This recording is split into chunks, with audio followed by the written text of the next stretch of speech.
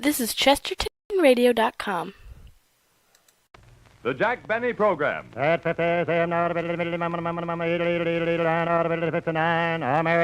Fine tobacco is what counts in a cigarette. And LSMFT. Lucky Strike means fine tobacco. Yes, LSMFT. Lucky Strike means fine tobacco. And in a cigarette, it's the tobacco that counts. Year after year, at auction after auction, independent tobacco experts, men who spend their lives buying, selling, and handling tobacco, can see the makers of Lucky Strike consistently select and buy that fine, that light, that naturally mild tobacco.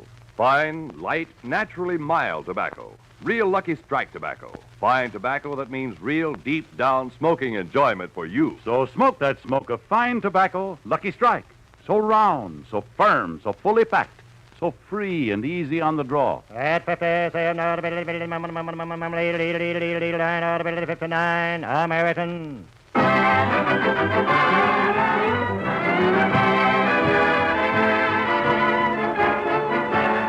The Lucky Strike program starring Jack Benny with Mary Livingston, Phil Harris, Rochester, Dennis Day, yours truly, Don Wilson, and our guest stars, Victor Moore, Peter Lind Hayes, and Frank Capra.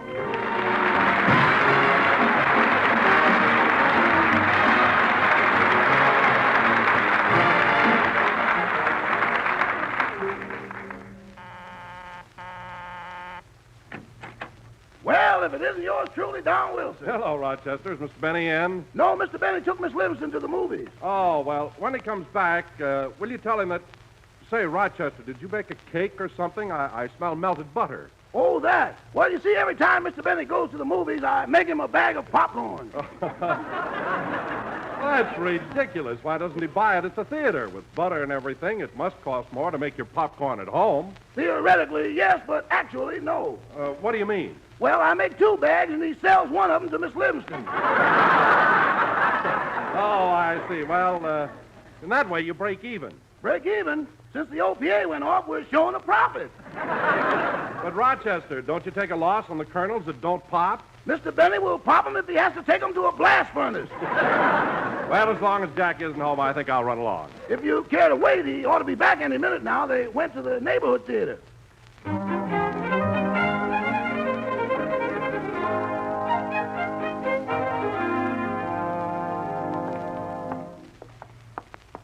Gosh, Jack, I'm sure glad you took me to see It's a Wonderful Life. I think it's a marvelous picture. Yeah. I thought the direction was great. Jimmy Stewart was sensational. Yeah, sensational. Jimmy gave that part just what it needed. I thought his acting was superb. All right, so his acting was superb. He's supposed to be a great actor. That's what he got paid for. Well, Jack, I saw your last picture. I returned the money.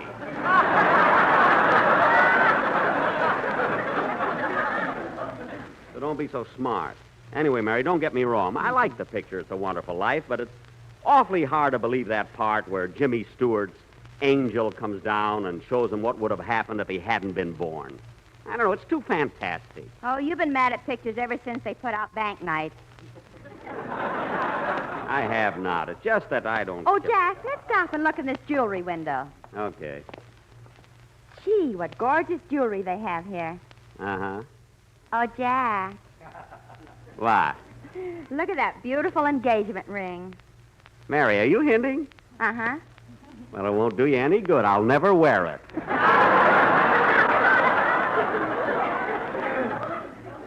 Come on, Mary, let's go. No, I want to look at all these things in the window. Okay. Oh, Martha, What is it, Emily? isn't that Jack Benny standing over there? Well, I declare. My, but he's handsome. Every time I see him, I get weak and wobbly all over. Oh, Martha. It's the truth, Emily. He really sends me. And if I was 20 years younger, I'd go.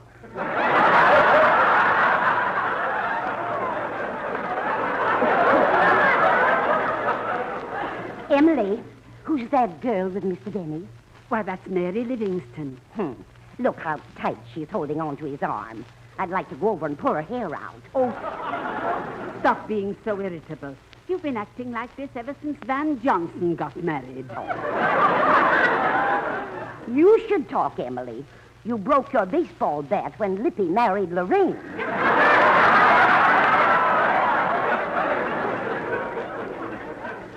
Anyway, I think Jack Benny is... Quiet. Here they come. Hello, Mr. Benny. Well, hello there. Isn't it rather late for you girls to be out? Girls. Come on, Mary. Let's go.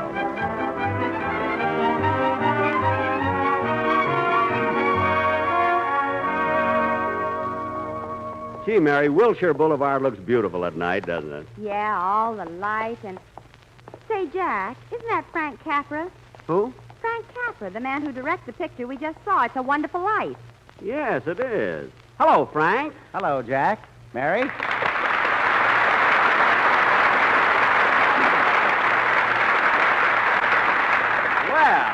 Well, this is a coincidence, Frank. We just came from seeing your picture. Really? I go to that theater every day. You go to see your picture every day? No, I just go for the newsreel. I love to hear the governors of Georgia talk. Oh, I see. Mr. Capra, I want to congratulate you on your direction of It's a Wonderful Life. I thought it was great. Thank you, Mary. How'd you like it, Jack? Oh, I thought it was fine, Frank, but that part about the guardian angel was just a little too unbelievable. Well, Jack, in the picture I didn't try to show what did happen.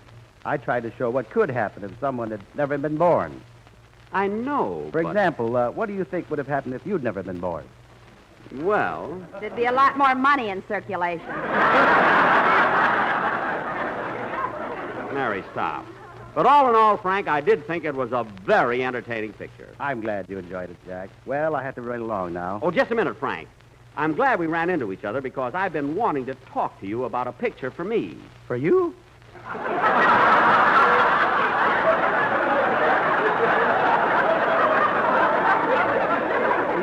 Yes, you see, the studios have all been after me, but I thought that you, with your great insight into human nature, might better capture my personality. Jack, I'm late already. Think of it, Frank, think of it. Frank Capra presents Jack Benny in King Lear. Then there's a tremendous blast of trumpets, and the scene opens with me in royal robes walking majestically toward the throne. Can't you just see it, Frank? Can't you? Can't you? Jack, let go of his collar. His face is turning blue. Oh, I'm sorry. Wow. Well, smog or no smog, it's good to be breathing again. What? Well, so long, King Lear. See you later. Goodbye, Mary. Goodbye. Goodbye, Frank.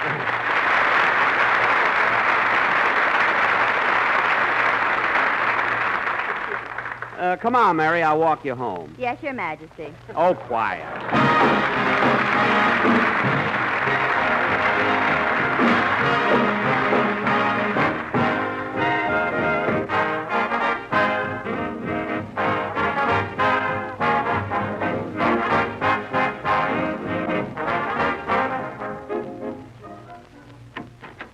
Rochester! Oh, Rochester! Is that you, boss? Yes. Mr. Wilson dropped by, but I told him you were at the movies and he wouldn't wait. Oh, well, I'll see you tomorrow. Come here a minute and... Rochester, what's that penny on the table? Huh? Oh, while Mr. Wilson was here, he stepped into the bathroom and weighed himself.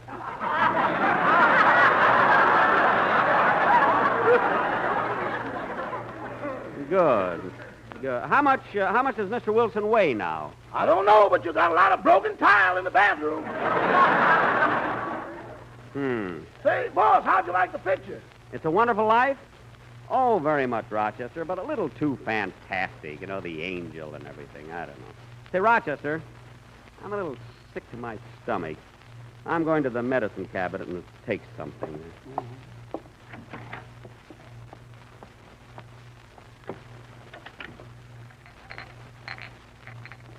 There it is. A couple of swallows of this, and I'll feel much better. This ought to fix me up. Oh, darn it, I dropped the glass. Well, I'll just drink a little out of the bottle and... Oh, my goodness. Look at that label. This is iodine. I almost poisoned myself. Oh, boy, am I glad I dropped the glass. What a lucky accident. That was no accident, Jack. Huh? I knocked the glass out of your hand. You knocked the... Wait a minute. How did you get in here? Who are you? I'm your guardian angel. What? My guardian angel? Yes, I've been watching over you all of your life. I've guided you and I've protected you. Guided me? Protected me? Yes, I governed every move you ever made. Oh, you mean it's you who kept me from spending my money? No, you've done pretty well with that yourself. Thank you. But you saved my life, and you don't even know me. Oh, you're wrong, Jack. I know everything about you. Remember when you were 7 years old, you broke a window and you blamed it on your sister, Florence? Yeah. Yes, that's right. And remember when you were 10 years old, how proud you were when you put on your first toupee? That was for a school play. Well, the play is over. Take it off. Say, you do know a lot of things about me. Well, Angel, it was nice of you to save my life, and come again sometime. Huh? Oh, I can't go yet, because you see, I was sent down here to prove something to you. Prove what? I'm going to show you what would have happened if you had never been born. You mean like what I saw in the picture tonight? Yes. Come with me. No. I'm not coming with you. No, sir, I'm afraid. Oh, you're nothing to fear. Come on now, come on. I'm not coming with you. Let go of my arm. Let go of my arm. Rochester! Rochester! That's funny. Rochester! You have no Rochester. What do you mean I have no Rochester? You've been my butler for 10 years. No, he hasn't. You've never been born. You mean there's no Jack Benny? That's right. Now come. Come with me.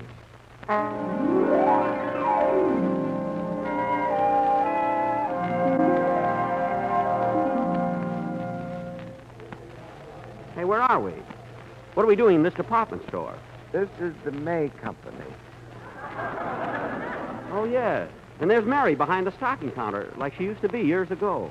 What is she doing back here? She never left here. You see, you were never born to take her away. Gee, she looks good. Well, of course, she's been eating regularly. Oh, this whole thing is crazy. I'm going over to Mary and ask her myself. Oh, Mary! Mary! Yes, sir. What can I do for you? What are you doing behind the stocking counter? Why aren't you on the radio? Well, that's a new approach. They generally ask me why I'm not in pictures. But, Mary, please, don't you recognize me? Don't you know me? Have you forgotten all about our radio work? What radio work?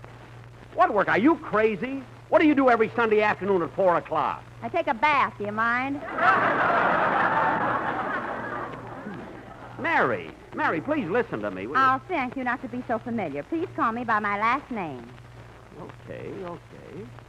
Now, listen, Miss Livingston. It's Mrs. Klingenpeel. Mrs. Herman Klingenpeel. Mrs.? You're married? I can't believe... Just a little while ago, you tried to buy me an engagement ring.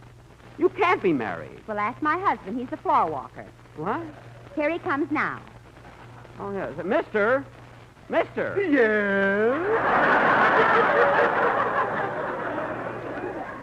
Is this true? Are you two married? Well, if we're not, we certainly gypped the bride and groom program out of a 2-week honeymoon. Oh, stop. Mary, this is all a terrible mistake. Angel, where are you? Just a minute. I'm opening a charge account. Well, what's taking you so long? They don't believe my address. Never mind that now. Take me out of here. Take me to Dennis Day. He'll know me. All right, Jack. Hold on. Here we go.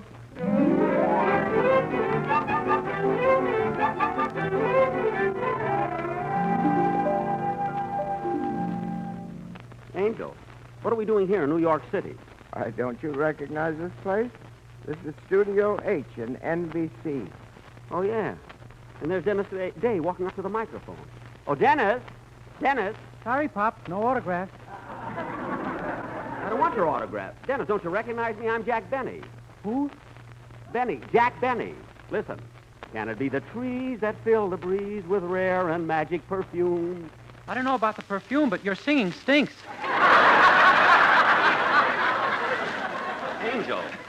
Angel, he doesn't even know me. Oh, of course he doesn't know you. Jack Benny doesn't exist. Doesn't? You are still waiting to be born. Waiting to be born? That's ridiculous. Look at my hair. It's gray. Yeah, you've been waiting a long time. Dennis, think a minute. I'm Jack Benny, the man you work for. Oh, no, mister, you're wrong. I work for that man over there, the one with the baggy eyes.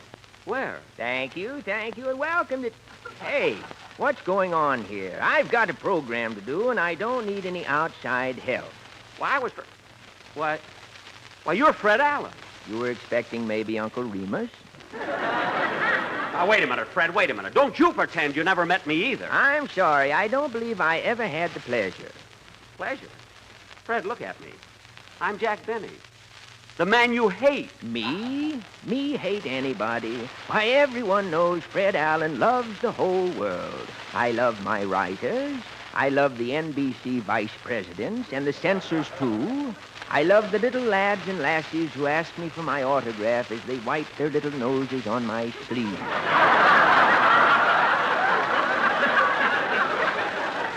And believe me, sir, I love you, too. Angel, there must be something wrong. Fred Allen doesn't hate anybody. Certainly, you weren't born yet. Wait a minute, Fred. You and Dennis are just pretending you don't know me. But the rest of your cast will. The rest of my cast? There are no other performers on my program, just Dennis and myself. Oh, yeah? What about Senator Claghorn and Titus Moody and Ajax Cassidy? Why, I thought everybody knew Dennis plays all those parts. You mean Dennis is Senator Claghorn? I'm from the South, son. I just got back from a party, and I'm in my cup. Dixie, that is.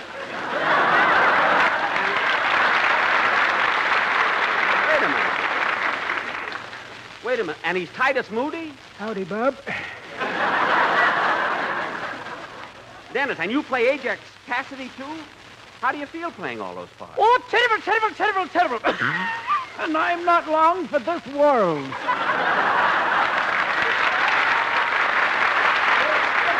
cut that out. Angel, there must be someone who knows me. I know. Take me to see Don Wilson. He's worked for me for 14 years. He'll remember me. Don's been with me through thick and thick. I mean thin. All right, Jack, I'll take you to see Mr. Wilson. Gee, you're such an obliging angel. Don't you mind taking me from one person to another? No, I get mortal to mortal pay. Oh, good. Well, come on, let's go.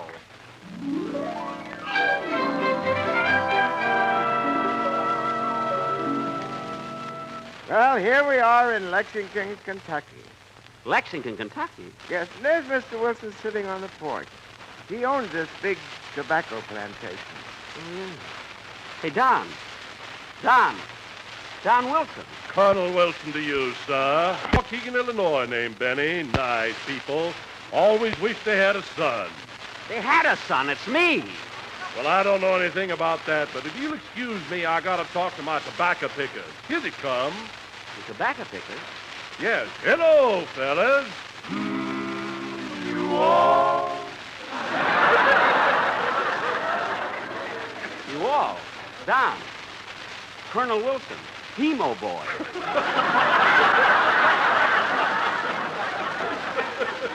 That's my quartet, the Sportsmen. I don't know anything about a quartet, sir, but these boys are happy in their work picking that fine, that light, that naturally mild Lucky Strike tobacco. Don. And they keep singing all the time, always singing. Way down upon the Swanee River, far, far away. LSMFT, There's where my heart is turning ever. There's where the auctioneers play. Where Effie Boone and Speedy Ring learn to sing and chant. LSMFT, oh, there's where my heart is turning ever. There's where the old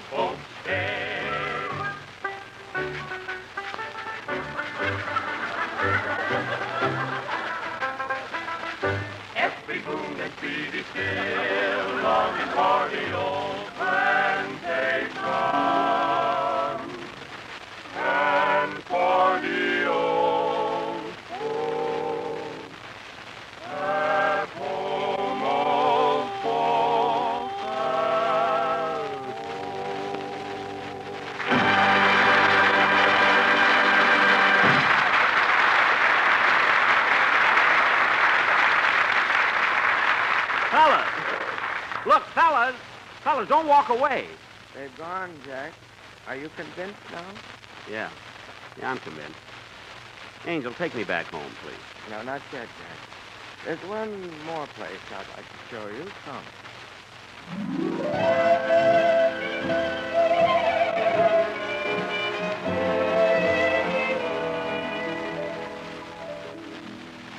Where are we? What town is this? Nashville, Tennessee. Nashville, Tennessee. Hey, why, that's where Phil Harris comes from. Yeah, and this is the nightclub where he works. Phil Harris works in this awful dump? Yes, you see, you weren't born, so you never took him away from here. Well, I'm glad. This is where he belongs. Let's go in and see him. All right. Follow me right down these stairs. Gosh, what a crummy nightclub. Look at the name of it. The Ruis Club. What about it? Ruis spelled backwards is sewer. That makes very little difference to Mr. Harris. He can't even spell frontwards. Come on, Jack. Follow me down these stairs. Way down. All right, watch your step.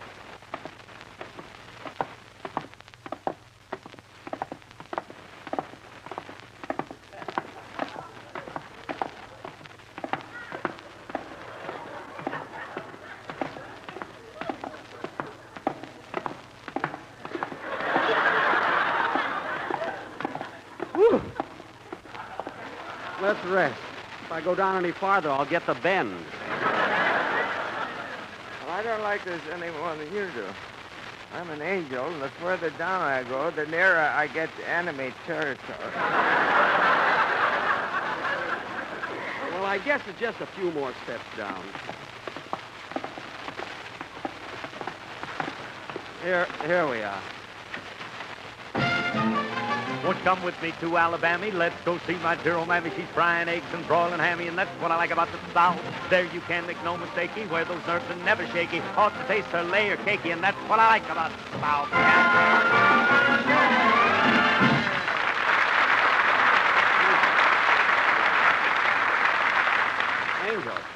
Angel, isn't that awful? Yes, that's why we sent you so much thunder. We're trying to drown him out. Thanks. Well, folks, here I am again, your favorite master of ceremonies, Phil Harris. Funny thing happened to me today, folks. Guy walked up to me and said, Mr. Harris, where'd you get that black eye? So I told him it was a birthmark, and he said, a birthmark? And I said, yeah, I got in the wrong birth. Don't explain it to him, lady. If you don't get it, just let him suffer. Let him lay there. Don't tell him nothing. Well, Phil Harris. Pardon me, folks. There's an old heckler down here in the front row. Yeah? What do you want, Bob? Phil, look at me. Look at me, Phil. Don't you recognize me? I never saw you before in my life, Buster. But I'm Jack Benny. I'm your boss. What do you mean, boss? I own this joint myself. Lock, stock, and demi-john. That barrel. Don't tell me what to keep my bourbon in. All right, so you don't work for me, but what does Alice think about you being here? Who? Alice Faye, your wife. Alice Faye, the moving picture star, married to me? Yes. Hey, waiter, what's the idea of selling this old gentleman more than one zombie? Look, I'm not drunk. Aren't you married to Alice Faye? Of course I ain't. That's my little wife right over there. Hey, baby, come here. I'd like you to meet someone. Any friend of yours is a friend of mine, talent boy. Well, wait a minute. You should know me. You're my girlfriend. You're Gladys Zabisco. Gladys Zabisco Harris, if you please, and I never went out with you in my life. Look, honey, maybe you went out with a guy on a blind date. I'd never get that blind. But you must remember me. Look at me. Look. Come on, Jack. I think we better be going again. Well, all right, Angel. But I'm not licked yet. I'll prove to you that I was born. Well, I'll give you one last chance. Where do you want me to take you now? Let's see. I know. Take me to Warner Brothers Studios. They'll know me there.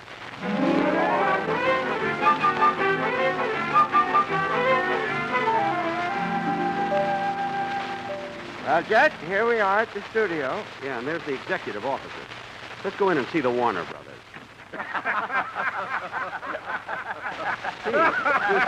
See, listen to him laugh. Listen to him. Listen to him.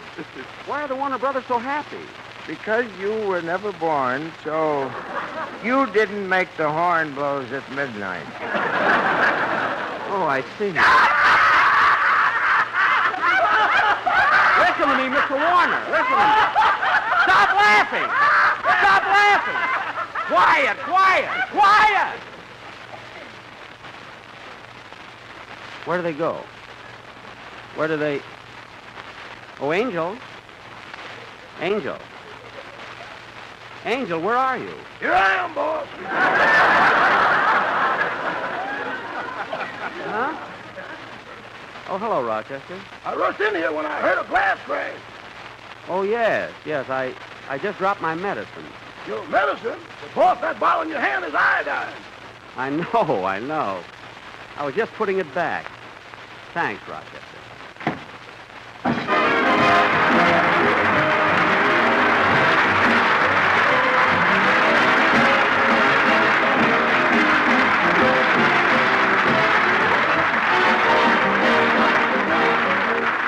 Ladies and gentlemen, the part of the angel was played by Victor Moore, who will soon be seen in that wonderful picture It Happened on Fifth Avenue. Fred Allen was impersonated by Peter Lynn Hayes, while Frank Capra appeared through the courtesy of Mr. Capra. The bottle of iodine came from the corner drugstore.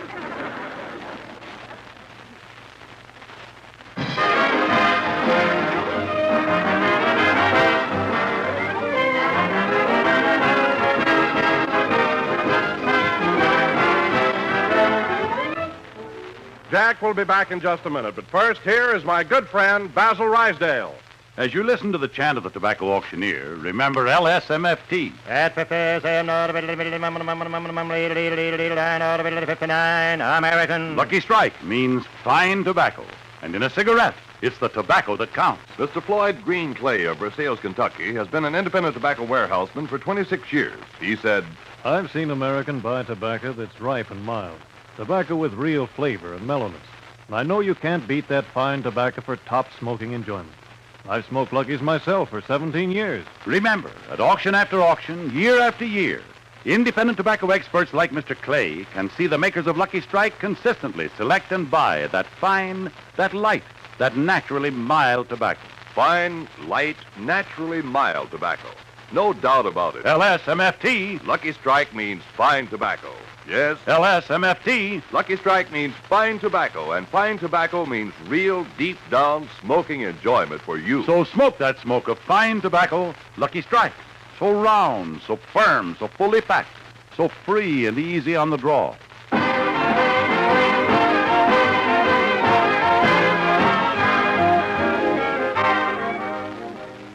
Say, Rochester, have you ever had a feeling that there's somebody watching everything you do? You know, somebody who knows every move you make, knows everywhere you go, even when you think he doesn't? Yes, boy. You know who it is? Yes, now we should cut it out. I don't mean me. Good night.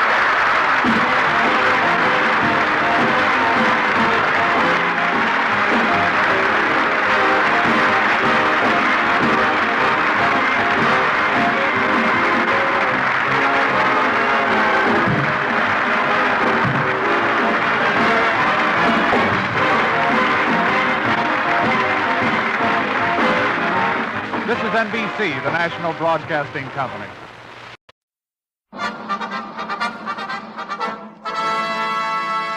From Hollywood, California, the Lux Radio Theater presents May Robeson, Warren William, Gene Parker, and Guy Kibbe in Lady for a Day, with Leslie Howard as guest producer.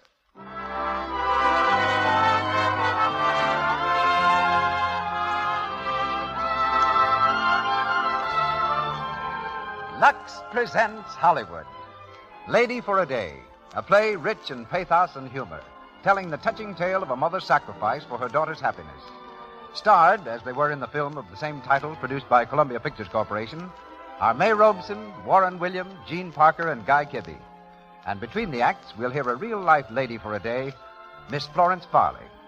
Louis Silvers conducts our music. This program comes to you with the good wishes of the makers of Lux Flakes, those thrifty flakes that go so far and do so much for you. Buy one large box of Lux Flakes, will do your stockings nearly 100 times unless the water's hard. You know that's nearly 3 months. Or it will do your underthings for 2 months. And in hard water, a little extra Lux softens the water and gives you an abundance of suds. Lux is your thrifty, safe care for silks, rayons, cottons, linens, and woolens. For everything safe in water alone. Tonight finds our producer, Cecil B. DeMille, in New York City in connection with the opening of his new film, Union Pacific. Later on, we'll hear from Mr. DeMille. But taking his place is one of the screen's most versatile, popular, and distinguished personalities. Ladies and gentlemen, we are proud to welcome as guest producer, Mr. Leslie Howard.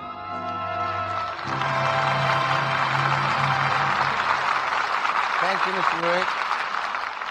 As Mr. DeMille knows only too well, I'm an exceedingly tardy individual. In fact, I've just managed to escape from Mr. Selznick's studio to be here in time. And so if you hear any strange sound at this point, I'm sure it's just Mr. DeMille in New York breathing a great sigh of relief as he hears me responding right on the dot. Well, to tell you the truth, this astounding punctuality finds me rather in awe of myself. Leslie Howard, ladies and gentlemen, has actually reached an appointed spot at an appointed time.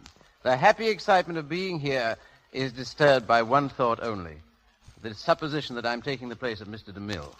You see, one can't just take the place summarily of Mr. DeMille at the microphone any more than he can be replaced when it comes to producing pictures like Union Pacific. But we can settle down to a job and attempt to do our best. And that's exactly my intention here. Abetted by the highly efficient staff of the Lux Radio Theater and our 4 brilliant stars, with whom it's been my delight to work all this week, May Robeson, Warren William, Gene Parker, and Guy Kibbe. You know, years ago, I cherished the fine thought that when I was pleasantly this side of 40 or 45, I'd retire with a handsome fortune and proceed to have a splendid time doing exactly what I pleased. Well, I soon learned that not only would I not have a handsome fortune at this age, but I also realized that so long as life remains, artists will persist in creating. You just can't retire from creating. And no one embodies this spirit more completely than Miss May Robeson, who just observed her 75th birthday and her 56th anniversary as an actress. She's now starring for Warner Brothers in Family Affair, and tonight she's heard as Apple Annie in our play based on Damon Runyon's story. Guy Kibbe comes to us as the gentleman called Judge. My old friend Warren William repeats his excellent characterization of that typically Runyon-esque individual, Dave the Dude, and the exceedingly lovely Gene Parker, who soon stars in the Columbia picture Parents on Trial. She plays Louise. Oh, by the way, how about an apple? You know, I think we can get some right over there. You see, there's an old lady sitting in the corner there setting up her stand. That is Apple Annie. Let's just take a walk over there and get this play of ours underway.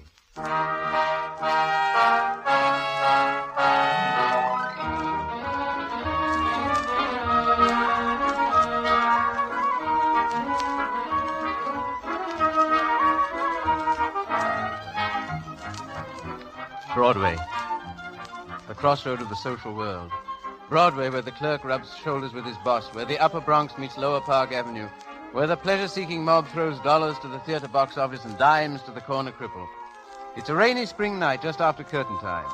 One of Broadway's well-known beggars holds her accustomed position at the corner of 47th Street, her old bedraggled dress hanging wet above her scuffled shoes. Slung about her shoulders is a basket of highly polished apples, which she holds up to the passers-by, her thin voice rising above the roar of the traffic. Want some apples? Nice red apple, lady? Evening, Annie. Oh, hello. How are you, Mr. Law? I suppose you want to see my license again, is that it? Oh, not tonight, Annie. I'm on traffic duty now. Oh, by the way, Annie, Dave the Dude is looking for you. He's over at Missouri Martin's Club. Does he want an apple? Well, I guess so. Hell, I think I'll have one myself, Annie. Oh, that big one there looks fine. Thanks. Yeah. Come around to the house sometime, officer. I got a lot of loose jewelry and silver hanging around loose. All right, night, Annie. Good night, you big turkey. Apples? Buy an apple? Buy a pencil. Buy an apple. Pencil, buy a pencil. Oh, hello, Smiley. Oh, hello, Annie. Well, say, Dave the Dude wants to see you, Annie. He's over at Missouri Martin's Club. Yeah, I know. Has he got a big bet on, huh? How's the pencil business doing? Oh, it's terrible. Looks like everybody's broke. Ah, quit yapping. Go over to the Thelma Theater. They got a big hit over there. Oh, yeah? Uh-huh. Oh, thanks. Oh, and don't forget Missouri Martin's. The dude said it was very important. Hiya, dude. Oh, hello, Missouri. Sit down. You waiting for somebody, dude? Yeah, Apple Annie. I got a big poker game on. One of the biggest I ever sat in. Where is it? Up at the hotel. But I can't go to no game without buying an apple from Annie. Sent a couple of the boys out looking for her. Oh, she's really a good luck charm, ain't she? I never made a big bet yet without her, Missouri. And I ain't going to start tonight. Oh, wait a second. There's Happy and Shakespeare. Your two stooges. Hey, Shakespeare. Happy, over here. Hello, boss. Did you find Apple Annie? No. I told you not to come back without her. Well, we can't go scouting all over the town. Yeah, we told everybody we seen. Ah, shut up. What are you gonna do, boss? We're going to wait here till she shows up. You got a superstitious boss, Jen. Yeah, but I'm a first-class monkey if I can see how you can win pots by buying an apple off an old dame. All right, so you're a first-class monkey. Now shut up. Okay.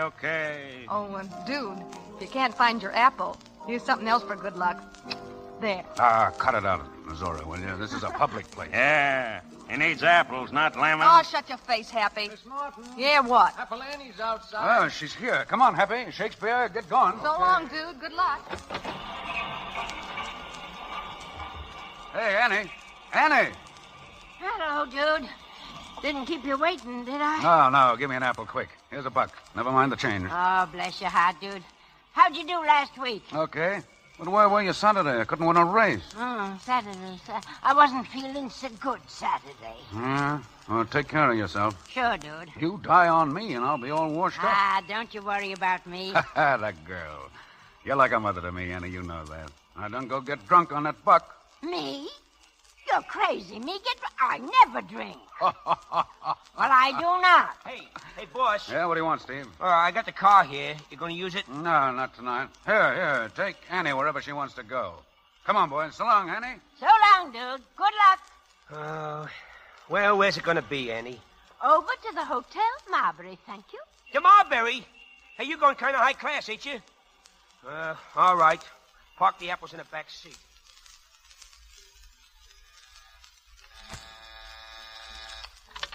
Hello, Hotel Marbury. Delivery entrance. Yes, ma'am. Yes, ma'am. I'll watch out for your package. Send it right up when it comes. You're welcome. Hey, Oscar. Who is it? It's me, Annie. Oh, come on in. All right. Well, Oscar, did you get the stationery? Sure, don't I always get it? Classiest stationery in the house. Look at that letterhead. Hotel Marbury. Thanks, Oscar. When are you expecting another letter from the kid? There's a mailboat coming in from Spain tomorrow. Okay, I'll watch out for it. That's a good boy. I'll be waiting outside the hotel, and I'll pay you the end of the week. Yeah, don't forget it. You know, if they caught me stealing letters for you, I'd get fired. Oh, no. You ain't going to be fired, no. They can't fire you, you know. And don't forget, will you, the name that it'll come under. Mrs. E. Worthington Manville, here to the Hotel Marbury. I know. Now, I've got to write to her. Would it be all right if I did it right here? Yeah, sure. Sit right down over there. There's pen and ink on the desk. Thanks. Now, let's see. My dear, adorable daughter Louise, the social season at Newport is finally over, and I'm all tired out. The reception I gave to Lord Ferncliff was a big success. It breaks my heart, Louise, to think that I've been separated from you all these years. But the doctor says an ocean voyage would be fatal for me. Oh, yes, what'll I hear? Oh, yeah. Your stepfather thought he might make the trip to Spain this year, but he is so busy with affairs of state, he can't leave the country. Now, the young man you wrote me about, Count Alfonso Romero's son, Carlos, sounds perfectly darling. I hope he loves you as much as you say you love him, and as much as I love you, my darling. Oh, Oh, I forgot about the money order. Oh, yeah. You will notice your allowance this month is $5 short. Such a funny thing happened. I sent Henry, my new chauffeur, to get the money order, and somehow he made the mistake. I'll make it up to you, dear, next week. Good night, my darling. Your own loving mother.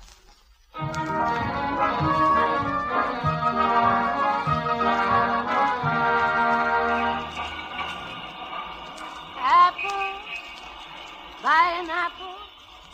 Nice red apples. Hey, Oscar. Oscar, I'm over here. Have you got it? Did you get the letter this morning? Yeah, I got it all right. Well, what's the matter?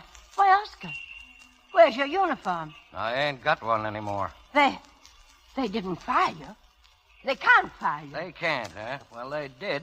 They caught me swiping the stationery for you. Oh, dear. Well, where's the letter? Where's the letter? Here. Oh, gee, Oscar, I'm so sorry. Yeah, a lot of good that does me. I told the boss I was sorry, and look what it got me. Oscar! What's the matter with you? Oscar, she's on her way over here. So what? She's coming to New York. She's bringing Carlos and the Count to meet me. Yeah, well, now maybe you're satisfied. I told you couldn't get away with it forever.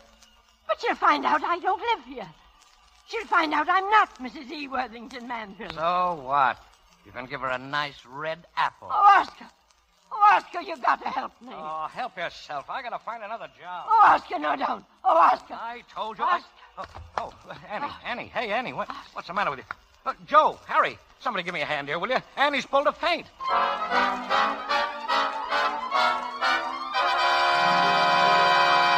And now you can't find her again. Every time I got a big deal coming up, you guys can't find Annie. Yeah, but, boss, Shut what do you up. want? What did you look? We looked all over the place. Shut up. I don't want talk. I want action.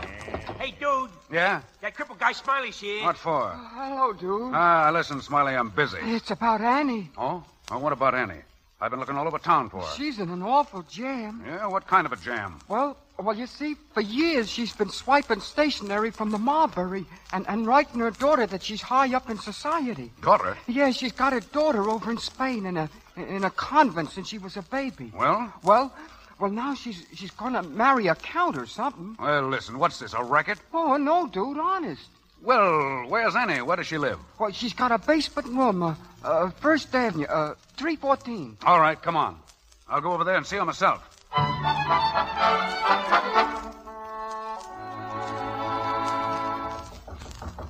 Hey, open up. Open up.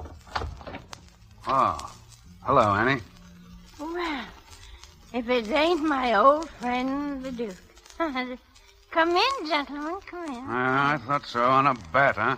No, she ain't, dude. She just acts kind of funny like. The butler will take your things, gentlemen. You didn't know I had a butler, huh? Got lots of butlers. Millions of them. Where you been, you old buzzard? Been looking all day for you. Oh, so good of you to come down for the hunting season. Huh? You know, everybody's coming down for the hunting season. Let's get out of here, dude. It gives me the creeps. What's wrong, Annie? My daughter's coming over here to visit me. Isn't that lovely? She's coming over with the Count. Going to marry his son. Wait till she gets to look at me. It's going to be funny when she finds out her mother is Apple Annie. Well, why don't you laugh? It's funny, I tell you. Apple Annie from Schubert Alley. Apple Annie from Schubert Alley. All right, Annie, take it easy. Hey, Shakespeare, put her over there on that cot. Happy, go get a doctor. Okay. A doctor ain't gonna do no good, dude. No, what have you got that's better? Well, I got an idea. I was talking to some of the boys who work Broadway, and we got it figured out that if we could get Annie a suit at the Marbury for a couple of weeks... Annie at the Marbury? Get out of here. Oh, okay, dude, okay. Did you hear that, Shakespeare? Annie at the Marbury. Well, yeah, that's swell. What? Hey, that society friend of yours, Rodney Kent, he's got an apartment at the Marbury, and he's out of town now. Yeah? Well, what about it? Can you picture me going to Rodney Kent and saying, Lend me your apartment for Apple Annie. He'd throw me out on my ear. Yeah, that's what I was saying. He'd throw you out on your ear. Yeah, the only thing is, he's a nice guy. Oh, sure, boss. But he ain't no sucker. No, boss. Oh, all right. We'll send him a wire and ask him. Swell.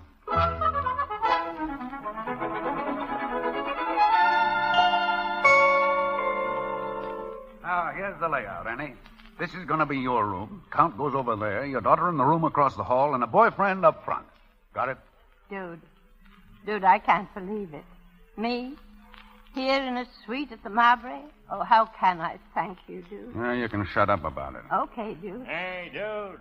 In here, Happy. What goes, dude? What's Yeah, the matter? Shakespeare says you wanted to see us, dude. Yeah, come in, Louie. Come in, Longchin. Oh, where's Harry? Yeah, boss. Did you get in touch with Missouri Martin? Yeah. She's bringing over some high-class clothes and a hairdresser and a masseuse. Good. Dude, a hairdresser and fine clothes and a masseuse? Is that for me? Well, a masseuse won't do me no good. Hey, dude, what is this? What are you wasting your time around here for? Yeah, keep your trap shut. For years, Annie's been lucky to me, hasn't she? Well, she's in a jam now. What kind of luck would I have if I passed her up at a time like this? So you're going to try to palm her off as a society dame, huh? Well, it's only for a week. The Count and his son are going back on the same boat. Well, what do you think? Personally, I think it smells. Ah, shut up. I don't want to hear any opinion. No, I don't think it'll work, dude. Me too. It's like libel or something. Sure, we're liable to land in the can. Yeah, I'm getting out of here. No, you're not. You're all going to stay. I'm turning the mob over to Mrs. E. Worthington Manville. Huh? And that goes for you, too.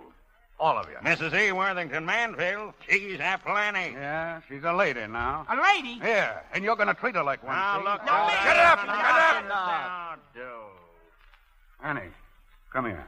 Yes, dude. You're a lady, Annie. See? And if any of these mugs, any of them, if they don't treat you like a lady, you got my okay, my personal okay, to poke them in the snoot.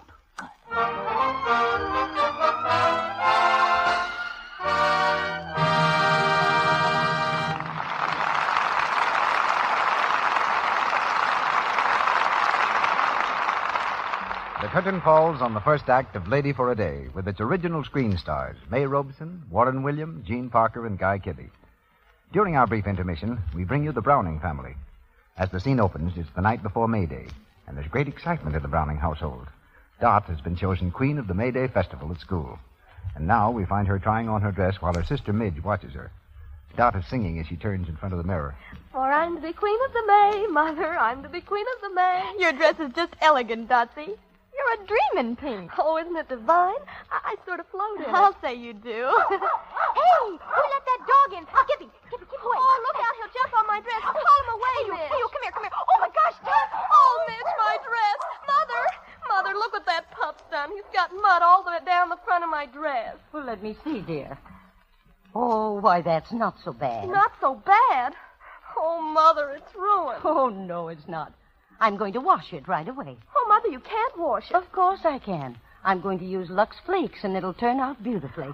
Are you sure? Of course. This dress is Luxable, you know. Well... Now, you just trust the Lux, Queenie. Everything's going to be fine. So Lux Flakes save the day. Lux Flakes are the world's largest selling package soap for fine fabrics, and for a very good reason, too. Lux has no harmful alkali. Remember that. No harmful alkali in Lux to spoil colors or fabrics. Lux is the safe way to wash everything safe in water alone. So keep the generous large-size box in the home all the time, won't you? And now our guest producer, Leslie Howard, is ready to raise the curtain on the second act of our play. We continue with Lady for a Day, starring May Robeson, Warren William, Gene Parker, and Guy Kibbe.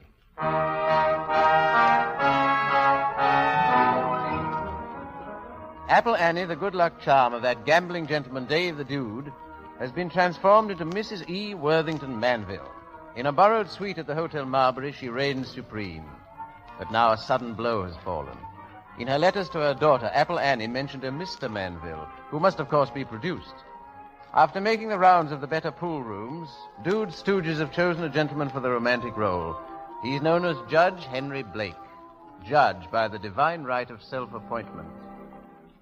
So Happy comes up to me and he says, Judge Blake, he says, Dave the Dude wants to see you. Yeah, Happy was right. I do. At the moment Happy says this, it so happens that I'm at the club having a game of skill. In fact, you might say that I'm in the midst of a very profitable enterprise. You mean you're taking over a sucker at pool? I mean I am matching my skill against a stranger in town from Providence. When Happy says, Judge, Dave wants you.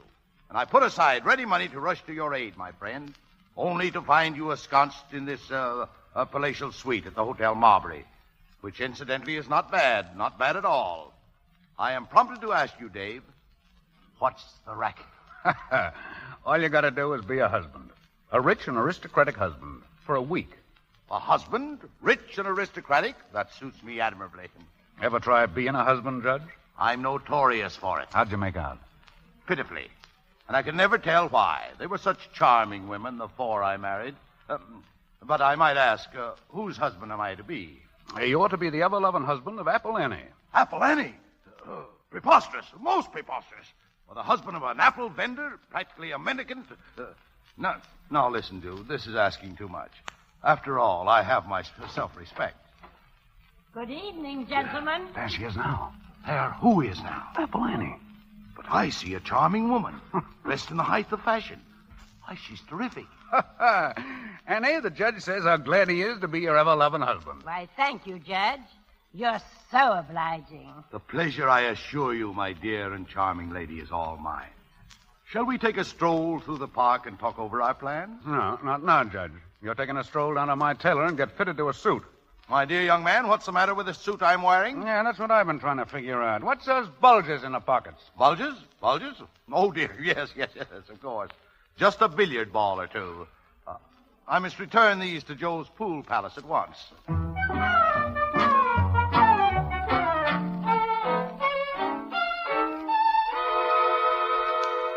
Well, how do you think he looks, Happy? Okay, I guess. Dude, I'm afraid you're playing an abominable trick on that poor old woman. What? She's floating on air. It's a shame, dude. A miserable shame.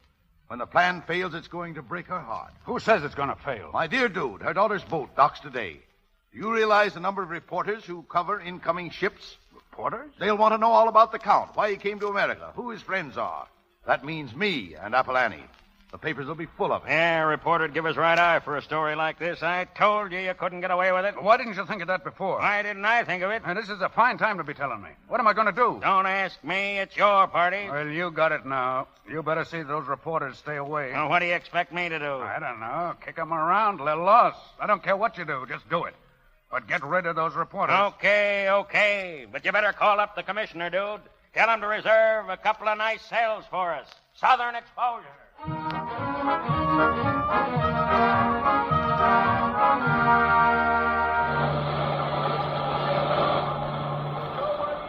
Do you see her yet? No. There's an awful bunch getting off. Oh, dude. Dude, I'm so frightened. Yeah, what about? Oh, I don't know. There isn't any chance of anything going wrong, is there, dude? No, of course not. I know I'm foolish, but how do I look? Okay, swell. I can hardly believe it. Just think in a little while I'll have my baby in my arms. Yeah, sure you will. And everything's going to be great. Look, dude, there she is. Where? There. She sees me. Oh. She recognizes me. Louise! Mother. Louise! Mother, darling, I'm up here. Louise! Mother. Oh, Mother, sweet. Oh, my darling, my baby. My Louise. Let me look at you, dear. Oh, you're beautiful. You are too, Mother. I'd have known you anywhere. You're just as I pictured you. Oh, Louise, dear, this is your stepfather. Oh, how do you do? My dear child, my little daughter. Mother's written me so much about you. I know I'm going to love you. Oh, thank you, my child. Thank you. Oh, Carlos, come here. Mother, this is Carlos. How do you do? Carlos, yes. Oh, I like him, Louise. You are very kind. And this is Carlos' father, Count Alfonso Romero. Senora. The Count, how do you do? Very well, thank you. It's a pleasure, my dear Count. We've been looking forward to your visit for some time. Thank you. Well, I guess, Oh, dear, how stupid of me. Louise, dear, this is your Uncle David. My uncle? I never knew I had an uncle. Oh, why, of course, dear. He's Father's brother. My mother, I'm so glad. How are you? Mother, you never wrote me a word about him. Well, you see... Well, that's because Brother David's been the black sheep of the family, so to speak. Hey, David? Yeah, I guess so, sure. Well, shall we go? My car is waiting, Count.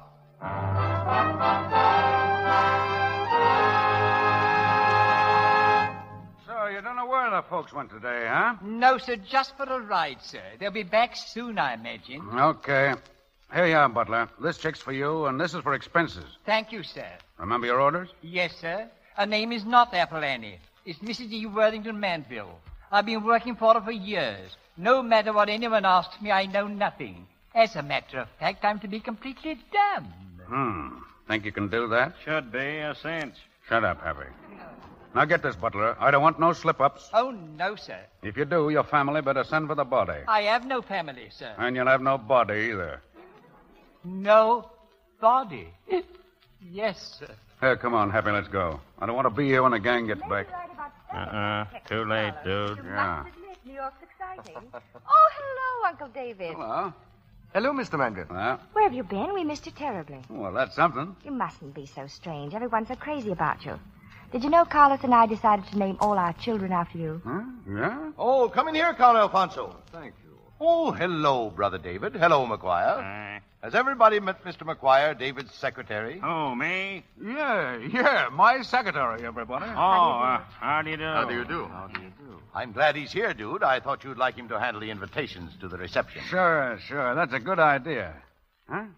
What do you mean, reception? We're having a reception for the folks day after tomorrow, the night their boat returns to Spain. Well, isn't that just dandy? You're quite surprised, aren't you, Brother David? Yeah. Who's coming, Brother Henry? Oh, just a few of our friends. It's to be a small affair, about 100 or 150 people, perhaps. Hardly a handful. Of course, I shall look to you, Brother David, to help us as much as you can. Oh, of course. Matter of fact, I'd like to have a little talk with you before you do anything about it. A couple of things I'd like to straighten you out about. Oh, by all means, Brother David. Now, just step outside a minute. We'll settle everything. No, Brother Henry. This way, please. Oh, yes. Excuse me, folks. I think I'll be right back. I hope.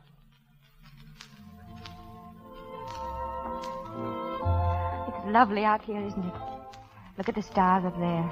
The city down there. We're halfway to heaven, Carlos. Querida mia. Carlos, Yes, darling.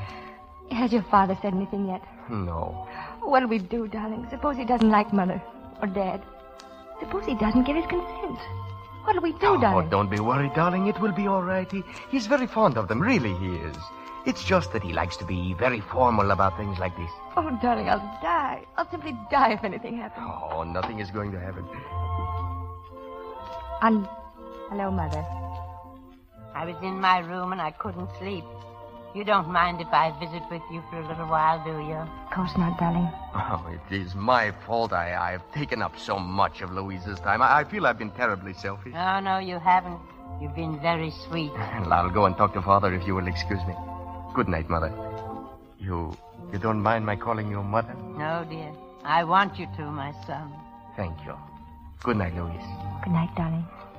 He's a lovely boy. Oh, he is. Mother, I'm so happy. My baby. Mother. Yes, sweet? You don't think anything can happen, do you? Happen? Well, I guess I'm just foolish, but... Well, maybe it's because I'm wishing so hard. Mother, did you ever wish for something so hard that... Yes, dear, I understand. But nothing's going to happen, dear. Nothing. I promise you, darling.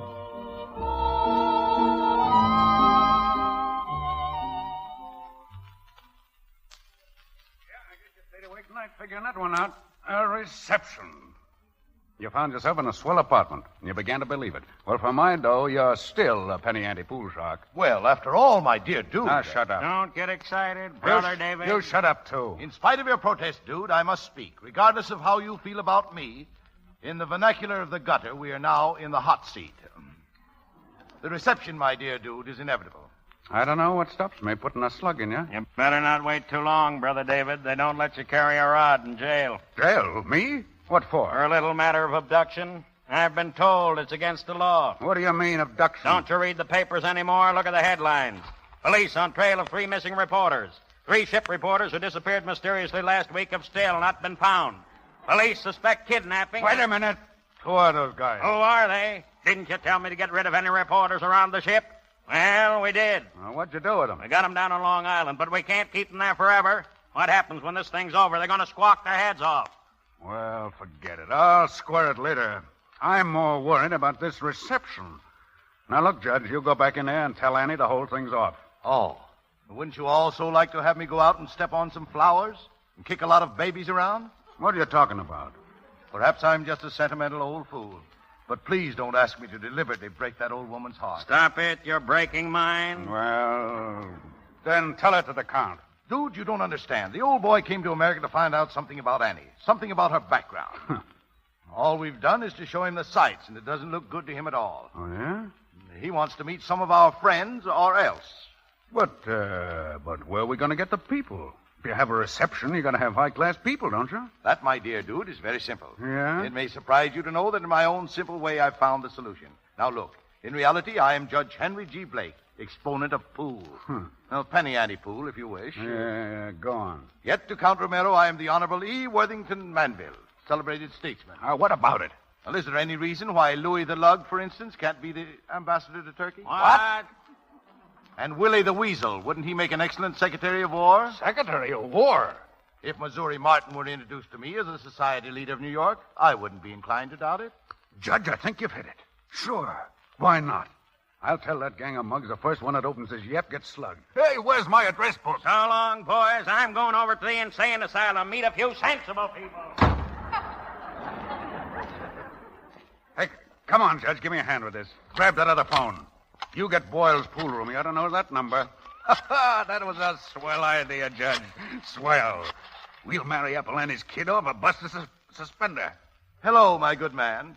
Would you mind connecting me with Butch Brannigan? Hello, let me talk to Harry the horse.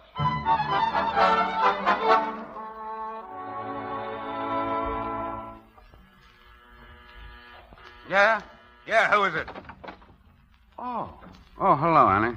Can I come in, dude? Sure. Sit down, Annie. Well, what's the matter? Dude, I'm scared. I'm terribly scared. Oh, come on. Everything's going to be all right. It's a cinch. It's got to be all right, dude. It's just got to. No, buck up, Annie. We're all rooting for you. Come on. Go back to the hotel and get some rest. You know, I've lived all my life for that kid.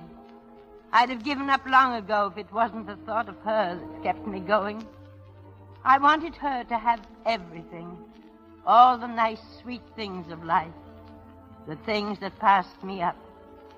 I wasn't so bad myself once, dude. I knew what it meant to act like a lady and to be a lady. And live with decent people. Then the kid's father died. He wasn't much good, but I guess he meant well. We were over in Spain. I was penniless. I had to leave the kid. She was just a tiny baby. I always meant to send for her someday, but it didn't work out like that. And then it got so that I was ashamed to send for her. But she's here now, dude. She's seen me, and she thinks I'm swell. She told me yesterday that I was everything she ever dreamed of. Me, dude. And that's why it's so important. She's got to leave here thinking I'm like that. Because if she doesn't... Oh, Annie. I'll die, dude. I'll die. I'll die.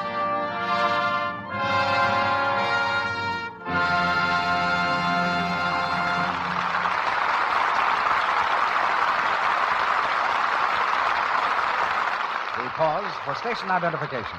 This is the Columbia Broadcasting System.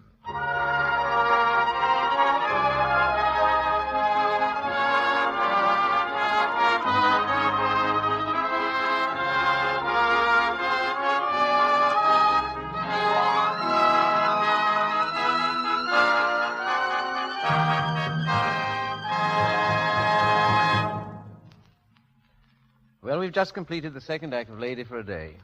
And now, adhering to an established custom of the Lux Radio Theater, I'll call for a short intermission, after which we'll go into Act 3. This appears to be an excellent time to do a little checking up on our regular producer, Mr. DeMille. He's in New York, where he says he has a particularly interesting young lady waiting to talk to us. So let's take a flyer to New York. Mr. DeMille, come in. Greetings from New York, ladies and gentlemen. After hearing Leslie Howard pinch hit for me, perhaps I should stay aboard the little 1869 train that's hauling us across the continent and continue to greet the hundreds of thousands of Lux listeners who've poured from deserts and mountains to the railroad stations and crossings to welcome the group of Hollywood stars we took to the opening of Union Pacific at Omaha. And I wish you could have seen what Omaha did for us. It was the Omaha of 1869 that greeted us, with an old wooden stockade around the railroad station, false fronts on the houses and stores to make it look like the Omaha of our picture, the whole city in costume, women in sunbonnets and calico, men, thousands of whom had grown beards, wearing beaver hats and frock coats, motorcycle police dressed as old-time Western sheriffs, mounted police and National Guard dressed as infantry and cavalry of 1869. And of the 250,000 people on the streets, nearly half of them must have been dressed as pioneers. And all along the Union Pacific Trail, it was a thrill to look into the eyes of so many fine Americans and be met with the warmth and hospitality of old friends. This I know is largely due to the friendship we've built up through the Lux Radio Theater. Our guest tonight on our transcontinental stage was really a lady for a day which began early in March, when a newspaper photographer was sent to take a picture of a fashion show. It was not a Park Avenue fashion show, but one planned by girls in a poor tenement neighborhood, 10th Avenue girls, who designed, made, and modeled the clothes they wore. A newspaper man recognized in this lovely girl the opportunity for a living drama. And so, 16-year-old Florence Farley, through the generosity of the New York Journal-American, was given a chance to become a lady for a day. A chance to go to Hollywood, equipped as a great lady, with the understanding that she would come back to 10th Avenue and resume her life in her own workaday world.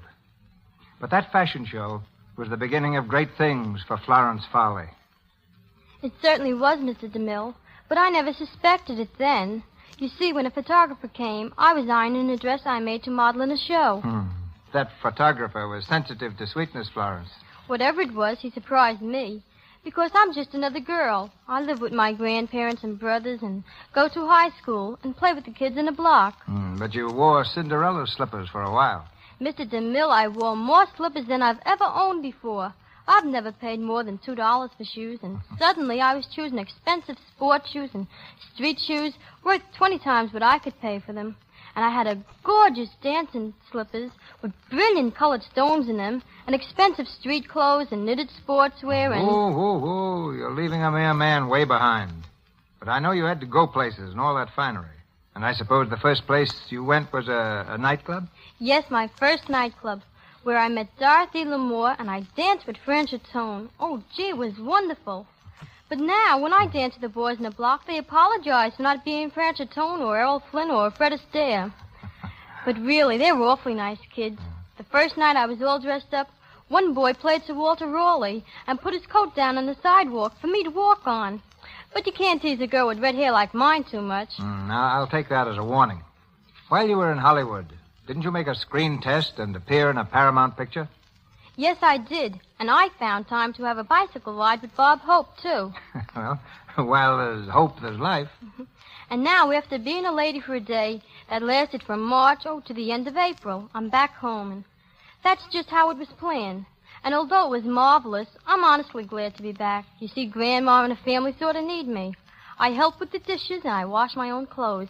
And because I've always loved the Lux Radio Theater, I'd like to tell people that at home we think Lux Flakes are simply swell for dishes and clothes and, quite a number of things like that. I know I won't use anything else in all my grand clothes because I want them to last just as long as they possibly can. You picked the right product, Florence, and the right program. But one more question before you go. What do your friends think of you now that the great adventure's over? Gee, Mr. DeMille, they're just as good pals as ever. Besides, for playing marbles and hopscotch, the sidewalks of 10th Avenue are the best I ever saw. I've enjoyed your visit very much, Mr. DeMille. We've enjoyed it, too. More happy days to you, young lady for a day.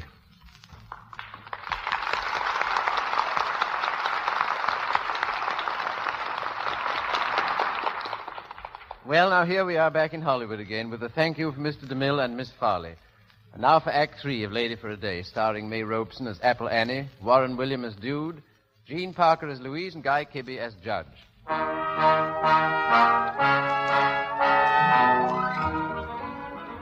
It's the evening of Apple Annie's reception, and the Dude has lined up a noble array of celebrities. In Missouri Martin's Cafe, they are having a rehearsal in manners. Machine guns parked at the door and no loud swearing. But the police department is still hot on the trail of 3 kidnapped reporters. At headquarters, the inspector talks the captain over the coals. That's what you said yesterday. I tell you, we've got to find those 3 reporters, and we've got to find them quick. Look what the papers are doing to us. I've done everything, Inspector. I've covered every angle. Excuses. Nothing but excuses. Look here, Moore. The commissioner wants those reporters. The mayor is on his tail about it, and the governor's on the mayor's tail, and they're all on mine, so find them. Inspector. Well? I think we've got a lead on those 3 reporters. Yeah? A cub reporter on the press just came in. He says he saw 3 guys being pushed into a cab down on dock number 69. When? The same day the reporters disappeared. Go on.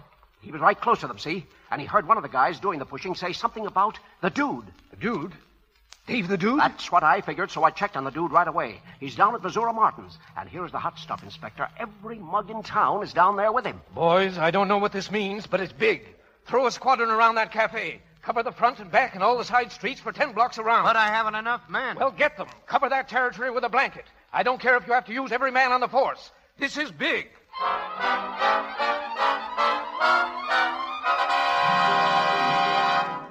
All right, everybody, now body your partners, just like the way you're going to do it tonight. It's home, Mrs. McSweeney. How are you, Count Alfonso? Delighted, Mrs. Tuttlepuss. No. What's the matter, Chief? No, listen, you mugs. I ain't having this rehearsal because I like it. The reception takes place tonight.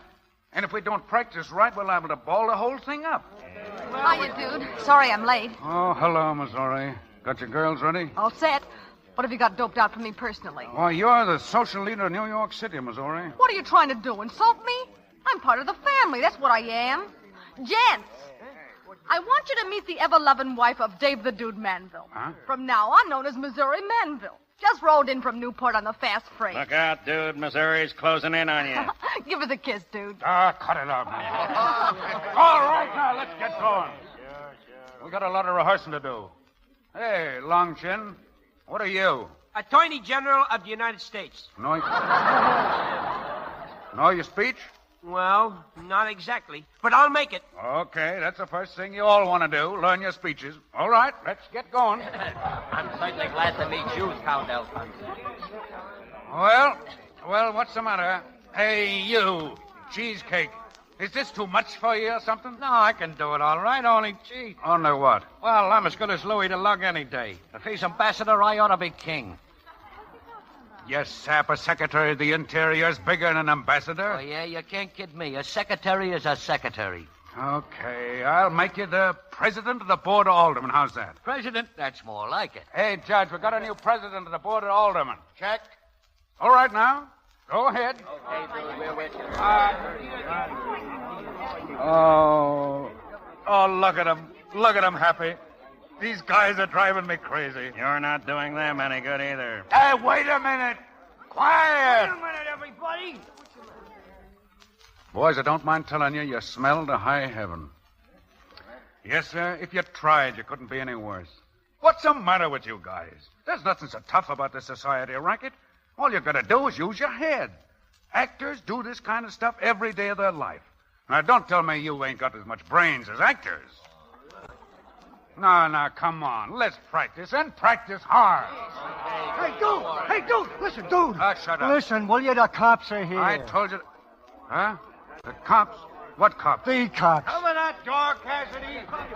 Hello, dude. Hello, boys. Well, hello, Captain. What's going on here? Well, nothing you'd be interested in.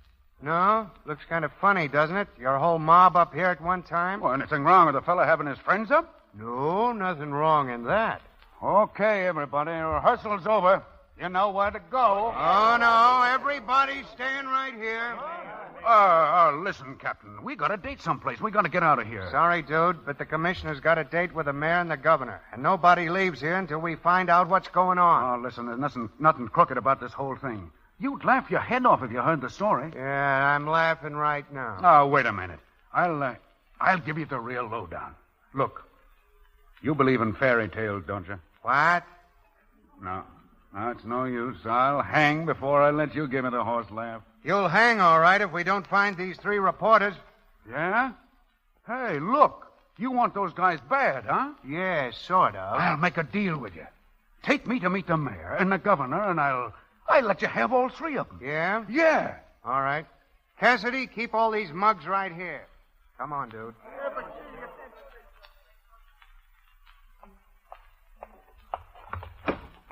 Your Honor? Yes. Come in, Captain. Oh, so this is Dave the Dude. Yes, Your Honor. Well, here he is, Governor. I guess we can rest easy now. Yes. Come over here, please. Now, wait a minute. Before you start on me, I'd like to say a couple of words. Oh, would you? Now, look, Governor. Look, Your Honor.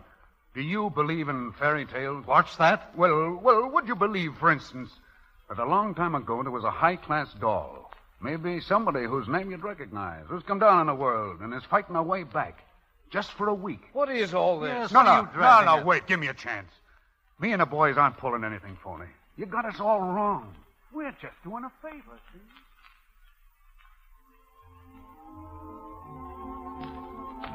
Oh, Judge, something's wrong. Where is everybody? Now, don't get excited, Annie. I know, but it's after 9 o'clock. Yes, I know. I just heard Shakespeare. The boys are down at Missouri Martin's. They're having a little talk with the police. Police? Henry, they're not coming here, are they? The police? Oh, no, of course not. Oh, Henry, now don't fool me. Tell me the truth. Now, don't get yourself all worked up, Annie. You've got to keep your head. But if anything's going to happen, I've got to know. Shh. What will I tell Louise? What can I tell her? Mother, what's wrong? Oh, Louise, darling. Darling, I just heard the Count say he didn't think there was going to be any reception. Isn't anybody coming? Louise? Yes, dear. If you should, I mean if anything should happen. What do you mean? You couldn't ever hate me, your mother, could you? Oh, darling, please don't say things like that. All right, dear, I won't. Is the Count still in the drawing room? Yes. I want to see him. Annie, where are you going? I'm sorry, Carlos, but you must see that this whole reception is, it is what we would call... Count Romero, I'd like to talk to you for a moment, please. Oh. Please sit down. Thank you. Count Romero, you know there's nothing in the world I want more than for Louise to marry your son. He's a dear boy. Even in the short time you've been here, I've grown very fond of him. Well... Louise loves him deeply. And I'm sure he loves her, too. Ever since she was born, I've lived for only one thing, her happiness. When she wrote me she had found someone she loved, I think I was the happiest mother in the whole world. Mother, darling, what is it? Tell me. Count Romero, you came to America to find out something about her family. About me. Oh, but really... I don't blame you. You had that right. After all, you knew nothing about me. It would have been terrible if they got married and you'd found out that I was some common person. Someone you were ashamed of. Someone that even Louise would be ashamed of. Mother, that's silly. And that's why I wanted to have a talk with you, Count Romero. I wanted you to know all about me. First thing I must tell you, Count Romero, is that I am not... His Honor, the Mayor of New York. Mother, the Mayor. The Mayor? Why, it really is the Mayor. Louise.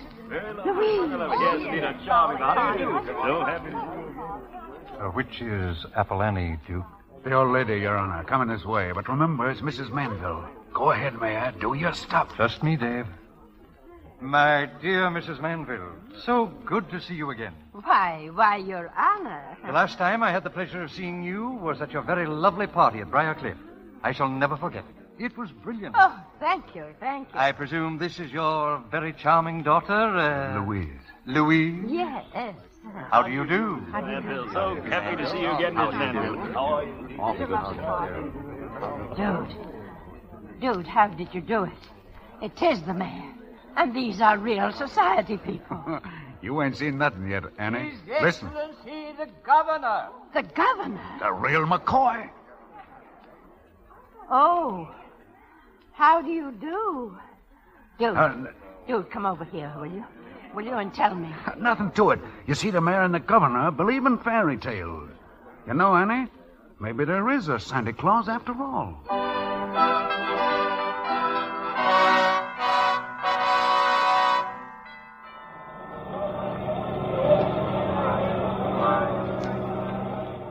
Goodbye, Louise. Goodbye, my darling. She can't hear you, Annie. She can't even see us no more. Oh, the wedding was swell, Annie. Yes, it was, wasn't it? Well, I gotta beat it. Oh, thank you, dude.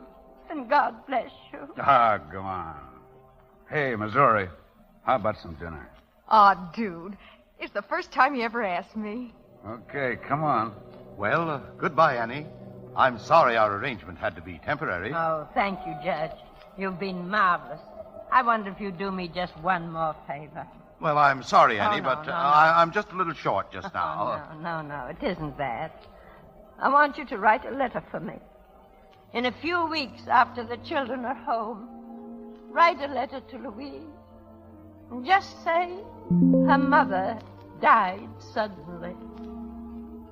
Say that her end was peaceful and that her last words were, God bless the children. I get it, Annie. I get it. Brilliant. Mrs. E. Worthington Manville is dead.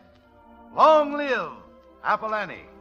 Say, Annie, I'll be needing an apple tomorrow. I'm sitting in on a big game. That's all right, dude. You know where to find me, corner of 47th Street and Broadway. Any old time. And you'll hear me calling. Apple. Apple. Nice red apple.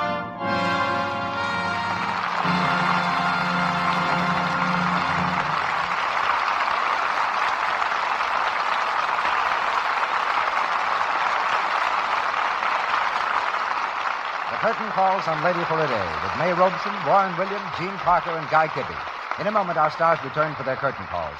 But first, let me tell you what a very great actress once said about hands. I mean Sarah Bernhardt, the immortal French actress.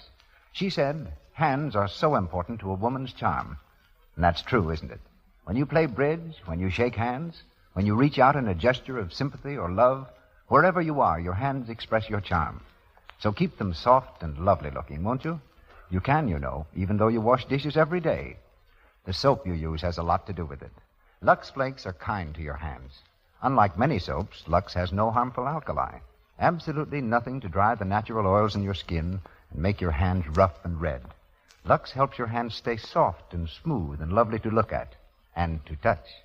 So buy the generous large-size box of Lux Flakes tomorrow for your dishes. And remember, a little goes so far. Lux is thrifty. And now I see our guest producer, Leslie Howard, returning with our stars. Time now for a brief accounting from our ever-loving principals. May Robeson, Warren Williams, Gene Parker, and Guy Kibbe. As fine a group of players as ever kicked around the delicious idiom of author Damon Runyon.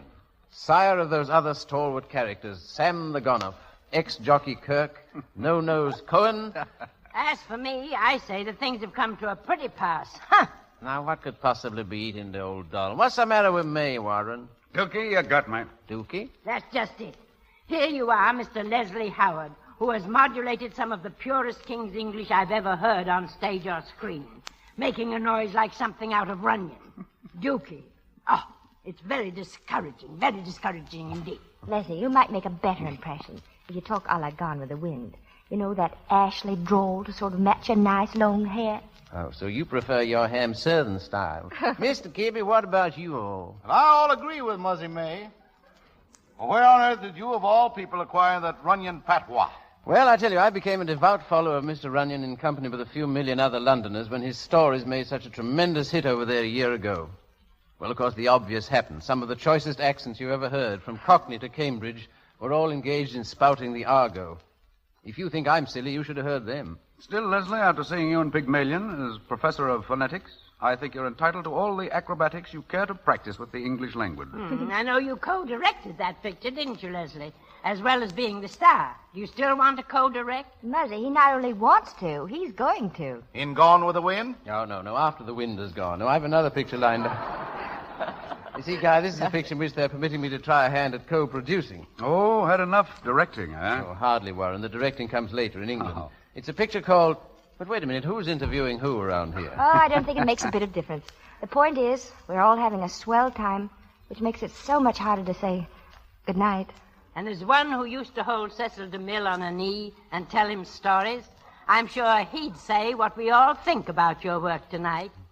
Congratulations, Leslie. Thank you, Leslie. Good night.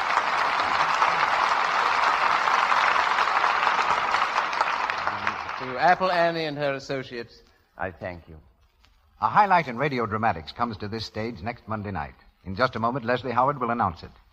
Featured in tonight's cast were Lou Merrill as Happy, Margaret Brayton as Missouri Martin, James Eagles as Smiley, Wally Mayer as Steve, Frank Nelson as Carlos, Chester Clute as Oscar, Ross Forrester as Shakespeare, John Gibson as Police Captain, David Kerman as Harry the Horse, John Fee as the Mayor, Walter White as Count Alfonso Romero, Joe Franz as Murphy, Earl Gunn as Inspector, and Edgar Norton as a butler. Leslie Howard appeared through courtesy of David O. Selznick, Miss Robeson through Warner Brothers, and Guy Kibbe through Metro-Goldwyn-Mayer, where he's just completed It's a Wonderful World, starring Claudette Colbert and James Stewart.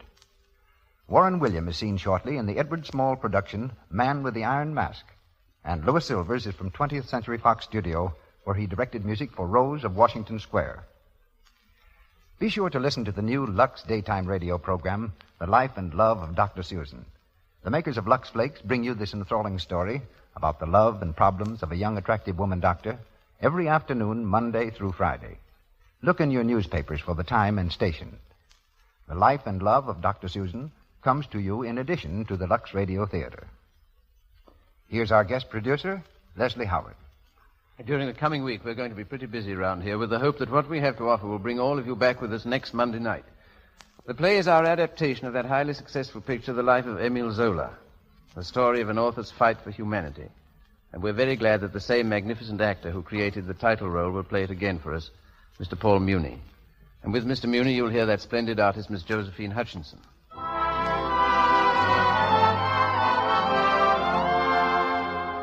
And our sponsors, the makers of Lux Flakes, join me in inviting you all to be with us again next Monday night when the Lux Radio Theater presents Paul Muni in The Life of Emile Zola with Josephine Hutchinson.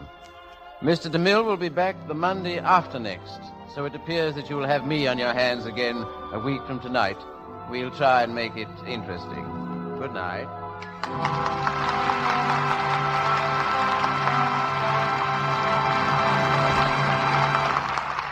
Soft lights and sweet music heard on tonight's program is from Face the Music. Your announcer has been Melville Ruick. This is the Columbia Broadcasting System.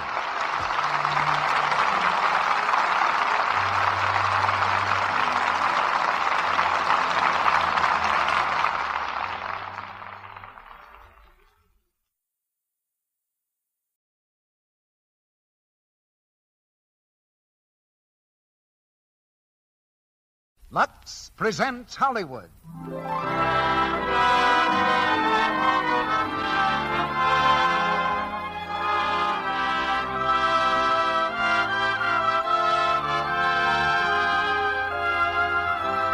The Lux Radio Theater brings you Ronald Colman in Lost Horizon with Donald Crisp and Lynn Carver. Ladies and gentlemen, your producer, Mr. Cecil B. DeMille.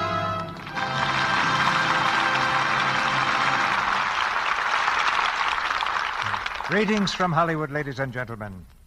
Tonight's play gave the language a new word for an old dream. The word is Shangri-La, the name of the beautiful far country in James Hilton's novel, Lost Horizon. And the dream is man's eternal vision of a land completely civilized, peaceful, and free. High in the rugged mountains of Tibet lies Shangri-La, a world apart from war and rumors of war. Whole centuries ahead of its time. But even the best of all possible worlds must have people, and people will always be human. That's what makes Mr. Hilton's magnificent adventure tale a fine human drama, and the story of a very human love, too. If you saw Lost Horizon on the screen, you wouldn't picture anyone else but Ronald Colman in the starring role, and neither could we.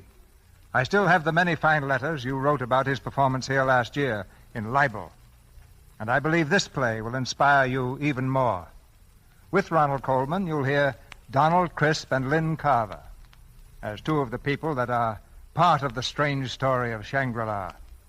And Lux Soap, by the way, will be perfectly at home with Mr. Hilton's globe-trotting play tonight. Right next to the distant mountains where our story takes place is Turkestan, a wild, forbidding, sparsely inhabited country. Just the other night, Mrs. DeMille and I were reading a book written by an adventurous gentleman who'd traveled straight across Turkestan on horseback. Far up in the Himalaya mountains, his party stopped for the night at a native home, and following the custom of the country, he gave a present to the 3 ladies of the household. He gave them each 1 cake of Lux toilet soap. Much to his astonishment, each of the women put the soap in a small bag and hung it around her neck. In that lost horizon of the hills, Lux toilet soap was much too precious to be used. It was to be treasured like some work of art. Remember that the next time you get a new cake down from the shelf. And I know you'll remember Lost Horizon, starring Ronald Colman as Conway, with Donald Crisp as the High Lama, Lynn Carver as Lo Tsen, and Dennis Green as Mallinson. The curtain rises on the first act.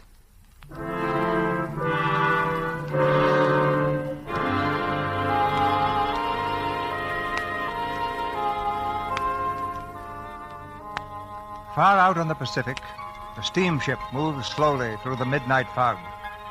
Shrouded in mist, her huge hulk glides ghost-like over a glassy sea.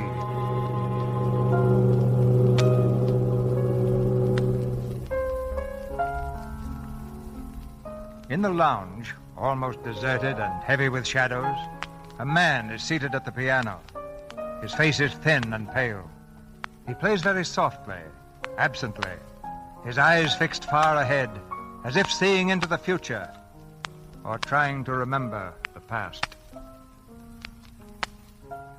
Long day ahead of us tomorrow. Don't you think you'd better turn in, old man? It's rather late. Conway, don't you hear me? Conway. Anything you say. Please don't stop playing, please. That last selection was quite beautiful. May I inquire the name of it? Well, what was it, Conway? The name of that selection? I don't know. It's something something... There, beautiful, beautiful. Oh, I beg your pardon. My name is Rudolph Sievkin. Sievkin, the pianist? You know me? I've heard you play many times. My name is Rutherford. This gentleman is Mr. Conway. How do you do? Oh, no, don't stop. Go on, please. Thank you. Yes, superb, but I can't quite place it. I remember now. It's by Chopin. Chopin? No, not Chopin. Very much in his style, but definitely not Chopin. I know it's by Chopin. Really? But I flatter myself that I know everything of Chopin's. Everything that was ever published. Well, this wasn't published. So? Then how do you happen to know it?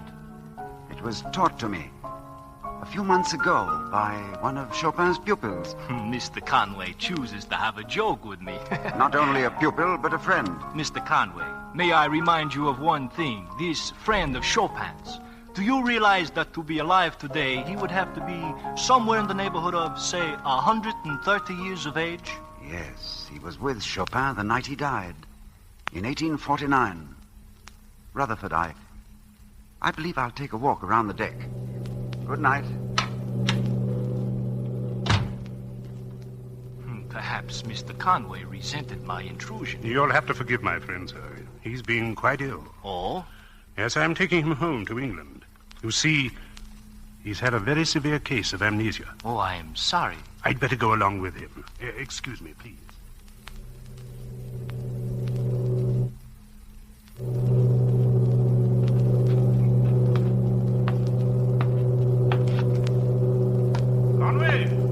Conway, is that you? Well, I'm afraid you've insulted the eminent Mr. Seaking. He was quite peeved. I suppose it sounded very absurd. Well, a man 130 years old. It was rather hard to believe. Yes, the more so because it's true. You don't believe me either, hmm? I'm a writer, Conway. I'm capable of believing almost anything. Rutherford, how did you happen to find me? Oh, purely by accident. I was traveling from Hankow to Chungking by train. I made the acquaintance of a very charming lady, Mother Superior of some French Sisters of Charity. She told me of a case they had in the hospital at Chungking, a fever patient who'd been brought in some weeks ago. She said he seemed to be English, but spoke excellent Chinese. Naturally, I was interested. When I went to the hospital with her, I recognized you at once. And I didn't recognize you? Hmm? The doctor said you'd been under considerable strain. Yes, but I do recognize you now. You mean your memory is coming back? For the past 2 days, I've been remembering little things. Tonight, it all came back to me. That is, all except a few days when... Rutherford, when you went to the hospital, did they mention how I had come there? Yes. You were picked up on the road about 60 miles from Chungking. Alone? No, there was someone with you. A woman. A Chinese woman? Yes. And what happened to her? Why, they brought her in too, of course. But she was pretty far gone. She died that night. Died? Conway, I'm glad your memory has returned. But I'm sorry if already you wish it hadn't. I don't know what I wish. I only know that... Rutherford, you said you were capable of believing almost anything. Could you believe the impossible? Do you believe it? It happened to me. Go on. I don't know just where to begin. How long is it since I've seen you? About 1921. As I remember it, you were at Oxford. Yes, that's right. I'd gone back there after the war. I was making a study of Oriental languages. Well, soon after that, I went into the consular service. So I heard. You were sent to India, weren't you? Yes, to Baskul. I was the consul there up until last May. Then there was a revolt of sorts in Baskul, and we thought it safer to evacuate the civilians to Peshawar on the northwest frontier. We had some planes for the purpose, and I myself left Baskul with 4 passengers and a pilot. With me was my vice-consul, a young fellow named Mallinson, a missionary woman, Miss Brinklow, and Henry Barnard, an American businessman. We took off from Baskul at about 3 in the afternoon and should have landed in Peshawar at about 5:30. We never arrived at our destination.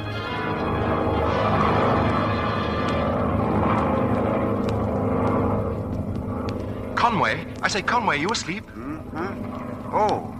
What's the matter, Mallinson? Anything wrong? Well, I'm not sure, but didn't you tell me that Fenner was piloting us? Yes, isn't he? No, the chap turned his head just now, and I'll swear it wasn't Fenner. Well, they must have changed their minds and given us someone else. Yes, but who is he? My dear boy, how should I know? When we arrive in Peshawar, you can ask him all about himself. At this rate, we won't get to Peshawar at all. The man's off his course, and we're an hour overdue at least. What? You've been asleep. It's after 6:30. And look down there, nothing but mountains as far as you can see. No, I don't recognize this part of the world at all. I'd say you were right, Mallinson. The man's lost his way. What's that, Conway?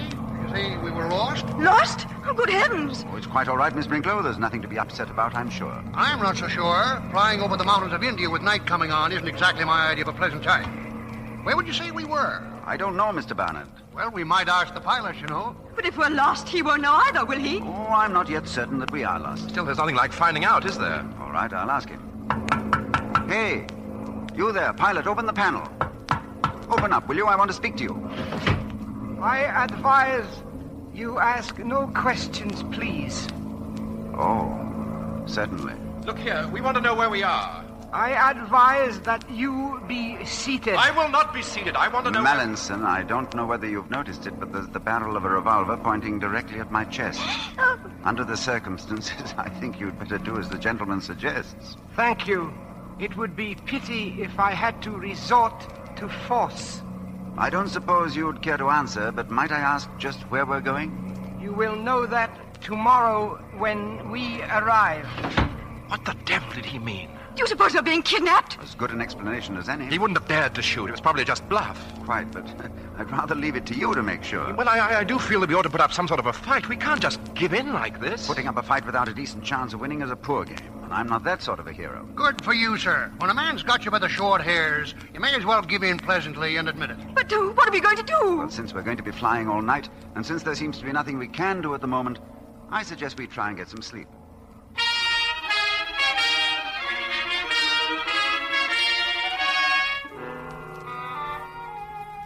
For hours we sat in the darkness of the plain, each of us pretending to sleep. From all I could make out, we were flying northeast over a range of mountains, the Karakorams. In the moonlight, I fancied I could pick out the crest of K2, the second highest mountain in the world. Beyond lay Tibet. Then I must have fallen asleep. For how long, I don't know. Suddenly the plane lurched sharply. There was a loud rushing sound in my ears, and I realized that we were coming down. But fast, much too fast.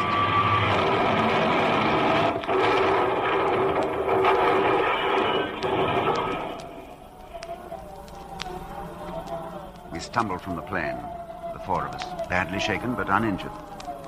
We found ourselves on a snow-covered plateau surrounded by towering cliffs, and I knew we must be somewhere in Tibet, a vast, uninhabited and unexplored region, a land of frozen wastes and bitter cold.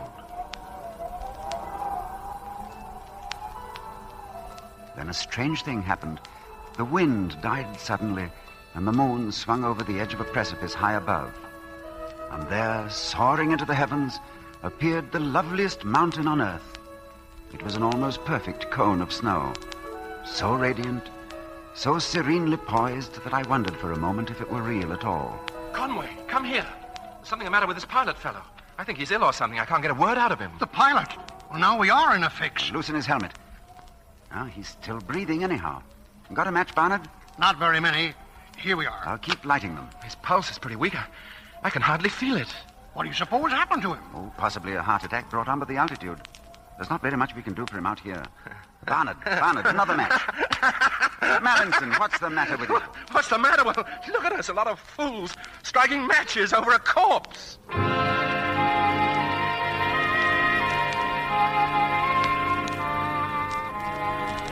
There was little we could do for the man. We watched his breathing grow more and more labored. Eventually, he opened his eyes and began to speak convulsively, a kind of Chinese that I didn't understand very well. Toward the end, he half lifted himself and looked toward that shiny precipice towering above us. With a great effort, he raised his hand and pointed. Shangri-La. Shangri-La. Then, as the early rays of the sun caught the summit of the mountain, the man died.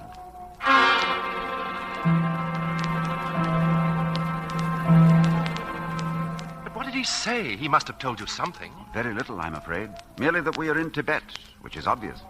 But he did say something about a lamasery near here, along the valley. Shangri-La, he called it. He was most emphatic that we should go there. Which doesn't seem to me any reason at all why we should. What if it's a trap? Have we got any guarantee that we won't be murdered? None at all. Conway? Well? I've just been looking at that mountain. Am I seeing things, or are those men coming towards us?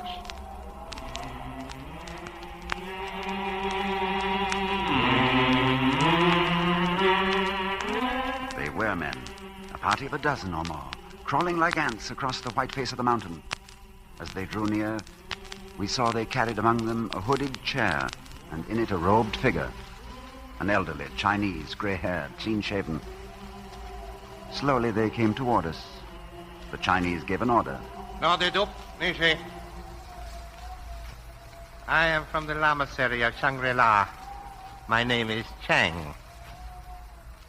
You, sir, would you be good enough to present me to your friends? Of course. This is Miss Brinklow, Mr. Barnard, and Mr. Mallinson. My name is Conway. How do you do? We observed from the mountain that you have had a severe accident. Your ship is beyond repair? Yes, I'm afraid so. And anyway, Our pilot is dead. So? As a matter of fact, we were just setting out to find your lamasery. If you could give us directions for the journey. There is no need for that. I shall be delighted to act as your guide. Oh, but you must have just come from there. And if it isn't very far, we could It easily... is not far, but it is not easy either.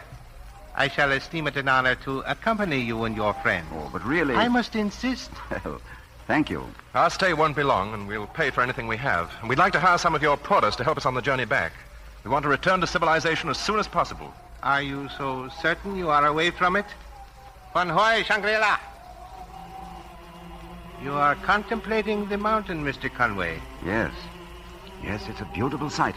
It has a name, I suppose. It is called Caracal. I don't think I ever heard of it. Is it very high? Over 28,000 feet. Do we have to climb it to get to your lamasery? There is a pass at 20,000.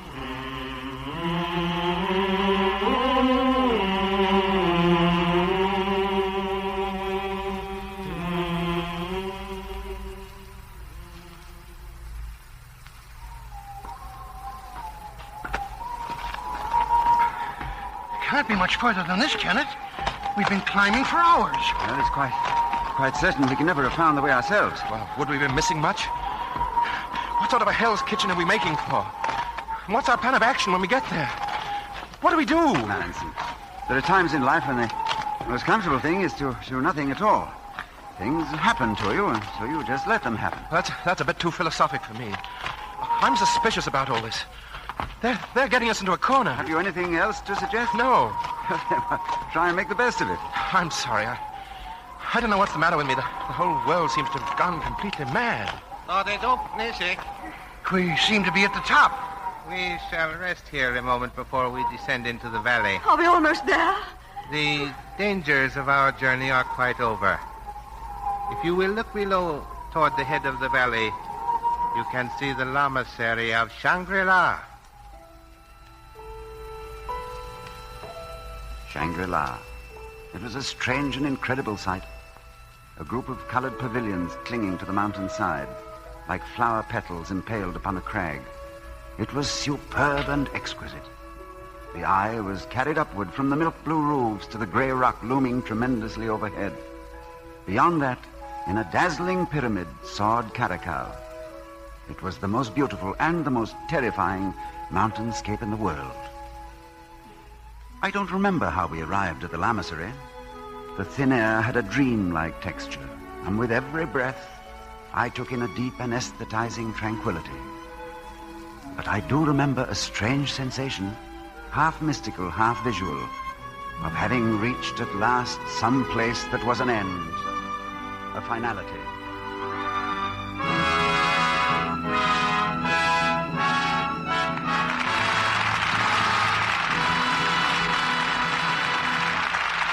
In just a few moments, Mr. DeMille and our stars, Ronald Colman, Donald Crisp, and Lynn Carver, will bring us Act Two of Lost Horizon.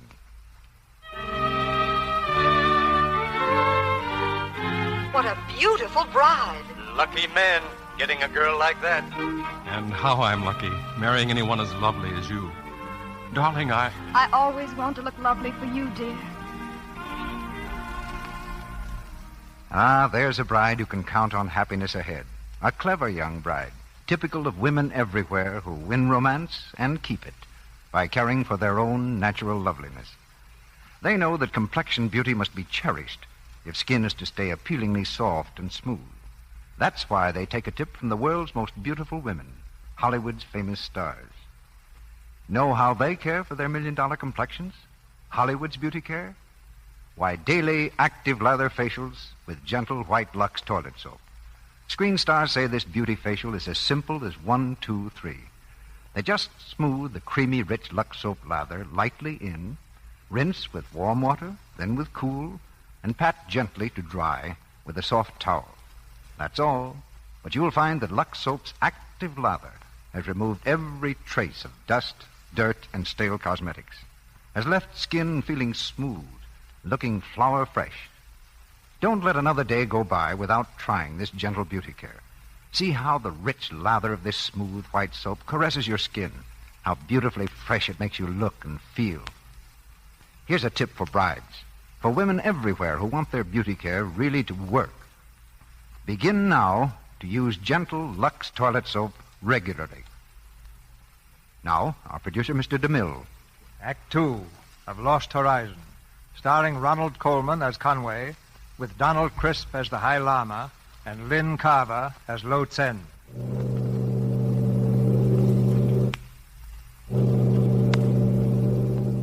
At the rail of the ocean liner, Conway continues his story. A strange tale of a journey to a strange place, the lamasery of Shangri-La. From the stormy cliffs of Caracal to the serene peace and quiet of Shangri-La was like a descent into another world. How long we would have to stay, we didn't know. But I can't pretend that I was worried or even annoyed. For here in this lovely place, I enjoyed a strange sensation, a pleasant mingling of physical ease and mental alertness. It seemed to me, of all sensations, the most truly civilized. At dinner, our first night there, I noticed that the food was cooked and served in Chinese fashion. You will excuse me if I do not have my dinner with you. My diet is very restricted. I'm obliged to take care of myself. Not at all. Of course. If there is anything you wish, please do not hesitate to ask. I'm sure we can supply it. You seem to be a fortunate community here, and very hospitable to strangers. I don't imagine, though, that you receive them often. Seldom indeed. It is not a traveled part of the world. Yes, to put it mildly. As we came up, I thought it the most isolated spot I had ever set eyes on. And yet... Yes? And yet you run this place as though it were a first-rate European hotel. Isn't that what you mean, Conway? Or an American hotel, for that matter. You even have bathtubs. Yes.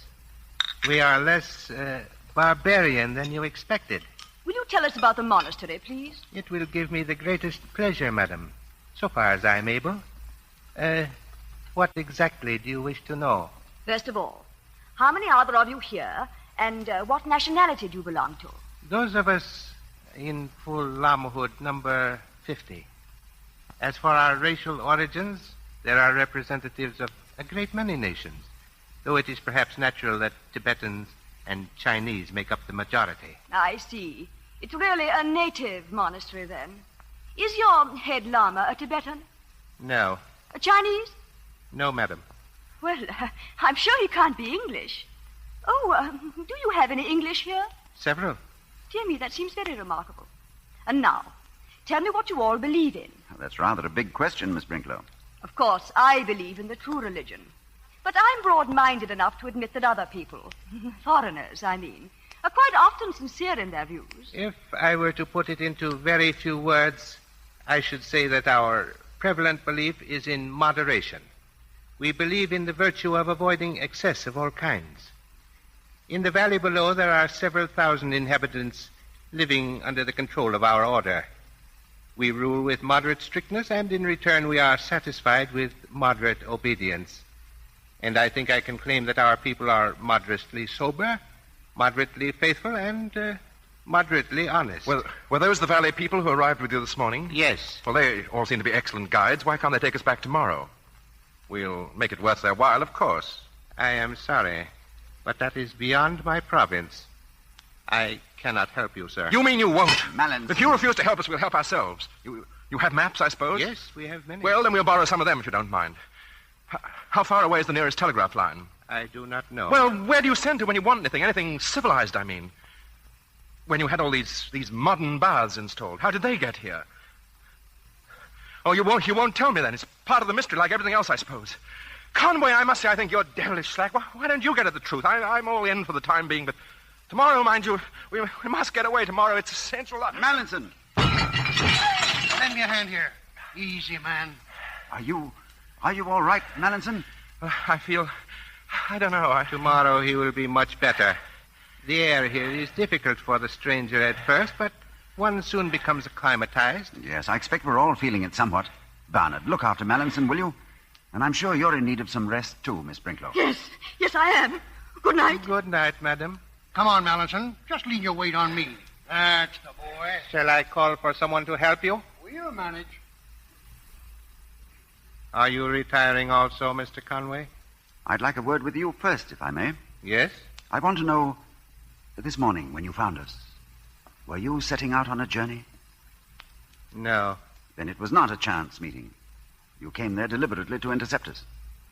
That suggests that you must have known of our arrival beforehand. The interesting question is, how? You are very clever, but not entirely correct. Therefore, I should counsel you not to worry your friends with these abstract discussions. No, they want something more concrete. They want to know exactly how long you're going to keep us here. There will be certain unavoidable delays. How long? The difficulties of the trip, securing the necessary porters. How long, please? You may tell your friends a few months. But you don't guarantee it. Is that what you mean? Very well. For myself, I can't say I shall mind a great deal. It's a new and interesting experience. In time to come, you may find it even more interesting. Good night. Good night. The view from here is quite delightful. Notice how the moonlight shines on Caracal. It's beautiful. I'd been thinking it was white or silver, but it isn't. It's blue. Caracal, in the language of our people, means blue moon.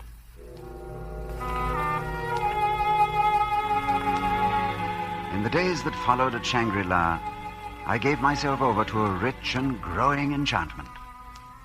In the petal-colored buildings which dotted the mountain, I recognized treasures of art that museums and millionaires alike would have bargained for. Paintings and sketches, exquisite ceramics, and tinted ink drawings preserved for more than 1,000 years. And then I discovered the library, lofty and spacious, with a quiet atmosphere more of wisdom than of learning.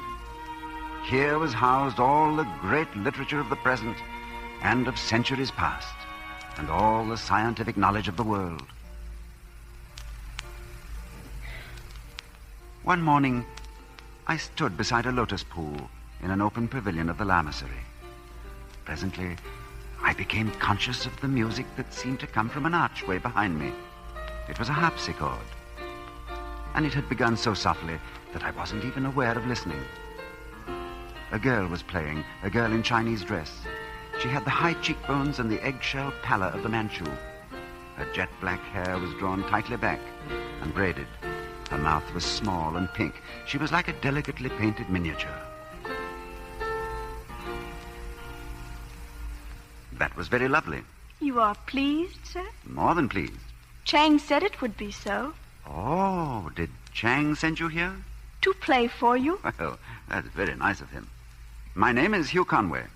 They call me Lo Tsen. Lo Tsen. Do you live below in the valley? No, I live here. At the Lamasery? Yes, but as yet I have not attained the full lamahood. You mean you are a lama? Yes. I'm a bit confused. I didn't realize. I thought that only men could be lamas. They will tell you when you have been here longer that in the lamahood there are no distinctions between a man and a woman. But you're hardly more than a child. Shall I play for you again? Oh, please. Good morning. Oh. Chang. You are pleased with Lo Tsen? She plays magnificently. One of our greatest students of music. She has studied for a great many years. But she couldn't. She's only... Chang, how old is Lo Tsen? I'm afraid I cannot tell you.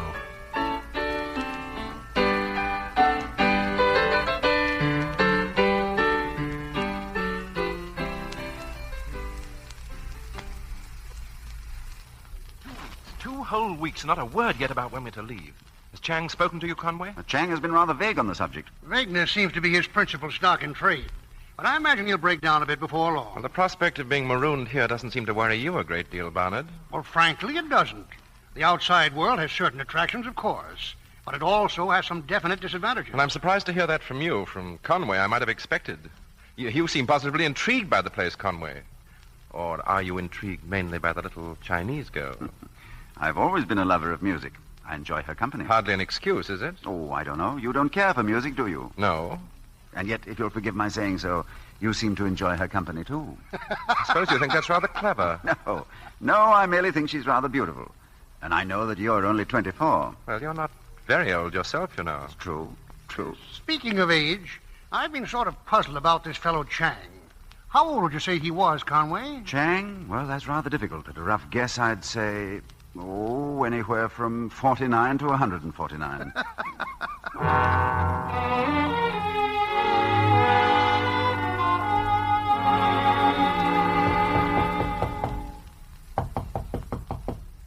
Conway, are you awake? Conway. What is it? I've got to see you. Come in. Listen, I've just found out why our friend Barnard is so willing to stay on here. He dropped his pocketbook tonight and a lot of newspaper clippings fell out. Well? The clippings say that he's wanted back in America for embezzlement and fraud.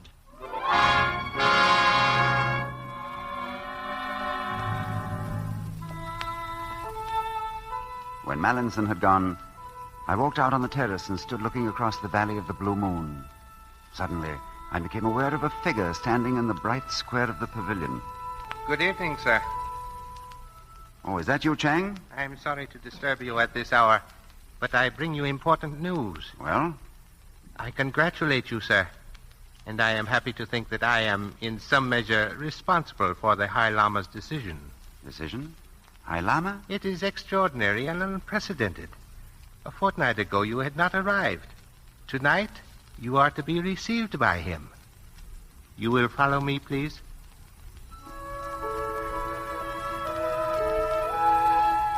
As I followed Chang through the lamasery that night, I knew I was on the threshold of some great discovery. Pattering in front of me, he mounted a great spiral staircase to a door which opened noiselessly before us. Inside, the atmosphere was dry and tingling warm. The airlessness increased as we passed through the dim halls. And then at last we stopped. The High Lama will see you alone. Chang left me silently, and I stood breathing an atmosphere that was sultry and full of dusk. As I became accustomed to the gloom, I saw sitting before me a small and wrinkled man. He was motionless, a fading antique portrait in Chinese dress, his face thin and drawn tight over the frame of his skull. And his eyes, I felt dizzy beneath the gaze of those ancient eyes. You are Mr. Conway? I am. It is a pleasure to see you, Mr. Conway. Please sit down beside me and have no fear. I am an old man and can do no one any harm. I feel it a great honor to be received by you. Thank you. I trust you have been comfortable at Shangri-La since your arrival? Extremely so. I am glad. Chang tells me you have been asking many questions about our community and its affairs. Oh, yes, I am very much interested in them. Then if you can spare me a little time, I shall be pleased to give you a brief account of our foundation. There's nothing I would rather hear. The history of Shangri-La begins rightly in the city of Pekin in the year 1719. For it was then that 4 friars set out on a long and perilous journey into the hinterland. They traveled southwest for many months by Lanzhou and Nokono, facing many hardships. 3 died on the way, and the 4th was not far from death when by accident he stumbled into the rocky defile that remains today the only practical approach to our Valley of the Blue Moon. There, to his joy and surprise, he found a friendly population who made haste to display what I have always regarded as our oldest tradition, that of hospitality to strangers. Quickly he recovered his health and began to preach his mission. His name was Father Perrault, and he was by birth a Luxembourger. He was something of a scholar, but he was also physically sturdy. For more than half a century he labored with his hands like any other man, tilling his own garden and learning from the inhabitants as well as teaching them. Then in the year 1789, news descended to the valley that Father Perrault was dying at last. He lay in this room where he could see from the window the white blur that was all his failing eyesight gave him of Caracal. He gathered his friends and servants round him and bade them all farewell. But the end was not yet.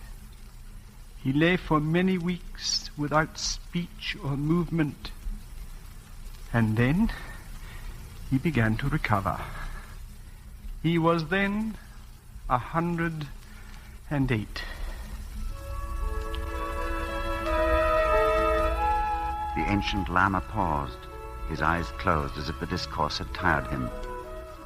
What he had told me was not beyond belief, but as he went on, I was held speechless with wonder. Father Perrault's recovery, he told me, was not in any sense temporary. No, he plunged immediately into a rigorous self-discipline which would have killed another man of that age. It was in 1803 that a wanderer found his way to the Valley of the Blue Moon, an Austrian named Henschel. The great friendship sprang up between the two, and Henschel stayed on. It was then that they had a wild and fantastic dream to preserve for all time the transient and perishable beauties of the world, to store them at Shangri-La, and keep them safe against the brutalities and ravages of war, a heritage to cherish and bequeath. Then, when the strong had devoured each other, the Christian ethic might at last be fulfilled, and the meek might inherit the earth. So, with the valley's gold, they purchased art treasures from Europe and Asia. They filled the library with the great literature of all the ages. Then, later on, it was decided to admit travelers and strangers who had lost their way. Strangers who had lost their way. Strangers might come as freely as they wished, but with one important proviso. And what was that? In the years that followed, strangers did come. More than one party of explorers lost in these hills encountered messengers bearing a cordial invitation, and one that was rarely declined. Meanwhile, under the watchful eyes of Father Perrault and Henschel, the lamasery had begun to acquire many of its present characteristics. It was almost completed when Henschel died. He died? Yes. It was very sudden. He was killed in the year 1910. 1910? Just before his death, a Chinese artist had sketched him. There is his picture on the wall behind you. But this is the portrait of a young man. If he died in the year you said... He did. And he came here in 1803? Yes. He was killed, you said? Yes. A traveler shot him. What was the cause of it? There had been a quarrel about some porters. Henschel had just told him of the important proviso that governs our reception of guests. Perhaps you are wondering, my dear Conway, what that proviso may be. I think I can already guess. We are to stay here all of our lives. And can you guess anything else after this long and curious story of mine? It seems impossible, and yet, impossible as it may be, I know it's the truth. What is, my son? That you are still alive, Father Perrault.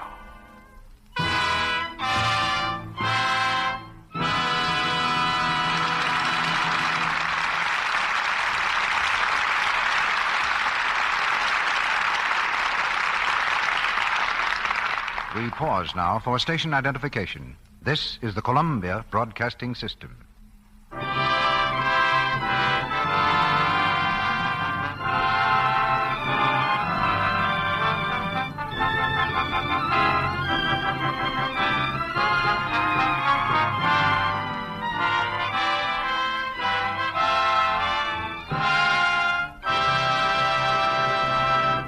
After a brief intermission, Mr. DeMille and our stars, Ronald Colman, Donald Crisp, and Lynn Carver, will bring us Act 3 of Lost Horizon. And now, here's Sally, all dressed up and looking like $1 million in a very dashing new fall hat. Well, Sally, you certainly are a good picker. Mr. Ruick, do you really like this hat? I do, but then, Why, of course... Sally, it's a honey. Well, thank you. I bought it in such a hurry today, but I was sure it was the hat for me the moment I saw it. Well, I guess I'm just one of those people with whom first impressions count most. Well, I think most women are like that, Sally. Well, first impressions have always counted most with me. You know, Mr. Ruick, I still remember the first time I tried Lux toilet soap. Oh, years and years ago. That neat sort of quaint American sampler wrapper made a hit with me right away. It was so different and so nice looking. And then when I unwrapped the cake and saw how very pure white and satiny smooth it was, I just knew some way that Lux must be a real beauty soap.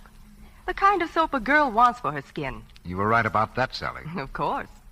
And then I remember what an impression it made on me when I started to use that beautiful cake of Lux toilet soap. Why, it felt as if I were actually smoothing beauty in. The lather was so creamy, so caressing. Believe me, I was absolutely reveling in luxury. Yes, Sally, so many women speak of Lux toilet soap as a luxury soap.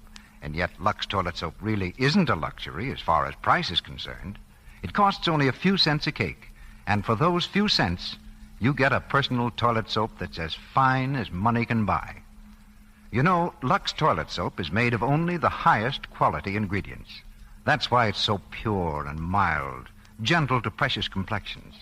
Which is why 9 out of 10 screen stars use Lux toilet soap for their priceless complexions. If you haven't tried it, why not get 3 cakes of this fragrant white soap tomorrow? Now, Mr. DeMille returns to the microphone. The curtain rises on the third act of Lost Horizon.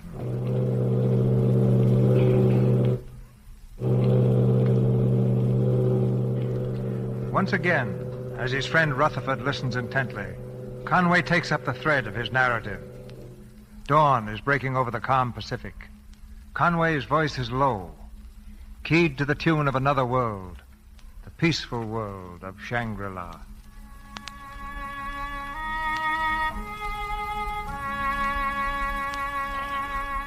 I learned one of the secrets of Shangri-La that night, the secret of prolonged human life. For the High Lama who sat beside me had been born in 1683. He had lived for nearly 2.5 centuries. He confirmed my suspicion that our coming was no accident. There had been no travelers to Shangri-La for 20 years. Many lamas had died. And our pilot had been sent out into the world to bring new life to the lamasery. Yes, my son, there is death at Shangri-La. There are many of us who live no more than 100 years. And those who do live more, when do they begin to grow old in appearance? Cases differ. Some retain their youth for a century or more, but they must never leave the Valley of the Blue Moon. And if one of your lamas were to leave the valley? He would die. His years would fall on his shoulders like a great burden, and he would die very soon, an old, old man.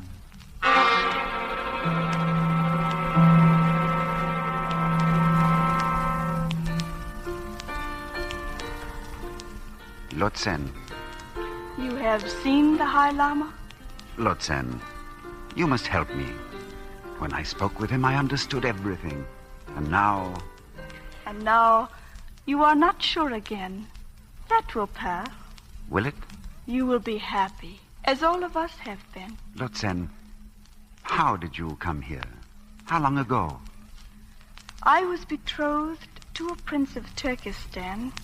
We were traveling to Kashgar to meet him when my carriers lost their way in the mountains. When did this happen? In 1864. I was 18. 18? Well, then now you... The missionaries of Shangri-La found us. They brought us here. Yes, it must have been very difficult for you, your wedding journey. I had never seen the man I was to marry. It was the custom of our land. Then, in all these years, you have never known the meaning of love? Lotsen, is there no love at Shangri-La? Is there no room for love at Shangri-La, Lotsen?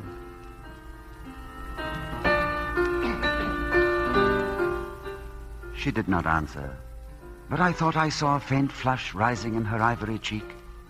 and my heart seemed to leap inside me. And then I was aware that someone had entered the pavilion and was standing watching us. It was Mallinson.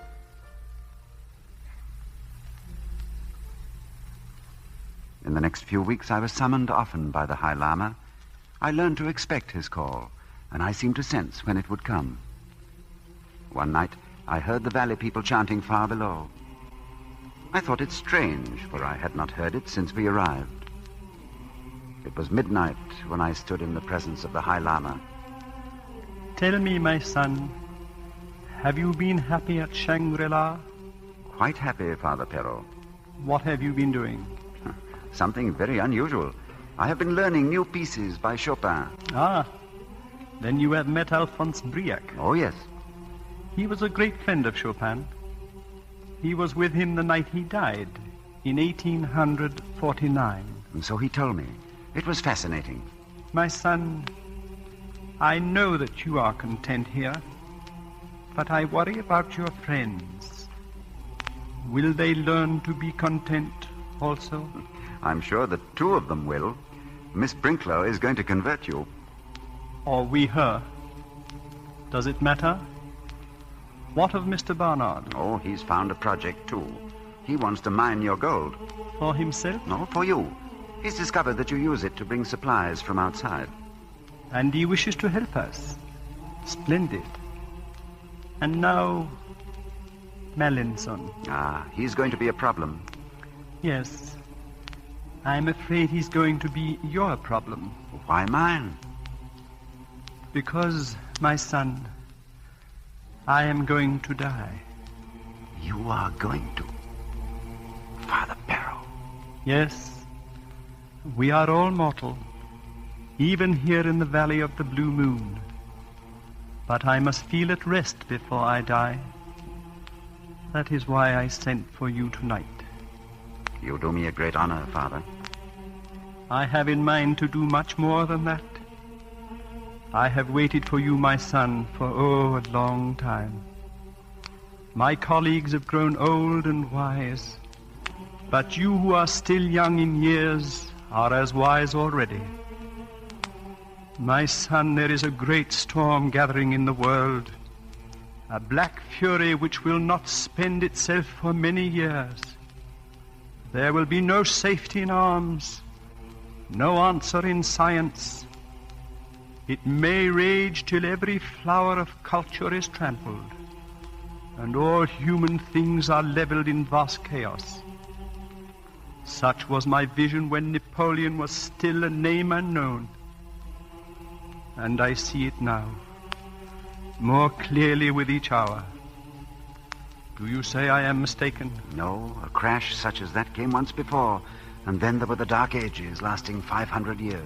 The Dark Ages that will come will cover the earth like a pall. But I believe that you will live through the storm. Beyond that, my vision weakens.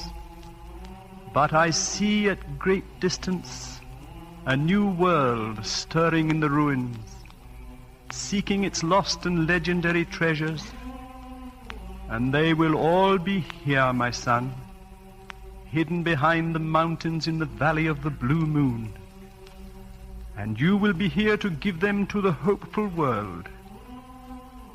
My son, I place in your hands the heritage and destiny of Shangri-La. The High Lama stopped speaking. The glow in his eyes faded. Presently it came to me as in a dream. The High Lama was dead.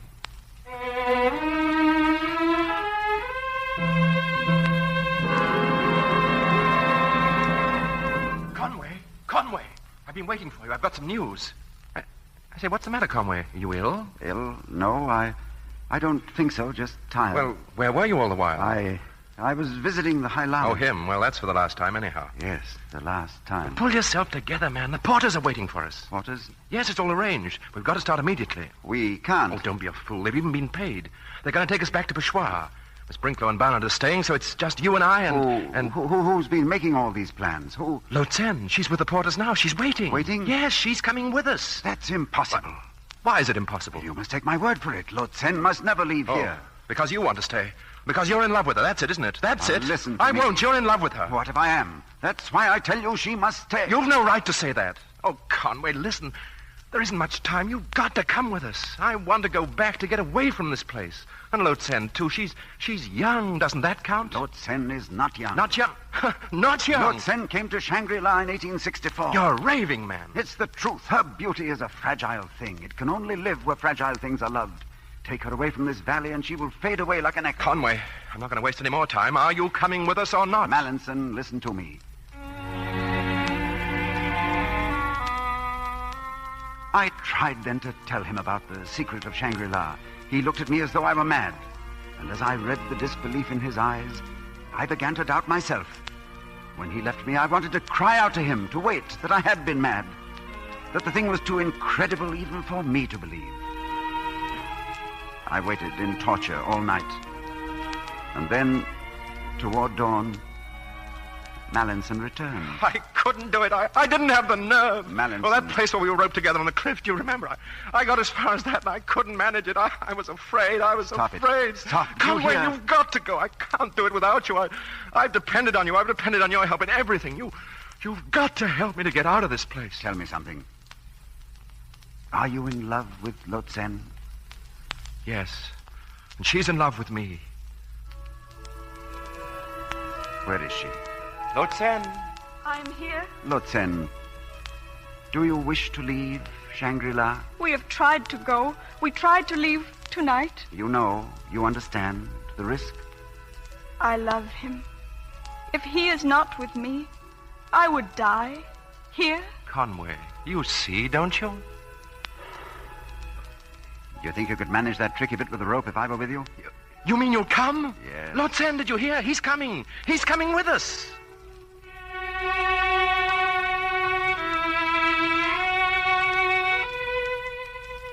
We made the descent that morning, Mallinson, the girl, and I. For weeks, we traveled toward the east. And then our porters began to desert. One by one, they disappeared. Until there were just the three of us, creeping like snails across a desert wilderness.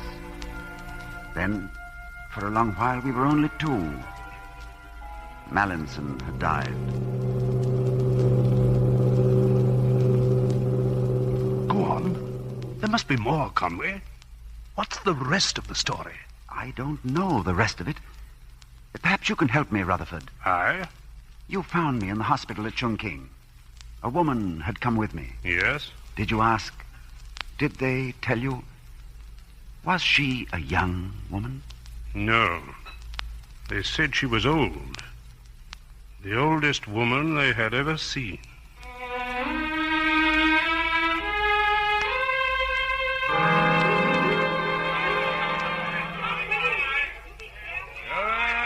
Ashore! Gangplank is down! Going ashore! Conway, are you in there? The boat's docked, Conway. Conway, answer me. I beg your pardon, sir. Are you Mr. Rutherford? Yes? Mr. Conway asked me to deliver this note to you. Well, where is he? We arrived quite early, sir. He went ashore in the tender. My dear Rutherford, when this letter reaches you, I will be gone. Thank you for everything that you have done for me. When this letter reaches you, I will be gone. Thank you for everything you have done for me. I can never repay you. Tomorrow, I hope to find passage back to Shanghai. Somewhere beyond Lhasa, near the foothills of the Himalayas, I seem to picture in my mind a long plateau running north. It seems to me that from the end of this plateau, I can see a mountain far away rising white against the sky.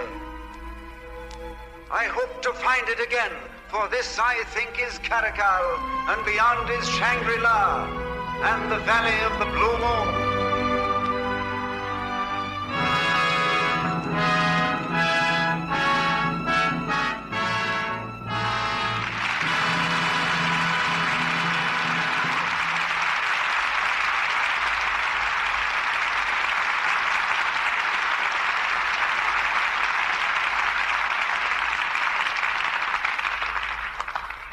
curtain falls, and downstage to the footlights come Ronald Coleman, Donald Crisp, and Lynn Carver.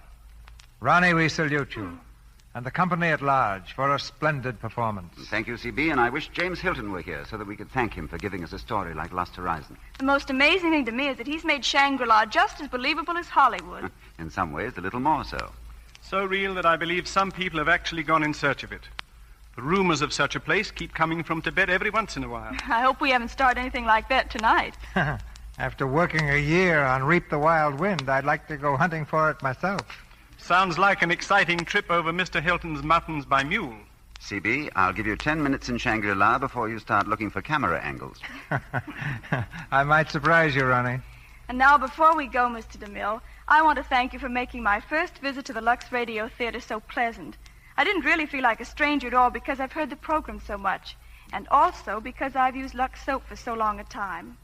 I'd like to tell the women in the audience that it's a complexion care that's really kind to your skin. When you try Lux soap once, you know it's what you've been looking for. Lux soap came, was seen, and it conquered, Lynn. If Julius Caesar's listening, my apologies. He won't mind, C.B., if only you tell us what next week's play is. It's this week's hit in the screen world, Ronnie. A picture that's just been released. It's called Lydia, adapted from Alexander Korda's fine film production. The star is the same lovely actress you've seen, or surely will want to see in this picture, Merle Oberon. And with her, we'll present Alan Marshall, Edna May Oliver, and George Reeves from the screencast. Lydia is the story of a beautiful woman and the 4 men who loved her. The story's climaxed by the dramatic scene many years later when they all meet again. The picture's been hailed as an acting triumph, and we have the same stars here next Monday night. I'm anxious to hear it, C.B., because I've heard so much about the picture. Good night. Good night, C.B. Good night. Good night. And may we all find Shangri-La.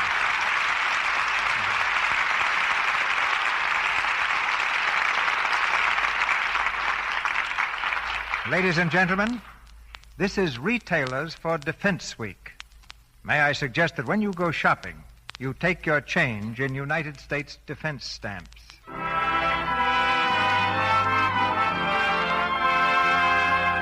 Our sponsors, the makers of Lux Toilet Soap, join me in inviting you to be with us again next Monday night when the Lux Radio Theater presents Merle Oberon in Lydia with Alan Marshall, Edna May Oliver, and George Reeves.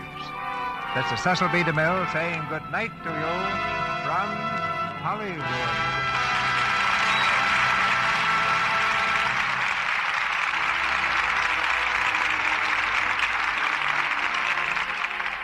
Ronald Coleman is currently seen on the screen in My Life with Caroline. Donald Crisp appeared tonight through the courtesy of Warner Brothers Studio. Heard in tonight's play were Dennis Green as Mallinson, Cy Kendall as Chang, Dennis Hoy as Rutherford, and Jill Esmond, Dick Elliott, Charlie Lung, and Peter Leeds. Our music was directed by Louis Silvers. Our Lux Radio Theater production of Lost Horizon has come to you with the good wishes of the makers of Lux Toilet Soap, the beauty care that 9 out of 10 Hollywood stars use to help keep their complexions beautifully clear and smooth, flawless, as every woman wants her skin to be. Your announcer is Melville Ruick, and this is the Columbia Broadcasting System.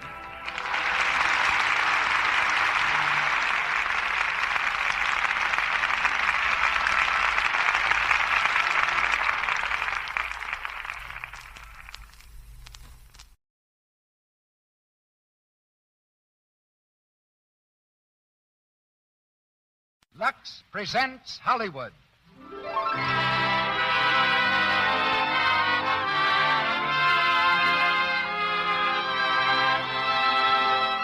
The Lux Radio Theater presents You Can't Take It With You, with an all-star cast headed by Edward Arnold, Walter Connolly, Fay Ray, Robert Cummings, Neda Harrigan, and Lee Patrick. Ladies and gentlemen, your producer, Mr. Cecil B. DeMille.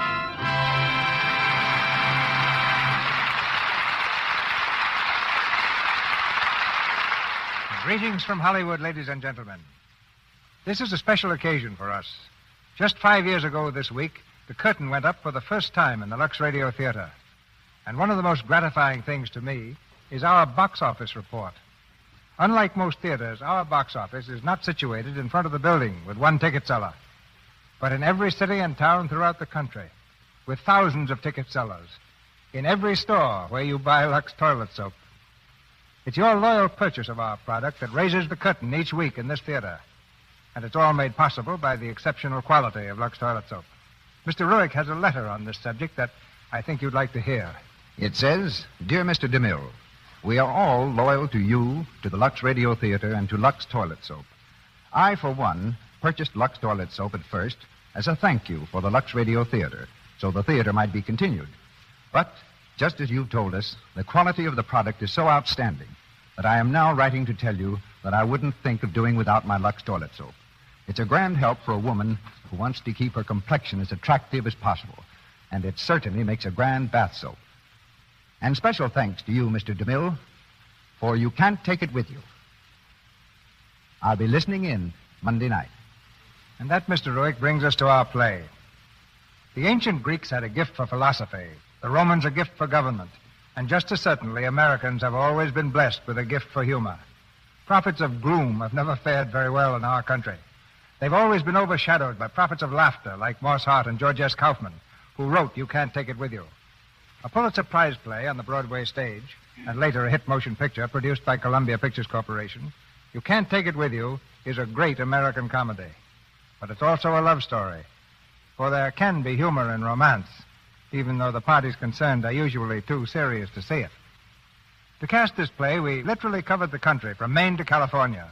Our good friend Edward Arnold was up in San Francisco enjoying a kind of postman's holiday with the Bohemian Club, a group of gentlemen who amuse themselves occasionally by putting on a play.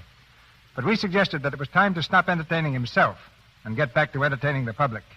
He's here tonight as Banker Kirby, the same role he played in the picture. Miss Fay Ray was in Maine, finishing an engagement on the Straw Hat Circuit. That's the branch of the theater which blooms in the spring and closes up at the first frost. We reached her by telephone and told her about the part of Alice. And above the noise of shifting scenery, she managed to shout across the continent that she'd take the next train for California. We found Walter Connolly, our choice for Grandpa Vanderhoff, solemnly waving a steak knife in the Paramount Commissary. When we caught his eye from a safe distance, he explained that he was learning to be an orchestra conductor for the title role in The Gay Days of Victor Herbert. Robert Cummings, one of the most promising young leading men in Hollywood, takes the part of Tony.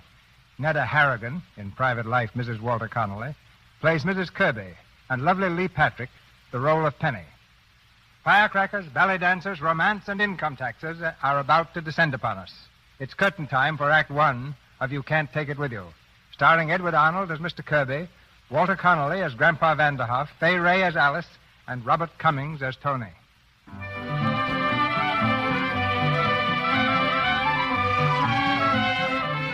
The 57th floor of the Kirby Building, tallest and most impressive structure of a great American city. On a door opposite the elevator is a brass plate bearing the legend, Anthony P. Kirby Company, Bankers. And behind 7 other doors marked private is the inner sanctum of the great Kirby himself. The famous tycoon cannot be disturbed just now. With his son Tony and a small group of associates, he's engaged in the ceremonial dance of modern business, a very important conference. Gentlemen, we're going ahead exactly as planned. Our company will be the largest individual corporation in the world, particularly with Ramsey lined up. Why, we'd control the whole field of production. Exactly, gentlemen. But, AP, Ramsey would never permit himself to be absorbed by anybody. Oh, won't he? Earlier this year, Ramsey floated a new issue, didn't he? What for? For expansion, new production facilities, all right. Where's he going to build these new production facilities? I own every 12 square blocks completely surrounding his factories. You own them? We didn't know anything about that, AP. Of course you didn't. Nobody knew. The Blakely Real Estate Company's been buying it for me a piece at a time, but my name was kept out of it. That's brilliant, AP. So you see, gentlemen, we can proceed without any trouble. Well, you know what to do. Come on, get busy. Yes, sir. We'll hop right to it. Oh, Douglas, get me Mr. Blakely on the phone. Yes, sir. Well, Tony, how does it feel to be a vice president? Well, it's been painless enough so far, Dad. You talk as if you were having a tooth yanked. Look, Dad, maybe sometime when you've got a week or two off, you can sort of let me in on what the banking business is all about, huh? Oh, now, don't give up, Tony. Sure, it's complicated, but, you'll get used to it. How's your mother been? Oh, she's fine. Said you'd drop in later.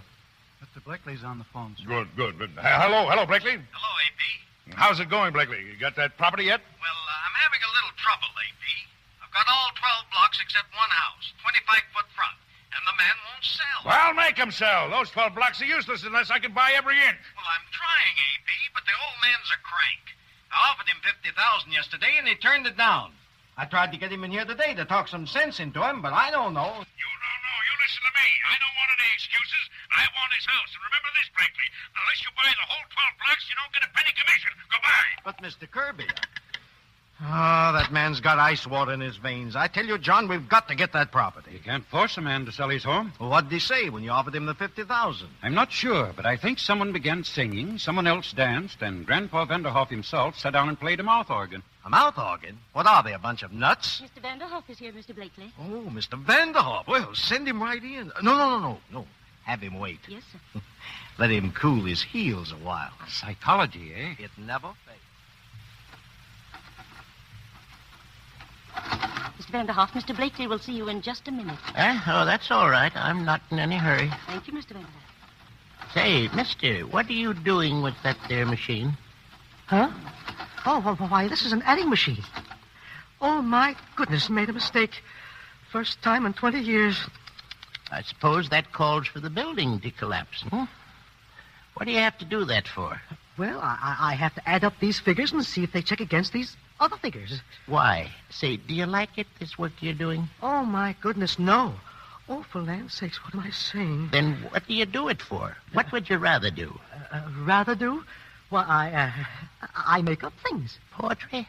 Oh, no, things. Gadgets. Let's see, you got anything here? Well, look back here behind the desk. See? This is one of the things I made up. The bunny comes out of the cabbage, looks around, and it goes back. Now, that's kind of cute. Seems to me, Mr. Poppins. Seems to me, Mr. Poppins, that's the sort of thing you ought to be doing all the time. Yes. Well, maybe someday when my ship comes in. A lot of people waiting for that ship, Mr. Poppins. Meanwhile, they don't have any fun. Look, how would you like to come over to our house for a while and work on your gadgets? Over to your house? I don't feel bashful about it. Mr. DePinna, he's the Iceman, came over 9 years ago.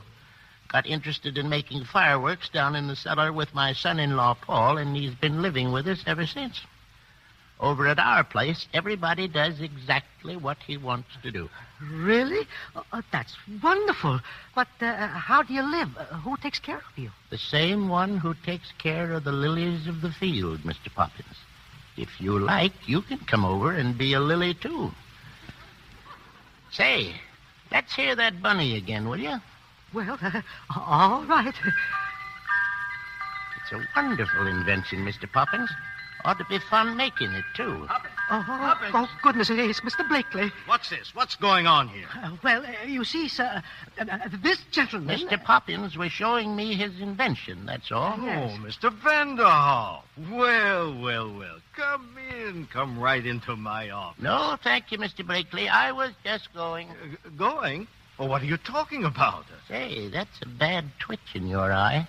You've been working too hard. You ought to take a vacation. Well, Mr. Vanderhoff, if it's all the same to you, let's quit playing games. I'm a very busy man. Then I don't want to disturb you. Bye, Mr. Blakely. Look.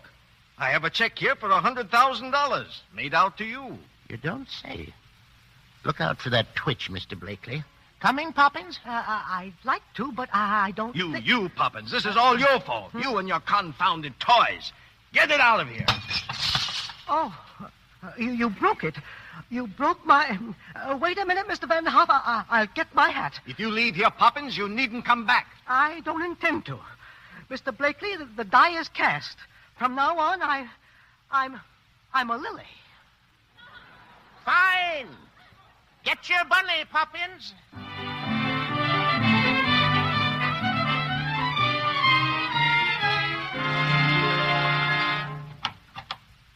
Go right in, Mr. Poppins. Thank you. Hello, Grandpa. That you? Yep, Reba. You better set another place for dinner. Mr. Poppins here is going to stay with us for a while. No, ain't that nice. How do, Mr. Poppins? How do you do? Reba, will you taste a love dream for me? It's a new candy I'm working on with coconut. Like to, Miss Essie, but I just ate a scallion. It's going to taste like scallions no matter what. Guess I'll have to ask Mother then. Hello, Grandpa. This is my granddaughter, Essie, Mr. Poppins. Makes the best candy in the city. Hello. Hello. Just put your hat over there, Mr. Poppins. I'll show you where you can wash up. Mother. Mother, will you please taste a love dream for me? I don't think I can now, Essie. I'm busy with my play. You have to make candy today. It's so hot. Well, Ed went out and got a bunch of new orders. If it keeps on, you'll be opening a store, dear. That's what Ed was saying last night, but I said no. I want to be a dancer. Miss Essie, that new batch of love dreams was about ready. Oh, gosh, I better get back to the kitchen. Finished the second act yet, Mrs. Sycamore? Oh, no, Reba. I've got Cynthia just entering the monastery. Monastery? She was singing in the Paradise Club last I heard. Well, she gets tired of the Paradise Club, and there's this monastery, so she goes there. My, I bet she busted wide open. Wait a minute, Mr. DePinna. I want to show my wife. Oh, what are you doing down in the cellar? Look, Penny, the new firecrackers. Mr. DePinna and I just got through with them. We can sell them for 10 cents a string. And they pop like the dickens. Watch. Pretty nice, huh? Yes, dear, they're lovely. Mr. Sycamore? Yes, Mr. DePinna? On this skyrocket, I think we got the powder chamber too close to the balloon. Bring it up here and let me see. Mother, Ed's coming home. Ed's coming home. I saw him through the window. Hey, Essie. Here I am, Ed. Well, I delivered the candy. How's my beautiful wife? Oh, just fine, dear. I couldn't wait to get home and get at the xylophone. Say, wait till you hear this tune. It's been ringing in my ears all day. Listen. Oh, I like that, Ed. Is it yours? No, Chopin. Got a lot of you in it. It makes me feel like practicing my dancing. Come on, Mr. Poppins. Come on in and meet the rest of the family. Folks, this is Mr. Poppins. You know Essie. The fella playing the xylophone is Ed. He's her husband. This is my son-in-law, Paul Sycamore. Hello, Mr. Poppins. How do you do? And Mr. DePinna. He's the Iceman. Very pleased to know you. How do you do? And over here is my daughter, Penny. How do you do? Oh, hello. Were you ever in a monastery, Mr. Poppins? No, I never have been. What's the matter, Penny? Stuck? Well, I've got her in a monastery, and I can't get her out. Hey, where's Alice? Isn't she coming home for dinner? She didn't say. I think she ought to stop working in that millinery shop. They make her stay so late. Why, Penny, she hasn't worked there for 5 months. Really? She works for some bankers now, Kirby and Son. She works for the Sun. Bankers? Now, isn't that nice? Reba! Yes, Mrs. Sycamore? Reba, will you please call up Alice at her office and ask her if she's coming home to dinner? That's at Kirby and Son, Reba. Yeah, I know. Yes, she works for the Sun. Now, where was I in my play? Tony, dear. Yes, Alice. Tony, stop me if I'm wrong, but isn't that the telephone ringing? Say, that's strange. You know, I thought I heard something. Voices in my ear. Voices that say, if you don't kiss Alice Sycamore right away, you're a chump. Tony, please. This is a business office. Hello? Mr. Anthony Kirby Jr.'s office? Oh, hello, Reba. Wait. Mother wants to know if I'll be home for dinner. Oh, definitely not. The man says no, Reba. Darling. Tony, stop that. Reba, tell Grandpa I love him as much as ever, but a young vice president has me in his powers. Tony, Well, I was only kissing you on the back of the neck. What's the matter with you? Yes, Reba, of course I'm struggling. Tony, don't you? Tony. Good evening, dear. Oh. Mother. Oh, hello, Mother. Won't you sort of sit down or something? No, I see you're busy. If you don't mind, I think I'll go and see your father. Excuse me, dear. Goodbye, Reba. I've got to hang up now. The ceiling just fell in. Tony, would you mind handing me the want ad section of that paper? Oh, I'm sorry, Alice. I had no idea my mother was going to pop in like that. No, I guess you didn't. Well, I'd better go home. Now, wait a minute. I want to tell you something. Last night I informed the lady that was just in here that I was going to marry you. Tony! Well, I don't remember your telling it to me. Well, you didn't ask me. Did you see the way she looked at me? I know just what she was thinking. Oh, listen, there seems to be a general impression around here that the Kirbys are ogres or something. Well, that has nothing to do with me. They're just putty in my hands. Never wanted to think I couldn't get up a yell long enough. Oh, it worked like a charm when I was a baby. Here, I'll give you an idea. Tony! Oh, you crazy. Sure. And there's one little detail I forgot to mention. I love you, Alice. I love you very much. Oh, Tony. Tony.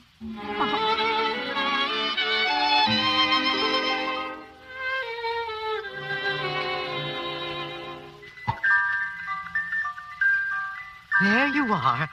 Do you like it, Mrs. Sycamore? Why, I think it's marvelous. Did you make that just the 2 days you've been here? Well, I had the parts, you see.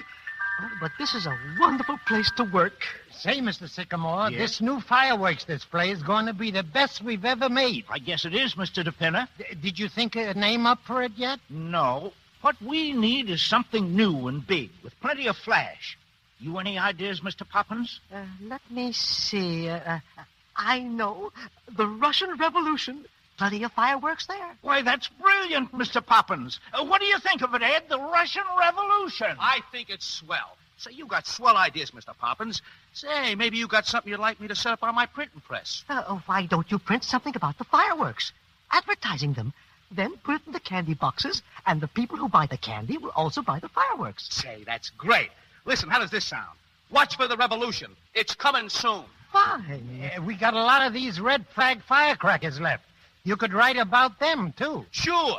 Red flags will sweep the country. Get your red flags from Sycamore. Well, that's fine. Hello, everybody. Oh, hello, Alice. Hear ye. Don't ring that dinner bell yet, Miss Alice. It ain't even half ready. Gather round, everybody. It's the town crier herself, and I've got an announcement to make. Alice, dear, what's the matter? Oh, it's wonderful, Mother. Listen. A young gentleman is going to call on me in exactly 20 minutes. Who, Alice? What's his name? Mr. Anthony Kirby, Jr. Kirby? Why, that's the boss's son. Oh, yes, Kirby and Son. Yeah. What's all the excitement? Grandpa, I've had a proposal from Tony Kirby, and he's coming to call tonight. A proposal? Well, why didn't you say? And, Mother, please, I want him to take us in easy doses. So please don't read him any plays on his first visit, because I like him. And Essie, I wouldn't dance for him if I were you, because we're going to the Monte Carlo Ballet later. Well, now I've got to dress. Bye. I hope he's all right. So many of these young fellows are just clowns. Come in. Hello. Hello, Grandpa. Sit down. Thanks. Well, Alice, do you love him? Love him. Oh, I... Can't even talk about him, huh? Not rationally. Who's asking you to be rational? Listen, when I courted your grandmother, it took me 2 years to propose. Know why? The moment she'd walk into the room, my knees would buckle, and the blood would rush to my head, and the walls would start dancing. Up to the last, I couldn't even look at her without my heart didn't go thump, thump, thump. That's why I've lived in this house so many years. I never could move out. It'd be like moving away from Grandma. Oh, Grandpa, I've got it that way, too. If you have, then I guess it's all right. Look, I bought you something. Here. You like it? Well, bless my soul. A new harmonica. Sure is a beauty, too. I guess I'll run along downstairs and have a whack at it.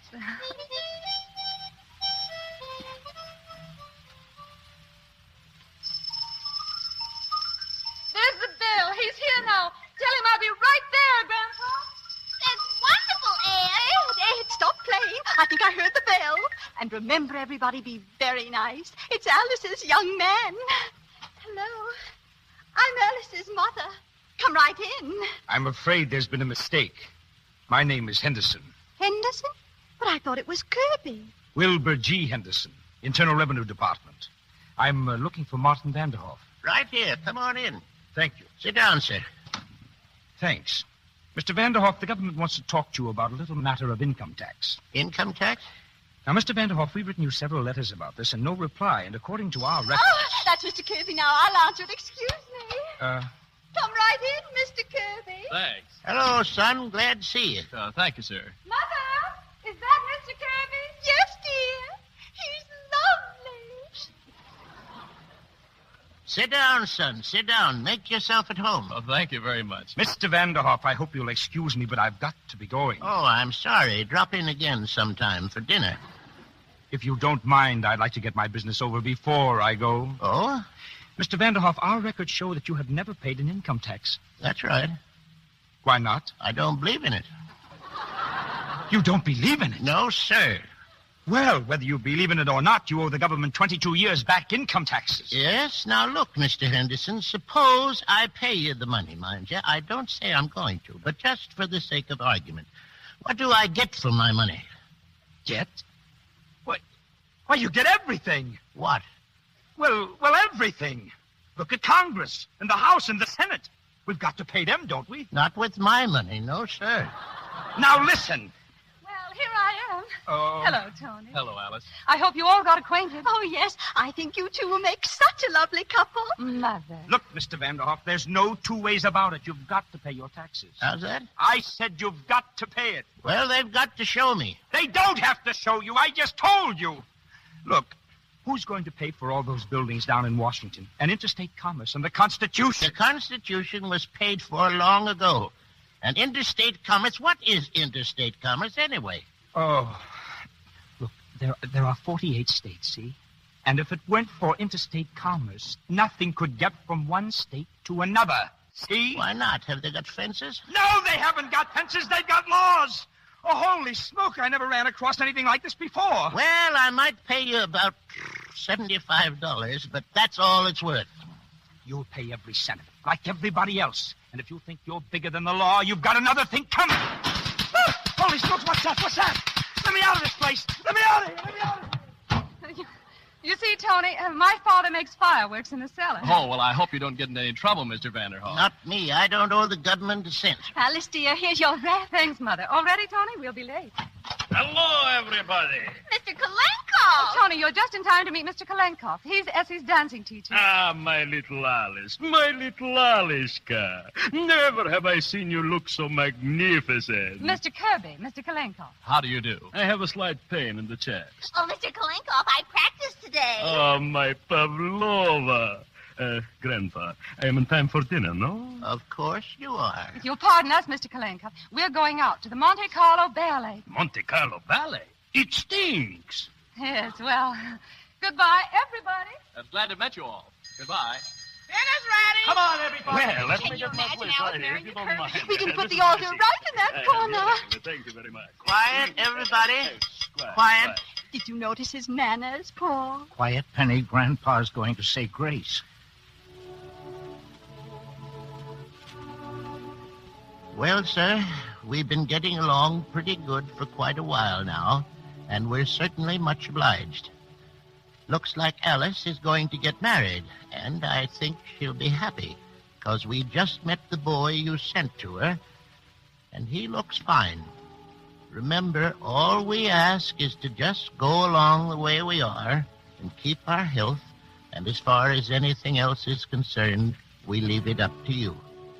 Thank you. Who has the pickles? Pickles, Mr. Poppins? I'm not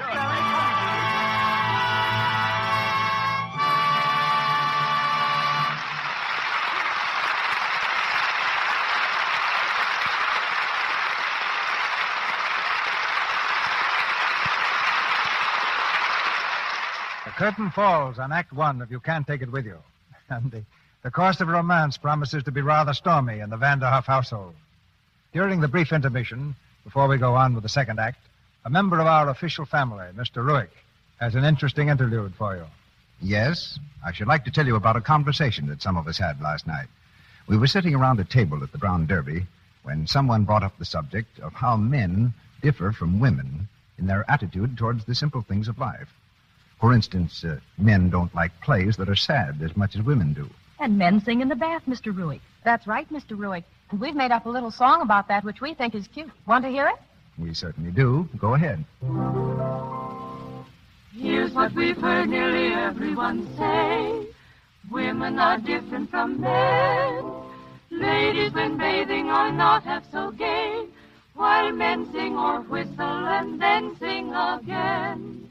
If they're Irish, the tune goes like this. Da-da-da-da-da-da. If they're Scotch, here is one they won't miss. Da-da-da-da-da-da-da-da-da-da-da-da-da-da.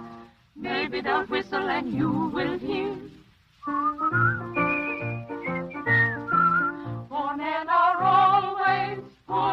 a cheer. That's enough, girls. That's enough. You've proved your point. Men do sing in the bathtub or shower, and it's up to the wise wife to see that this happy mood isn't broken. Don't, please, give them a soap that's sort of stingy in its lather. Don't give them soaps that sting and smart. In short, do give them Lux toilet soap.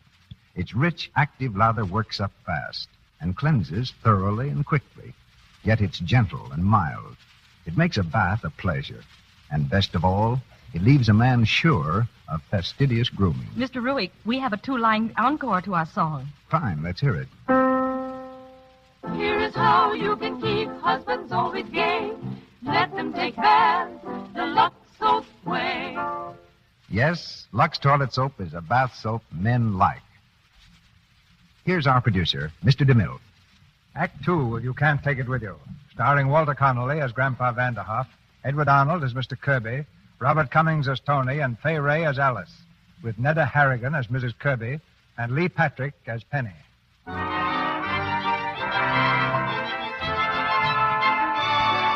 It's later the same evening. On every side of the city park, skyscrapers send up 1,000,000 lights to challenge the stars. But Alice and Tony, who found a secluded bench beneath the trees, are not concerned with the miracles of man or nature. Just now, they have eyes only for each other. What are you thinking, Tony? I'm thinking how much better this is than going to the ballet. What are you really thinking? About my family. It's not a family you can just ignore. No, it isn't. You know, I think they're great. They seem to do just what they want to do. Yes. Grandpa started it 35 years ago. He suddenly quit business one day. Started up the elevator, came right down again, and never went back. He said he wasn't having any fun. Well, that's exactly what I mean. And Mother. You know why Mother writes plays? Because 2 years ago, a typewriter was delivered to the house by mistake. Well, now I know why you're so different. You know, I think that your family is the answer to what's wrong with the world. People spend their lives building castles in the air, and yet they never try to make them realities. You know, in school, another fellow and I had an idea. Oh, do you mind if I start talking about myself? I'd love it. Oh, this fellow and I had an idea how to utilize the energy in grass. You know, grass, just like this. Did you know that every blade of grass has an energetic force that has never been used for anything? No. Oh, yes. Well, we worked on it all the time, every spare moment, all night sometimes. We get so excited we forget to sleep. And, well, then we left school.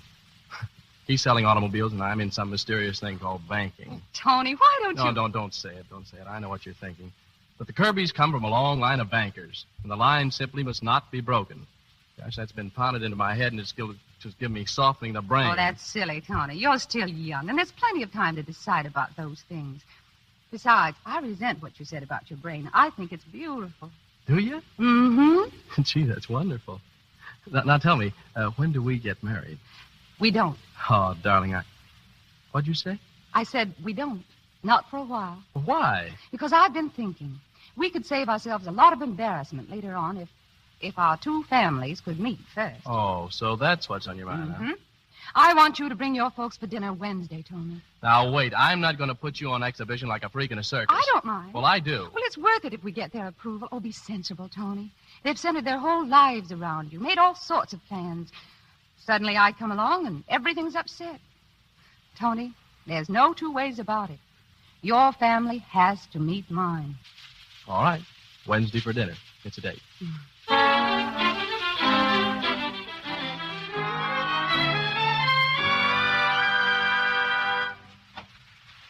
Anthony, aren't you dressed yet? No, I'm not. Well, hurry, dear. Tony said 8 o'clock. Look here, Miriam. Are you serious about taking me on this slumming tour? The more we fight, Tony, the more he'll resist. It's the only thing to do. Yes, but the dinner That's and some just awful... it. She's probably from some dull middle-class family. As soon as Tony sees us all together, he'll realize how impossible the situation is. Yeah, that I take it is what is known as being subtle. Yes. Oh, heaven only knows what they'll have to eat. You know how sensitive my stomach is, Miriam? They're sure to have some vegetables, Anthony. Probably cooked. You know, mine have got to be raw. Anthony, please hurry. They're expecting us at 8 o'clock. All right. Give me a chance.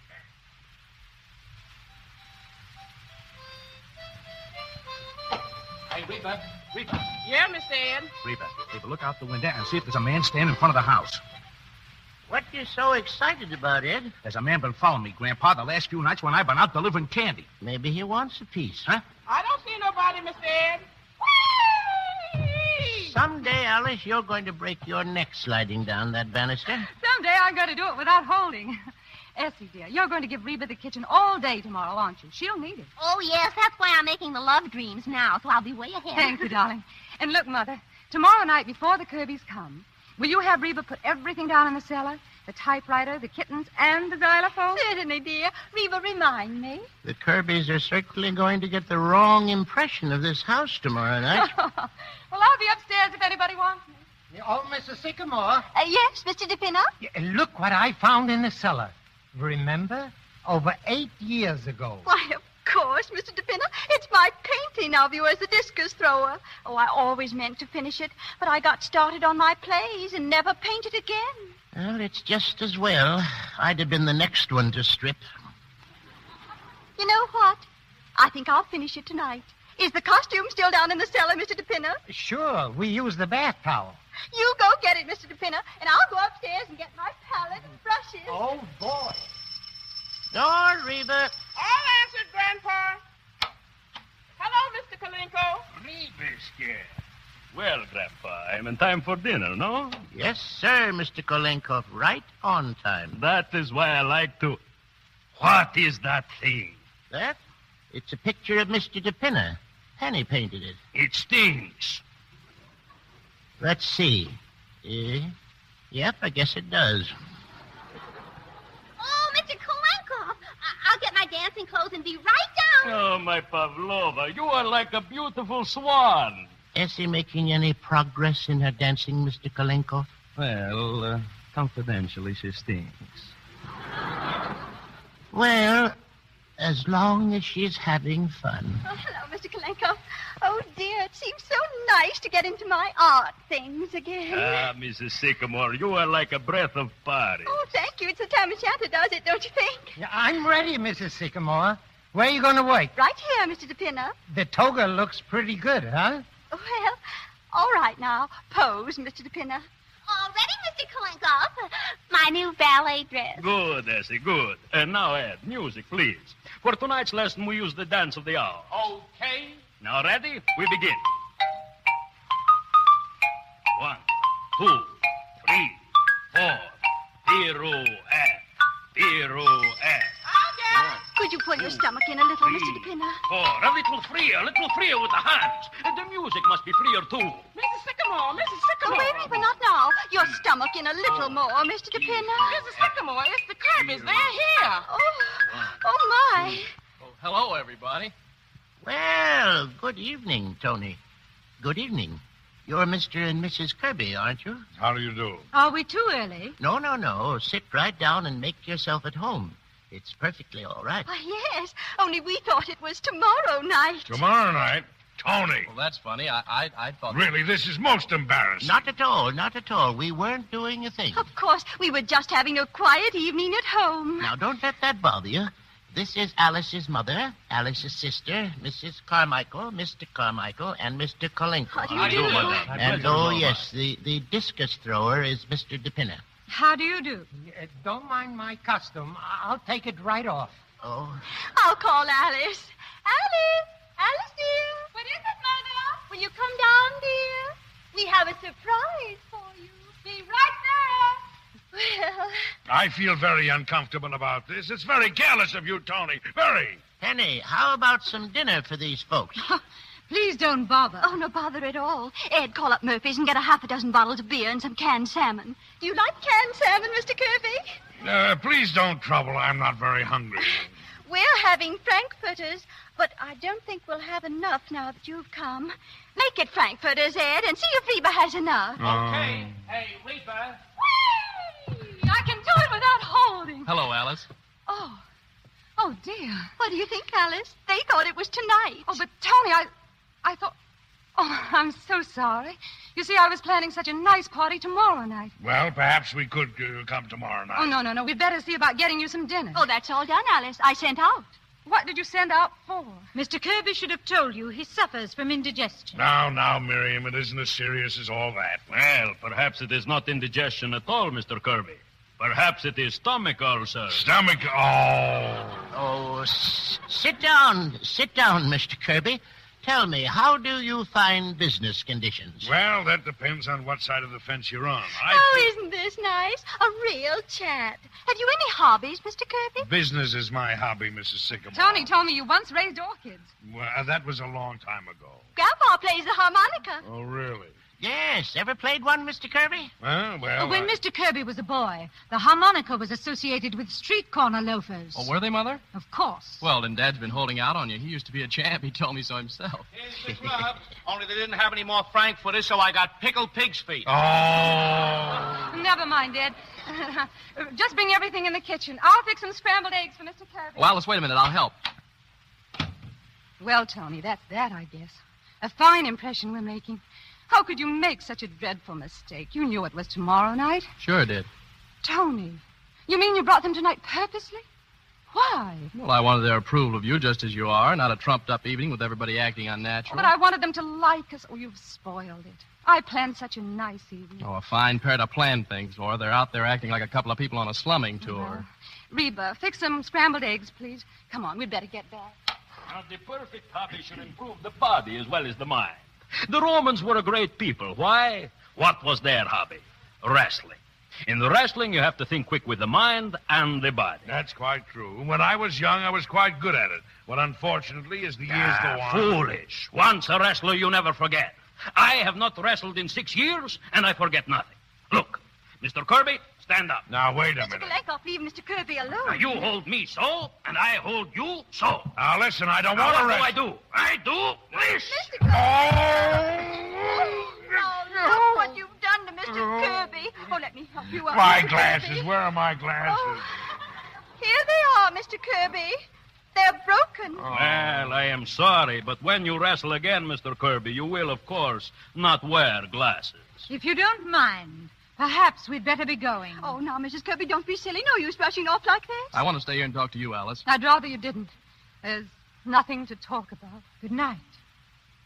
Well, it's been very nice to have met all of you. Stand right where you are, everybody. Oh, good heavens. What's all this? Who are Which you? one was it, Joe? This guy here. Hey, Grab what him. is this? What is this? What do you mean? Say, here, we don't belong in this house. We're Keep only your visiting mouth here. shut. You, what's your name? My name is Edward Carmichael. Say, I haven't done anything. Hey, what's all this about? Police department. Ed, what have you done? Nothing, Elsie. I told you somebody was following Shut up. me. This door lead to the cellar? Yes, it does. Go down there, Joe, and look around. Okay, Chief. Now, nobody move. Come here, Carmichael. Ever see these papers before? Huh? Why, sure. They're my circulars. You print this stuff? Yes, sir. And you put them into candy boxes and get them into people's homes? Oh, but I didn't mean anything. Oh, you didn't, eh? Well, listen. Watch for the revolution. The red flag will sweep the country. Radicals, they're radicals. But I didn't mean... Shut up! Chief. Hey, what is it, Joe? Well, you were right, Chief. They've got enough gunpowder down in that cellar to blow up the whole city. But we only use that to make fireworks. Shut up! Oh, everybody in this house is under arrest. What's that? Oh, my heavens. Look here, officer. This is all nonsense. Excuse me, officer, but I've got to go down Oh, in the no, cellar. you don't. What's your name? Mr. DePinner. But I just remembered I left my Get pipe back down there. But I got to get my Grab pipe. him, Joe. All right. Let me go. I got to get down You there. stay right where you are. There, I told you. My pipe. What's that? The fireworks. Get them all out, boys. The whole joint's pinched. Wait, what? I'm an American citizen. You can't come to me. I tell you, I've got my right.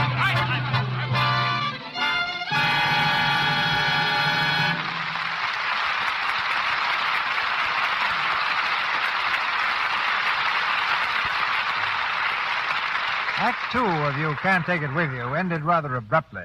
We'll see what happens in Act 3. If anyone can get out of a fix like that, our money's on Grandpa. Perhaps his secret is friendliness. And here's another gentleman who seems to know that secret.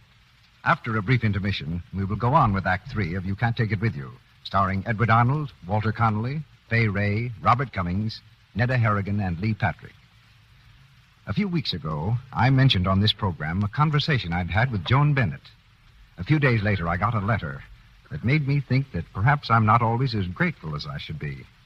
The letter says, well, here, Sally, you read it.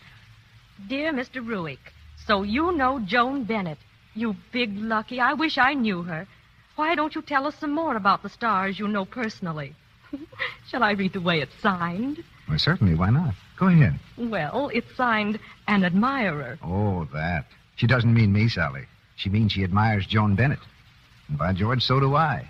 What a complexion she has. Are you going to do what she asks? Who, Joan Bennett? No, an admirer. Oh, you mean to talk more about the movie stars I know? Well, I know Olivia de Havilland. And believe me, I was glad I did the other night. Why, Mr. Ruick? Because I was at the Trocadero, and she came in.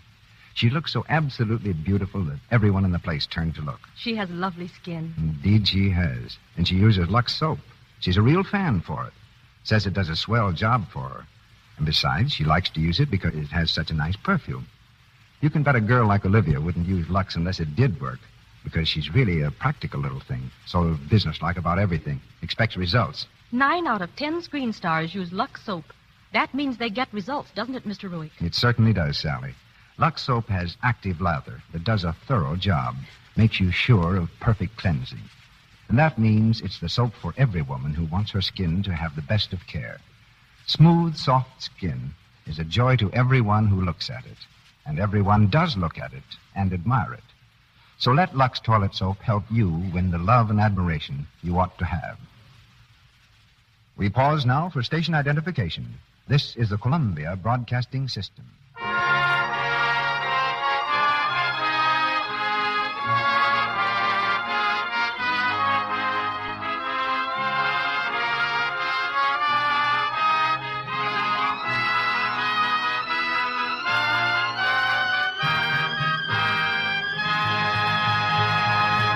We continue with the third act of You Can't Take It With You.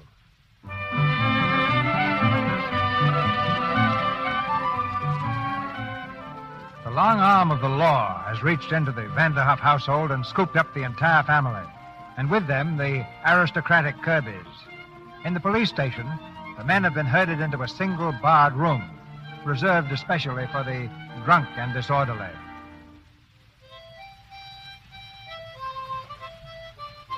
Well, Tony, I hope you're satisfied.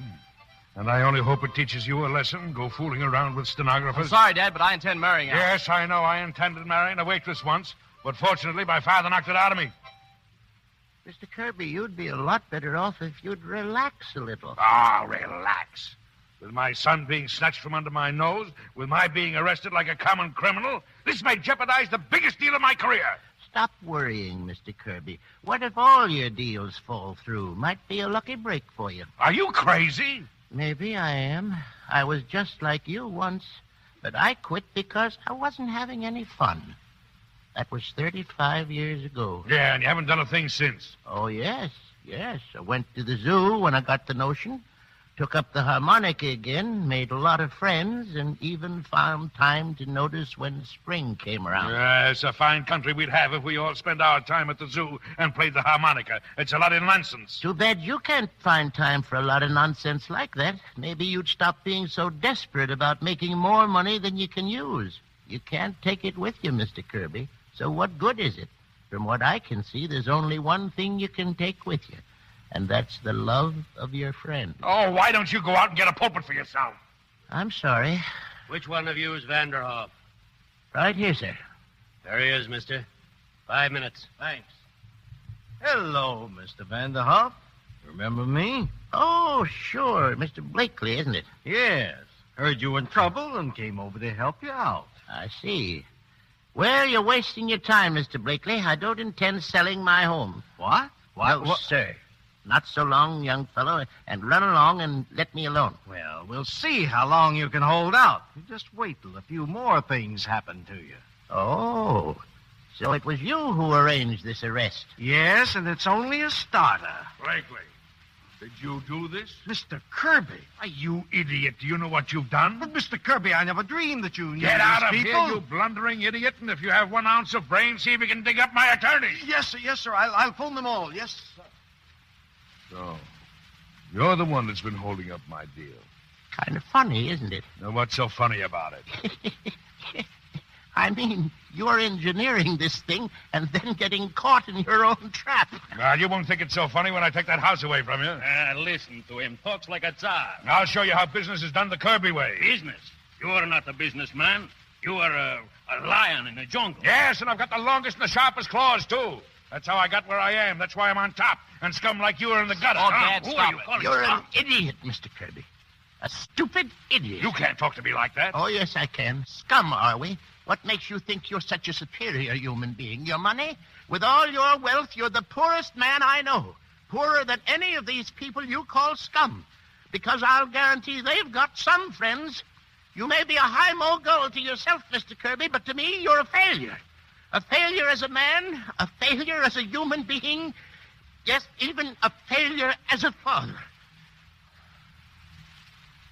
I'm sorry, Mr. Kirby. I hadn't lost my temper like that in 30-some-odd years. If I could make it up to you anyway, how'd you like to have my harmonica? It's a new one. Here, you might want to play it sometime. All right, everybody. Night court's open. Have your slips ready. Come on, move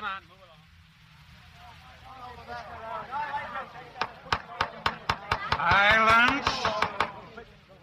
Mr. Vanderhoff, for disturbing the peace, you and the rest of your family are, by your own plea, guilty. But I shall suspend sentence. Thank you, sir.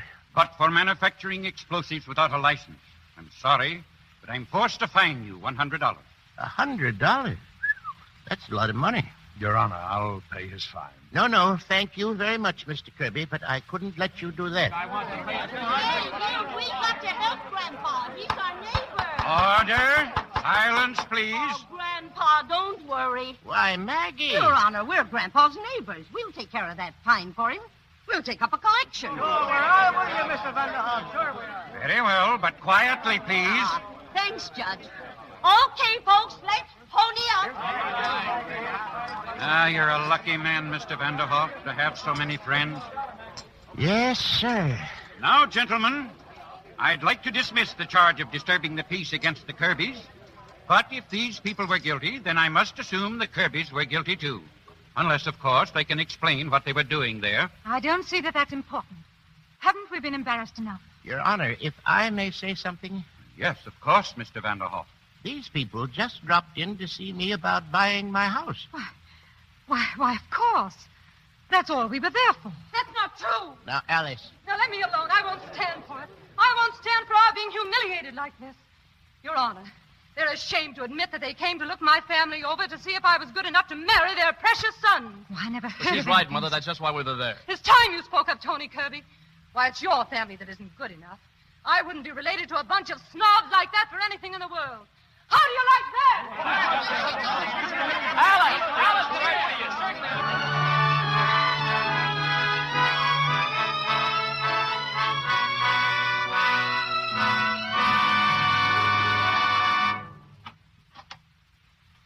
Penny, Essie, Paul, come here. What's the matter, Grandpa? Look, it's a letter from Alice. Here, read it.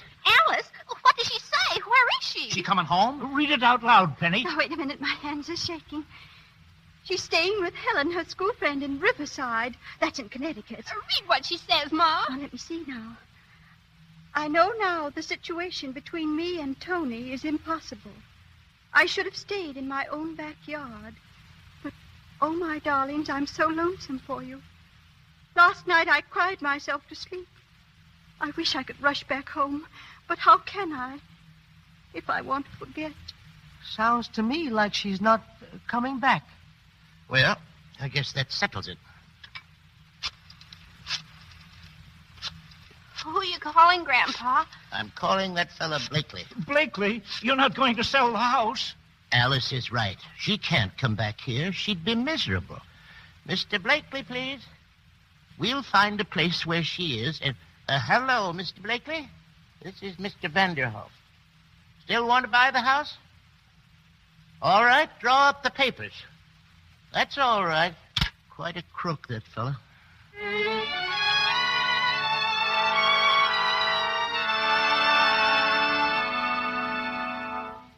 Mr. Vanderhoff, why won't you tell me where she is? Because there's an unwritten law in our family against snitching. And Alice doesn't want to see you, Tony. Grandpa, is the moving man down there? He just took out the xylophone. Pretty busy today here, son, moving and all. Mr. Vanderhoff, if you see Alice, will you tell her, tell her that I've quit the banking business, and I'm going to work on that grass thing. Grass, sure. Grandpa! Miss Alice coming up the walk. Miss Miss Alice? Alice is home. Heavenly days. But we were going to see her. Mother! Grandpa! I'm back. Oh, Alice, darling. Grandpa, what are you doing? I came as soon as I got your telegram that... Oh, I'm too late. You've already sold the house. Of course I sold the house. I was getting tired of But it. now everybody on the block has to move. And what about Grandma? You're moving away from her. Alice. Well, Mr. Kirby, you wanted the house and you got it. Well, now get out. But Alice, please, Don't talk to me. Oh, Grandpa. It's all right, Alice. It's all right. Now, don't cry, honey. The desk was right here, wasn't it? Put her down, Harry. Say, what is this? What are you bringing that furniture back in here for? Orders, Grandpa. Come on, Harry. What in the world? May I come in? Dad. Why, it's Mr. Kirby. Mr. Kirby? Do you mind if I sit down? Of course not. We're a little short on chairs. Well, you won't be. I told the men to bring your furniture back. You did? Why? Mr. Vanderhoff, you told me I was a failure as a man and as a father. I guess maybe you were right. My son walked out on me today. Oh, Dad. But I'm not giving up. I want my son back. I want to be a success as a father. So the first thing I've got to do is to be a success as a man.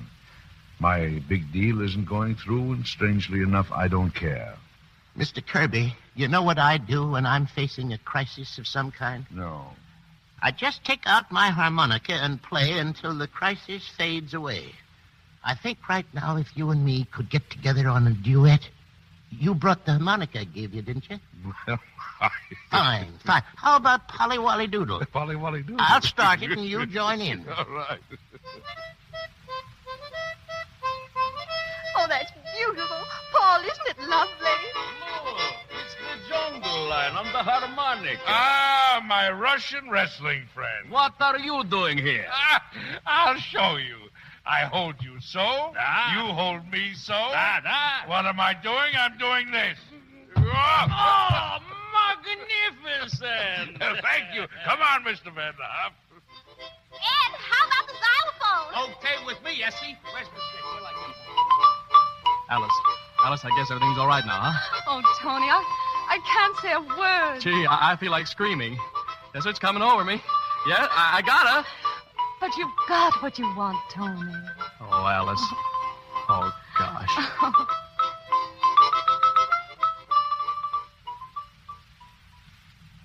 We need more chairs. You won't mind us. Thank you. Yeah, right here. Quiet. Quiet, everybody. Grandpa's going to say grace.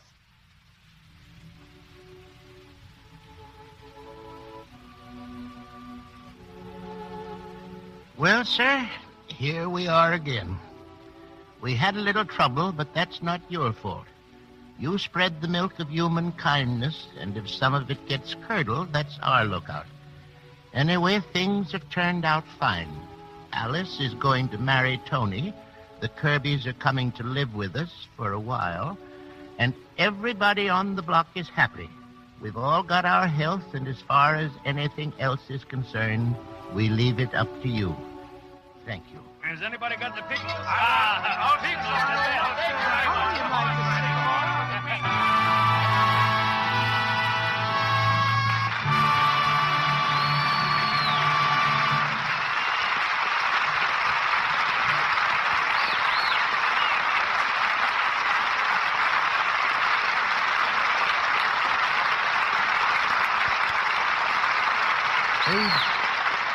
The Vanderhoff clan are rather interesting people.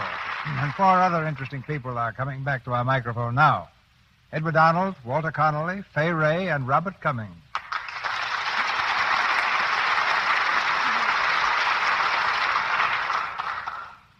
That's quite a mob you got here tonight, CB. Gangsters? Where? Not gangsters, Walter, just a mob. You know, 2's company, 4's a mob. Why, the retrenchment. A DeMille mob scene ought to have about 4,000, shouldn't it?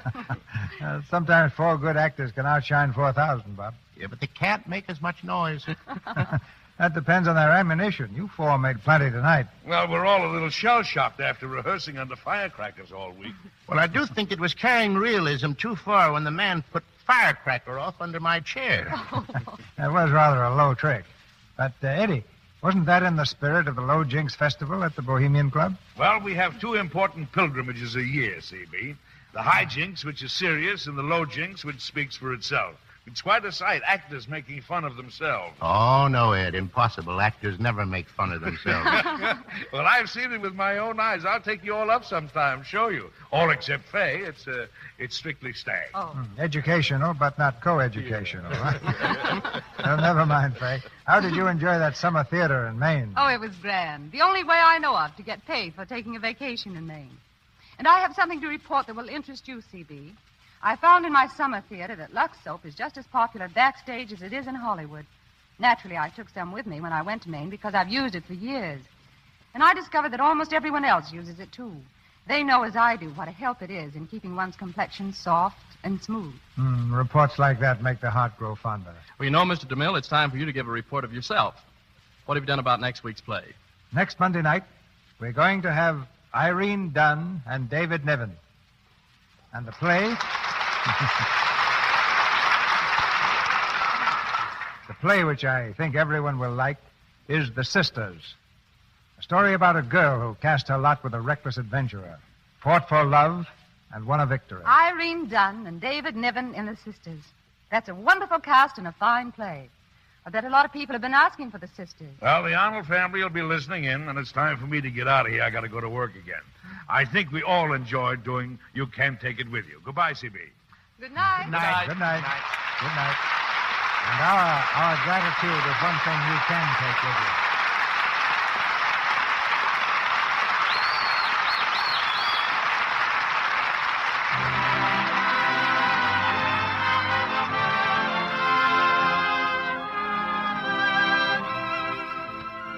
Our sponsors, the makers of Lux Toilet Soap, join me in inviting you to be with us again next Monday night when the Lux Radio Theater presents Irene Dunn and David Niven in The Sisters. This is Cecil B. DeMille saying good night to you from Hollywood.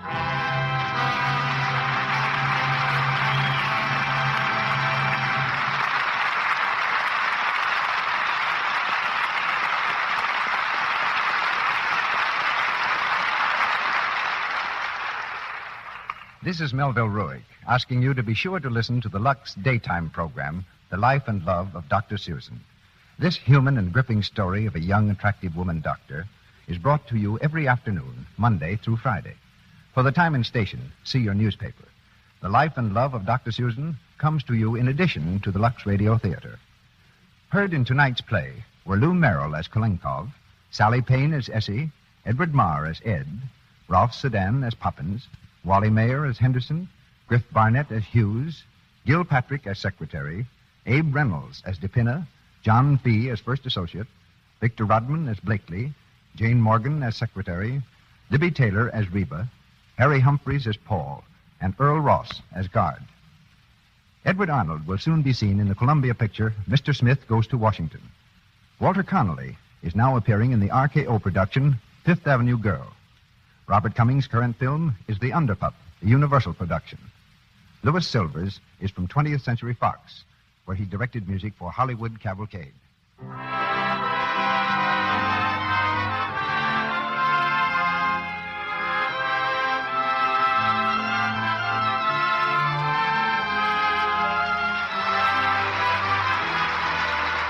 This is the Columbia Broadcasting System.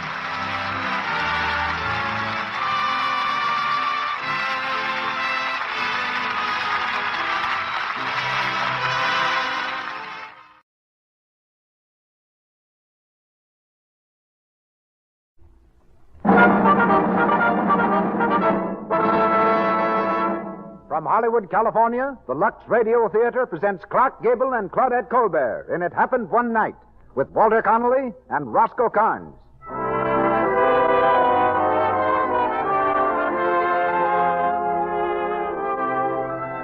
Lux presents Hollywood. Our stars, Clark Gable, Claudette Colbert, Walter Connolly, and Roscoe Carnes. Our play, It Happened One Night. Told to the tune of a roaring bus motor, it's a fast-moving story of a runaway society girl and the reporter who helped her run. Our guest is a real-life cross-country bus driver, Mr. Harold Burnham. The music of the Lux Radio Theater is under the direction of Louis Silvers. This program comes to you with the good wishes of the makers of Lux Flakes, the world's largest selling package soap for fine fabrics. Lux is safe in everything, safe in water alone. And it's thrifty. About a penny's worth of Lux, unless the water's hard, does under things 3 times, or stockings 4 times, or both a sweater and a dress. In hard water, a little extra Lux gives you wonderful, rich suds. Yes, a little goes so far. Lux is thrifty. Keep the generous large-size box of Lux Flakes in the bathroom, laundry, and kitchen, too. Give your things the care they deserve, and help your hands stay nice-looking, too. You'll do that, won't you? And now, ladies and gentlemen, our host and producer, Mr. Cecil B. DeMille.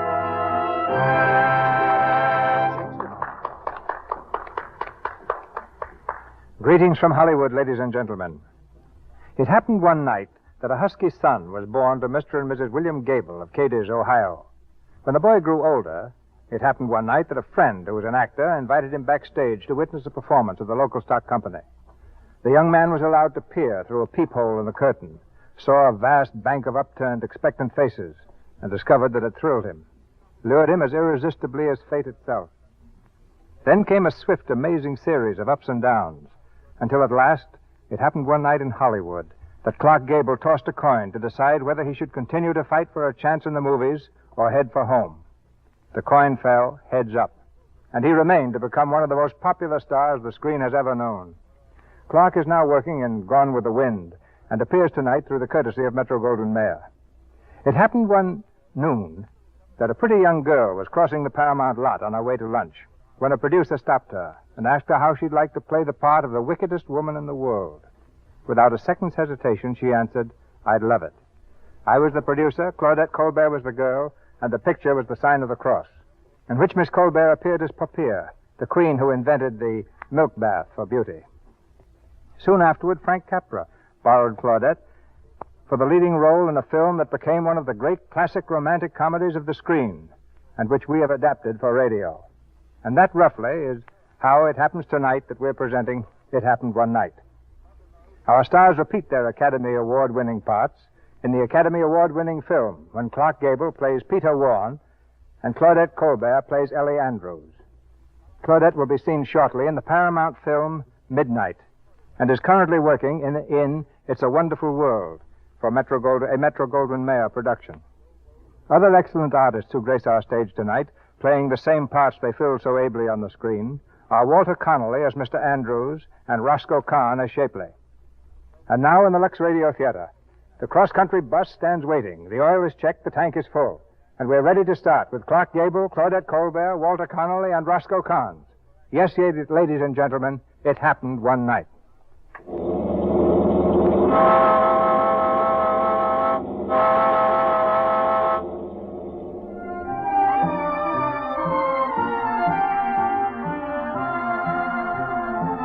A bus terminal in Miami, Florida. Passengers are milling about the ticket office, crowding around the newsstand, fighting for places at the lunch counter.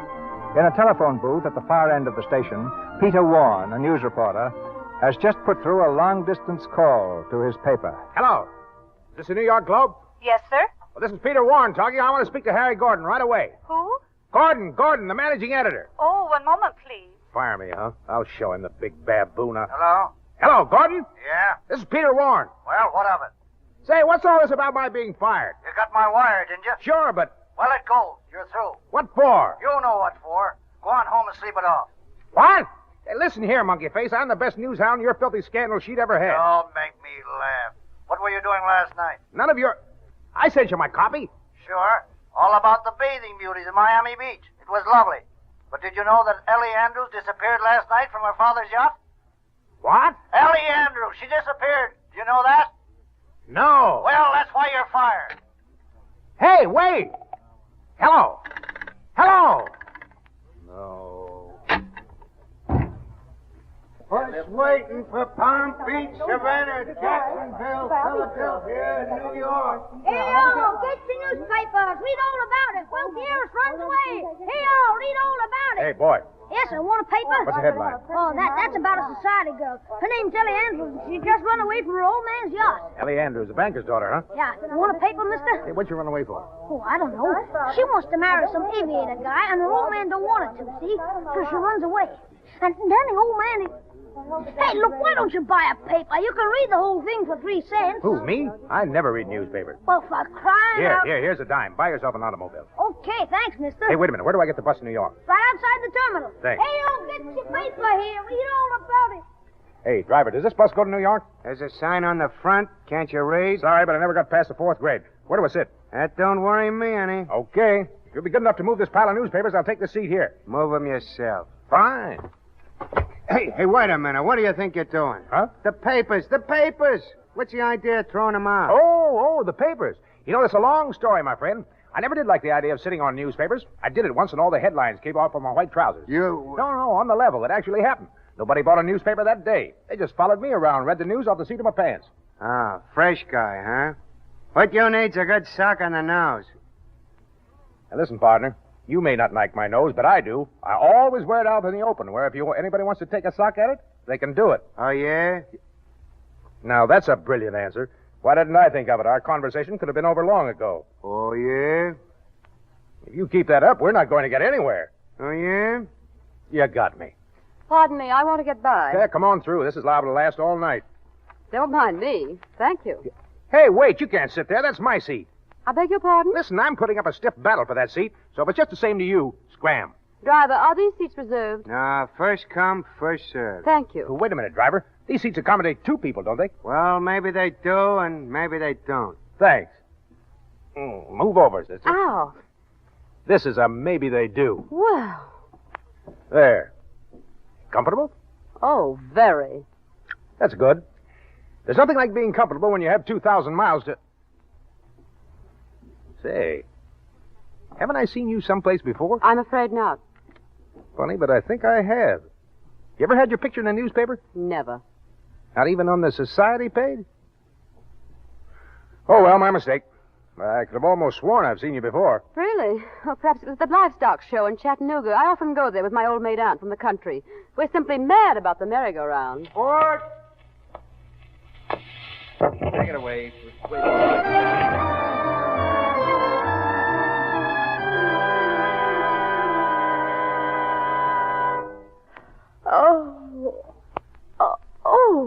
Oh, I'm terribly sorry. Oh, that's all right.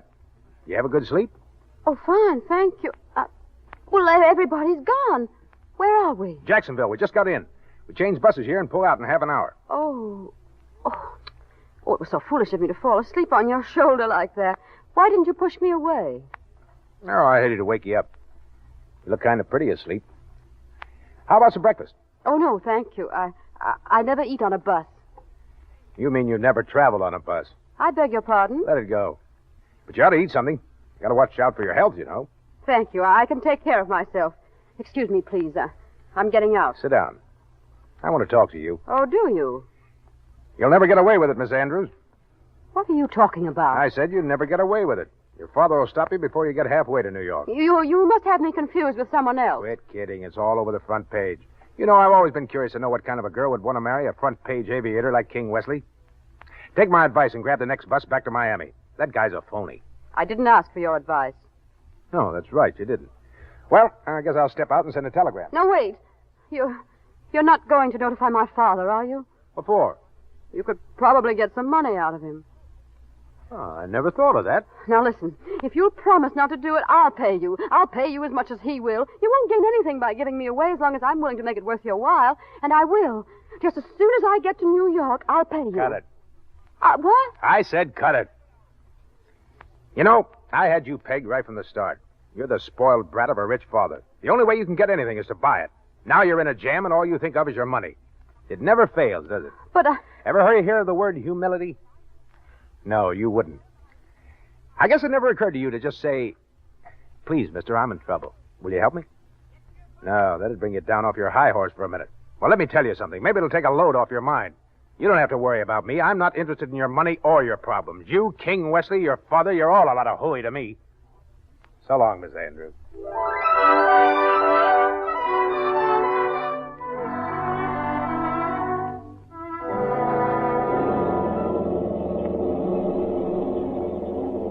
Hiya, sister. All alone, I'll keep you company. I'm sorry, you can't sit here. This My seat is name's taken. Shapley. Might as well get acquainted. It's going to be a long trip. Gets tiresome later on, especially for somebody like you. You look like you've got class. Yes, sir, with a capital K.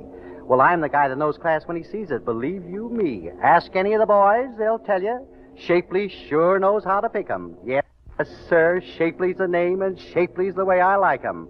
Say, what's the matter, sister? You ain't saying much. Seems to me you're doing excellently without my assistance. That's pretty good. It seems to me you're doing excellently without my assistance. Well, shut my big, nasty mouth. Looks like you're one up on me. You know, there's nothing I like better than to meet a high-class mama that can snap 'em back at you. Yes, sir. You're just my type. Believe you me, sister, I could go for you in a big way. Fun on the side, Shapley, they call me. And the accent's on the fun. Believe you me. Believe you me, you bore me to distraction. Looks like you're two up on me now. Hey, you. Huh? There's a seat over there for you. What's the idea? I'd like to sit next to my wife, if you don't mind. Your wife? Yeah. Come on, come on. Oh, yeah, sure, Doc. I was just trying to make things pleasant for her. I didn't know it was your wife. You understand what I mean, don't you? If you'll promise not to snap my head off, I'd like to thank you. Yeah, forget it. I didn't do it for you. His voice was getting on my nerves. Say, your clothes are soaking wet. Did you get caught in that shower back at the last stop? Yeah, it was a cool shower, too. Here, take my coat and put it around you. No. Sure, go ahead. You're as helpless as a baby. Thank you. How'd you happen to get caught in it anyhow? Well, those things do happen, don't they? I just ran into the terminal to buy a box of candy and... Candy? Are you crazy? What do you mean? Let me see your purse. Now, please, give me my purse. Just as I thought. $1.60. Say, how do you expect to get to New York if you waste your money on candy? That's none of your business. You're on a budget from now on. Here's your purse. I'll keep your money. Now, just a minute. Shut up. From now on, I'm the boss.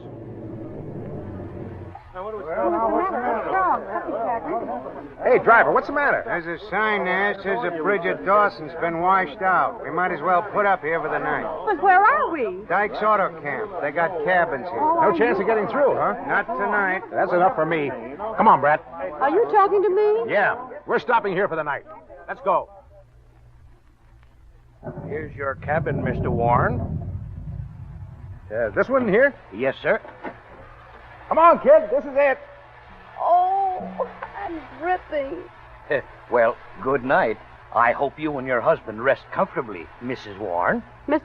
Oh, yes. Thank you. Well, go on in. What are you going to do? Stay out here in the rain all night? Oh, darn clever, these Armenians. Yeah, it's a gift. I just had the unpleasant sensation of hearing you referred to as my husband. Oh, yeah, I forgot to tell you about that. I registered as Mr. and Mrs. Oh, you did?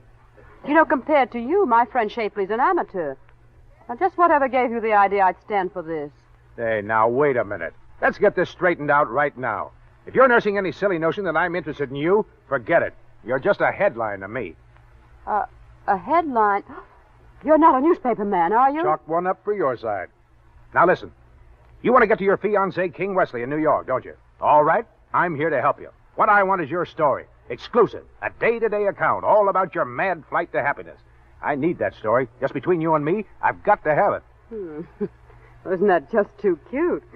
There's a brain behind that face of yours, isn't there? You've got everything nicely figured out for yourself, even including this. This? Oh, you mean the Mr. and Mrs. business. Oh, that's a matter of simple mathematics. These cabins cost $2 a night. And I'm sorry to inform you, wifey dear, that the family purse won't stand for our having separate establishments. You understand? Yes, I guess so. Smart girl. And now we come to the problem of retiring for the night. Which of these beds do you prefer? That one? Take it. Thanks. Now that the popularity contest is over, what happens next? Oh, simple. Give me the clothesline over there. Thank you. Now, we tie up one end of it here on the wall, like this.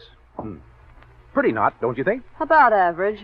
The other end goes over this nail, and we tie it up on the opposite wall. So, that makes a clothesline extending from wall A to wall B, and passing exactly between beds X and Y.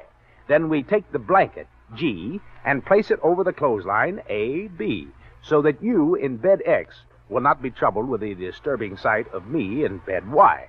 Do you follow me? I suppose that makes everything all right. I hope it does. I like privacy when I retire. Hence, the walls of Jericho. Maybe not as thick as the ones that Joshua blew down with his trumpet, but it's a lot safer.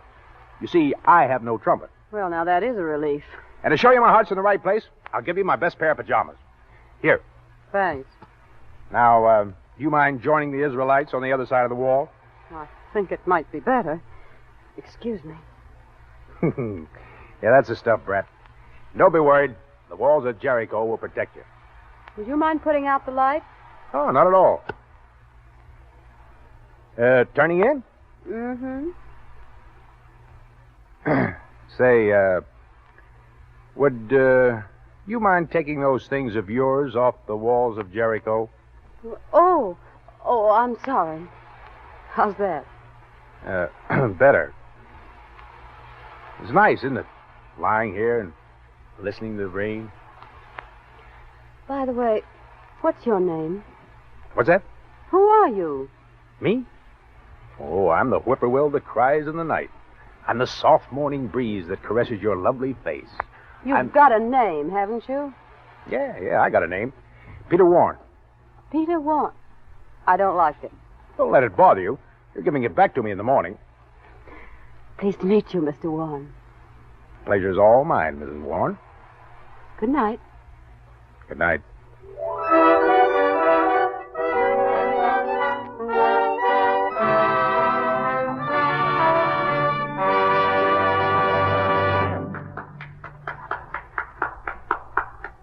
In a moment, you'll hear Act Two of It Happened One Night, starring Clark Gable and Claudette Colbert. During our brief intermission, we bring you our favorite family, the Brownings. It's late at night, and the girls have come in from a date. They're getting ready for bed, I hope. Gee, it was fun tonight, wasn't it, Midge? I'll say. You know, Dot, I always sort of envy you when I see you with a crowd of people. Why? What do you mean, Midgie? Oh, it's just that you always look so pretty and fresh, and people sort of flock toward you like you were a magnet or something. They never do that with me. Oh, now, Midge, you just imagine it. Well, I'm too sleepy to think about it now. You about ready for bed? No, not quite. I've got to lux my undies first. At this hour? Goodness, why don't you skip it? Oh, not on your life. Aren't you going to do yours? Oh, I'm too tired. Oh, but Midge, you must. Oh, what difference does it make? Oh, it's so much nicer putting on fresh things in the morning. Well, just this once won't matter. Oh, but Midge, dear, you're always saying that. Now, see here, honey. You say you want heaps of friends and parties and fun. Oh, yes, I do. Well, believe me, daintiness has a lot to do with that. Here, give me your undies now, and I'll lux them with mine. You angel. I'll do yours and mine both tomorrow night. Honest, I will. Oh, girls, it takes only a few minutes to lux your things after every wearing. A quick dip in Lux Suds removes every trace of perspiration and leaves things fresh and lovely looking. There's no harmful alkali, absolutely nothing in Lux to fade colors or hurt fabrics.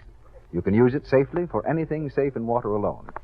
So keep the generous large-size box of Lux Lace in the house all the time. And Lux underthings after every wearing. Your dresses often. This dainty habit means so much to your happiness. Helps you stay sweet and lovable. A woman everyone admires. And now, here's Mr. DeMille.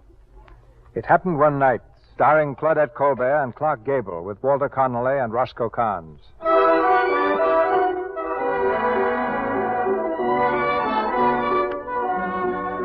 It's early the following morning. In the tourist cabin, Peter is setting the table for breakfast as Ellie returns from the showers. Hello. Morning, wifey. About time you got back. Oh, I met some very interesting women at the showers. We got to chatting about this and that. You know how time flies. Mm-hmm. Come on, sit down. Breakfast all ready. How nice. Scrambled egg. Egg. 1 egg, 1 donut, black coffee. That's your ration until lunch. Any complaints? Nope, no complaints. That's nice for a change. Donut? Thanks. You think this whole business is silly, don't you? I mean, running away and everything. No, it's too good a story. Yes, you do. You think I'm a fool and a spoiled brat. Perhaps I am, although I don't see how I can be. People who are spoiled are accustomed to having their own way. I never have. I've always been told what to do and how to do it and where and with whom. Nurses, governesses, chaperones, even bodyguards. Oh, it's been a lot of fun. One consolation, you can never be lonesome. It had its moments. It got to be a sort of a game to try and outwit father's detectives. I did once. actually went shopping without a bodyguard. It was swell. I felt absolutely immoral, but it didn't last long. They caught up with me in a department store. I was so mad, I ran out the back way and jumped into the first car I saw. Guess who was in it? Santa Claus. King Westley was in it. No, is that how you met him? Mm-hmm. We rode around all afternoon. Father was frantic. By 6 o'clock, he was having all the rivers dragged. I can see it. Say, where did you learn to dunk? In finishing school? Oh, now don't you start telling me I shouldn't dunk. Of course you shouldn't. You don't know how to do it. Dunking's an art. Don't let it soak so long. A dip and plop into your mouth. If you let it soak so long, it'll get soft and fall off. It's all a matter of timing. I ought to write a book on it. Thanks, Professor. This goes to show you. 20 millions and you don't know how to dunk. I change places with a plumber's daughter any day. What's the matter? Shut up. Somebody's outside. Now, wait a minute. Now, how do I know who you are? I never saw you before. You can't go around bothering my tenants. Besides, how do I know you're a detective? Oh, show him your credentials, Mac. Detective? Oh, that's Father at work. Peter, what'll I do? Maybe I can jump out of the window. They wouldn't see me. Come here and get yourself all mussed up. Push your hair down over your eyes. Yeah, that's it. Yeah, I got a letter from Aunt Bella last week. She says if we don't stop over at Wilkes-Barre, she'll never forgive us. What are you talking about? What's the difference? Say something. I guess I'll write to Aunt Bella today. Yes, I would if I was you. Letters are always cheering to invalids. Yeah, she says she's got the hay fever again. You don't say. Excuse me. Oh, look, a man, darling. I want to see you, miss. What's your name? Are you addressing me? Yeah, what's your name? Hey, wait a minute. That's my wife you're talking to. What do you want, anyway? We're looking for somebody. Yeah? Well, look your head off. Only don't come busting in here. This ain't a public park. I got a notion to take a sock at you. Take it easy, son. Take it easy. They're detectives, Mr. Warren. I don't care if they're the whole police department. They can't come busting in here and shooting questions at my wife. Now, don't get so excited, Peter. They just asked a civil question. Oh, is that so? Say, how many times do I have to tell you to stop butting in when I'm having an argument? Oh, you don't have to lose your temper. Just a minute. You don't have to lose your temper. That's what you said the other time, too. Every time I try to protect you. Oh, keep quiet. I won't keep quiet. You're just like your old man. Once a plumber's daughter, always a plumber's daughter. Ready an ounce of brains in your whole family. Oh, Peter, why you gone far enough? I won't stand here and be insulted like this. Oh, shut up. Shut up. Oh, now you see what you've done. You've disturbed my guest. Yeah, what do you mean by it anyway? Well, I'm sorry, Mr. Warren, but you see, we got to check up on everyone. We're looking for a girl by the name Ellen Andrews, daughter of the Wall Street King. Yeah, well, it's too bad you're not looking for the daughter of a plumber. Quit bawling. Quit bawling. I'm sorry, folks. My mistake. There, now, didn't I tell you there was a perfectly nice marriage? Well, how do I...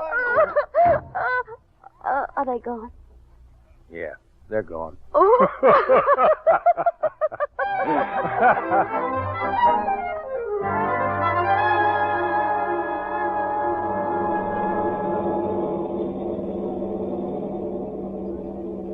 Peter.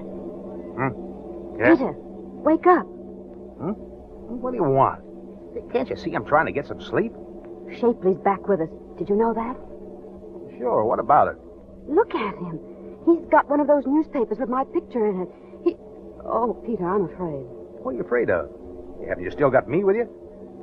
Hey, where did Shapley get that paper? We stopped a few miles back while you were sleeping. He must have got it there. Well, it's too late to do anything now. Oh, he's looking at me again. Do you think he recognizes me, Peter? We'll find out soon enough. He couldn't keep a thing like that quiet if he cut his tongue out. Just sit tight and let things happen. But what will we do? Wait till the next stop. I'll get him into a conversation outside, and if he suspects anything, well, we'll see.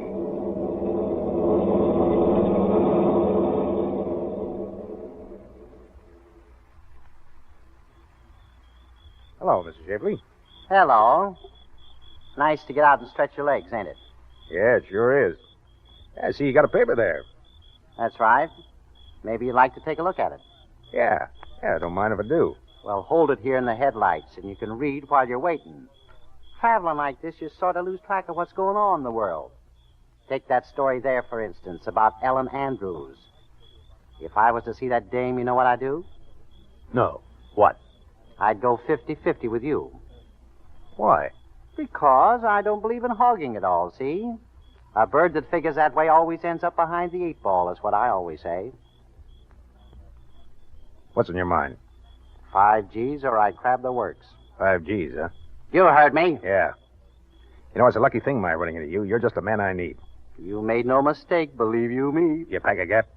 Huh? A gat, a rod. Got any fireworks on you? Why, no. Well, it's all right anyway. I got a couple of machine guns in my suitcase. I'll let you have one of them. May have a little trouble up north. May have to shoot it out with the cops. Huh? If you come through all right, these 5 G's are as good as in the bag. Yeah, but... Of course, I'll have to talk with the killer, see that he takes care of you. The killer? Yeah, the big boy, the boss of the outfit. Say, you're not kidnapping her, are you? What else, stupid? Say, you don't think we're after that penny ante reward, do you? $10,000? Chicken feed. Well, pardon me, mister. I guess I don't want that dough after all. Say, listen, you're in on this thing and you're staying in, get me? You know too much. Yeah, but I won't say anything. Honest, I won't. How do I know that? Say, I got a good nurse to plug you right now. No, you can trust me, mister. I'll keep my mouth shut. My wife and my kids. What's your name? Oscar Shapley. Where do you live? Orange, New Jersey. Got a couple of kids, huh? Yes, sir. They're just babies. A little golden-haired girl. You ever hear of Bugs Dooley?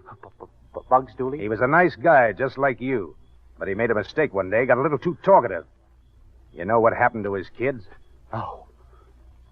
Well, I can't tell you. But when Bugs heard about it, he blew his brains out. Oh, gee, that was terrible. Yeah. Now beat it. Yeah, thanks, mister, thanks. Can I go back now? To the bus? Say, what do you think I am? Crazy? You're walking, see? Yes, sir. Come on, scram. Sure. Anything you say, mister. You ain't going to shoot me in the back, are you? If you don't beat it... I'll go. All right, come on, get going. All right, folks, all aboard. Hey, wait a minute, driver. Come on, get in. Never mind, we're getting off here, me and the young lady. What's that? Come on, Brad. What's the matter? Come on, don't ask so many questions. Here, give me your hand. Got your suitcase? Yeah, thanks.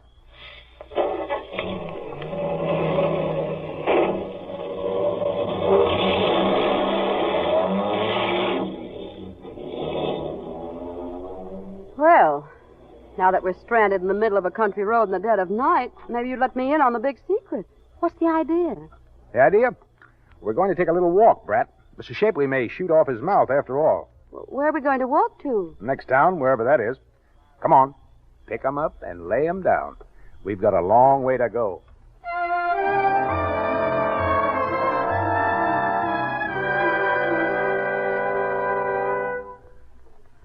How long does this cross-country hike keep up? My feet are killing me. Stop here if you want. Here? Where are we? Virginia?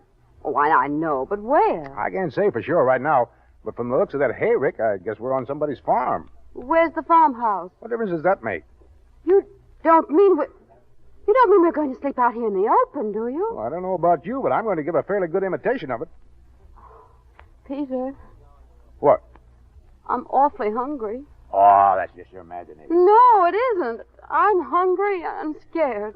You can't be hungry and scared both at the same time. Well, I am. If you're scared, it scares the hunger out of you. Not if you're more hungry than scared. Yeah, all right. You win.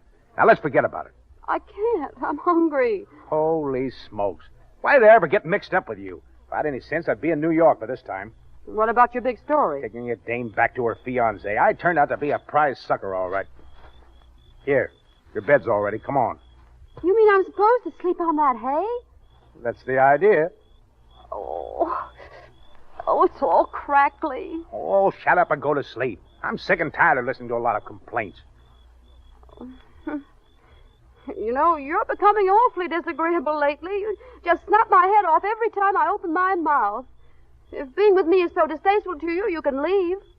You can leave any time you see fit. Nobody's holding you here. I can get along. I can get along very nicely without you. Peter, are you listening? I said I can get along very Oh, Peter? Peter! Where are you? Oh, Peter! Peter! What's the matter? Hey, what are you yelling about? Oh, Peter, I was so worried. What got into you? I was only gone a minute. I went to try to find you something to eat. I know, but... Well, here's a watermelon. I swiped it in the next field. I don't want it now. Well, I thought you said you were hungry. I was, but... But what? But I was so scared it scared the hunger right out of me. Holy jumping catfish. You'd drive a guy crazy. I guess... Shut up. I was only going to say, I guess you're right. You're darn tootin' I'm right. Now go to sleep and forget about everything. Yes, Peter. Peter? What? What are you thinking about? By a strange coincidence, I was thinking of you. Really? Yeah. I was wondering what makes dames like you so dizzy.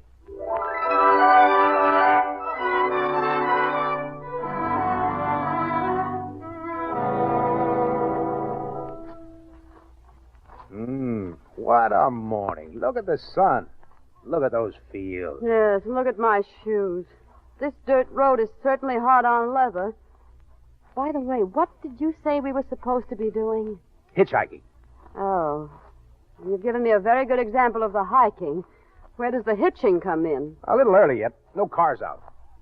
If it's all the same to you, I'm going to sit right down here and wait until they come. Suit yourself. I intend to. Peter, suppose nobody stops for us. Oh, they'll stop all right. It's all a matter of knowing how to hail them. You're an expert, I suppose. I'm going to write a book about it. Call it The Hitchhiker's Hail. There's no end to your accomplishment, is there? Oh, you think it's simple, huh? No. Well, it is. It's all in the old thumb, see? Now, here, some people do it like this. Kind of a half wave and half point with a thumb, drooping across the palm. It's all wrong. Too indefinite. Never get any place. Oh, the poor thing. Yeah, but this old thumb never fails. Now, take number 1, for instance. Elbow close to the side, thumb rigid, and parallel to the right shoulder. Then a short, jerky movement, just the hand and wrist. Like this. Shows you independence. You don't care whether they stop or not.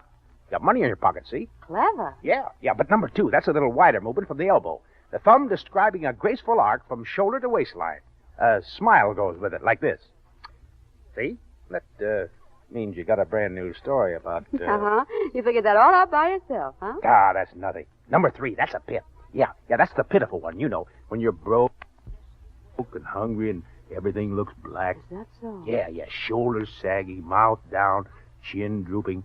It's a long, sweeping movement of the whole arm, like this. You gotta follow through, though. Oh, amazing. Yeah, but it's no good if you haven't got a long face to go with it. Oh, Peter, here comes the car. Yeah, okay, now watch me. I'm gonna use number 1. Keep your eye on that thumb, baby, and watch what happens. I've still got my eye on the thumb. Something must have gone wrong. I'll try number 2 this time. Hey, you! Maybe he doesn't appreciate genius. Let's try this, baby. Maybe number 2 won't work in us out. Going up, mister? I'll try number 3 the next time. When you get to 100, wake me up, will you?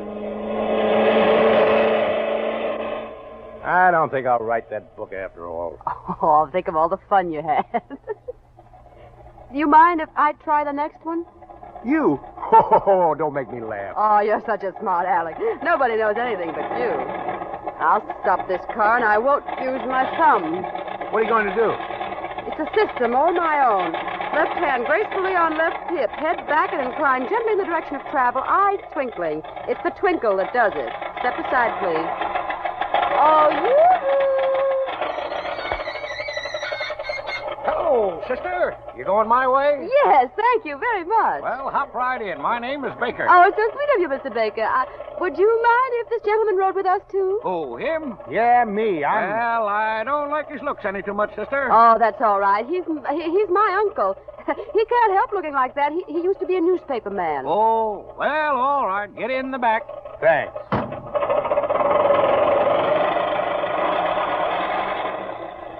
As I was saying, it's a system, all my own. Oh, yeah? I think I'll write a book called The Feminine Touch, or Go Thither with a Come Hither. Oh, shut up.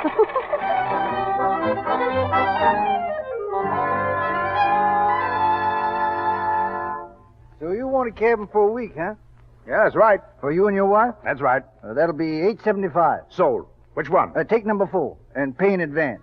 Now, listen, mister, I don't want to talk business right now. We're tired. I'll settle up with you in the morning. Well, all right. Night. Good night. Come on, Brett. What will you tell him in the morning? I'll think of that then. Oh, I'm glad I can lie down for a change. Yeah, me too. Well, we're on our last lap. Tomorrow morning, if all goes well, you'll be in the arms of your fiancé, the dope. You'll have a great story, won't you? Yeah. Swell. Thanks. Well, you certainly outsmarted your father. I guess you ought to be happy. Am I going to see you in New York? Nope. Why not? I don't make it a policy to run around with married women. There's no harm in your coming to see us. Not interested. Won't I ever see you again? What do you want to see me for? I've served my purpose. I brought you back to King Wesley, didn't I? That's what you wanted, wasn't it? Peter, have you ever been in love? Me? Yes. Have you ever thought about it at all? It seems to me you could make some girl wonderfully happy. Sure, I've thought about it. Yeah, who hasn't? If I could ever meet the right sort of girl. Yeah, but where are you going to find her? Somebody that's real. Somebody that's alive. They don't come that way anymore. You know, I saw an island in the Pacific once. Never been able to forget it. That's where I'd like to take her. She'd have to be the sort of a girl who'd jump in the surf with me and love it as much as I did. You know, nights when you and the moon and the water all become one. And you feel you're part of something big and marvelous. Those are the only places to live. Where the stars are so close over your head that you feel you can reach up and stir them around. Sure, I've been thinking of it. Boy, if I could only find the girl who was hungry for those things. Take me with you, Peter. Oh, please take me to your island. I want to do all those things you talked about. You? You're crazy. No, I'm not. I love you, Peter. Nothing else matters. We can run away. Everything will take care of itself. Please, I cannot let you out of my life now. I couldn't live without you.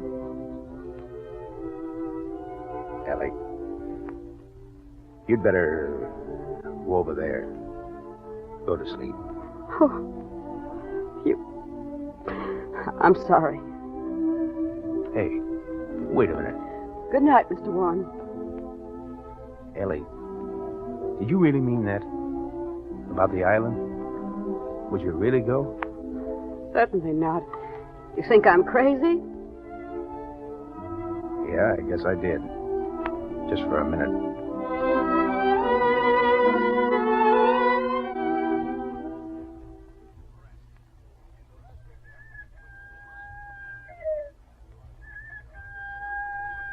Peter?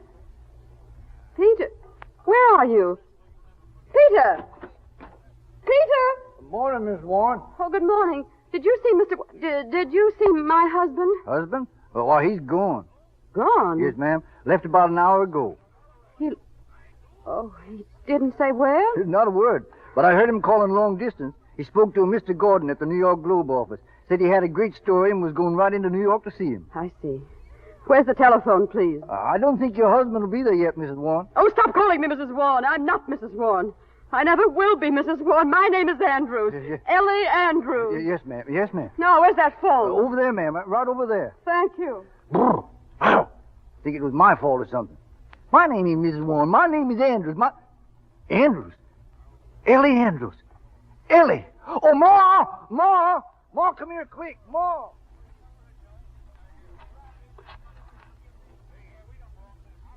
I want to call New York, please. Yes, person to person. Mr. King Wesley. Wesley.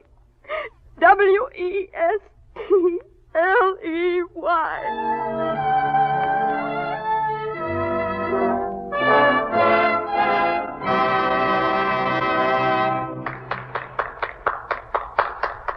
We pause for station identification. This is the Columbia Broadcasting System.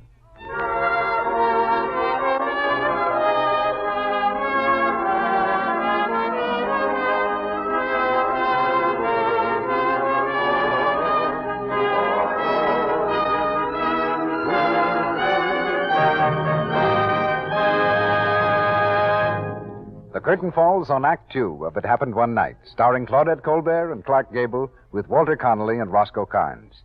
Mr. DeMille introduces our guest for the evening in a moment. But first, a word about our product. You want to cut down on stocking runs, don't you? Then Lux your stockings after every wearing. With these Gentle Flakes, there's no cake soap rubbing, no harmful alkali to damage the delicate silk threads. Lux saves elasticity and cuts down on runs. Helps your stockings wear longer and fit better. And remember this, one large-size box of Lux Flakes, unless the water's hard, will do your stockings for nearly 3 months. And in hard water, a little extra Lux makes wonderful rich suds. Yes, a little goes so far. Lux is thrifty.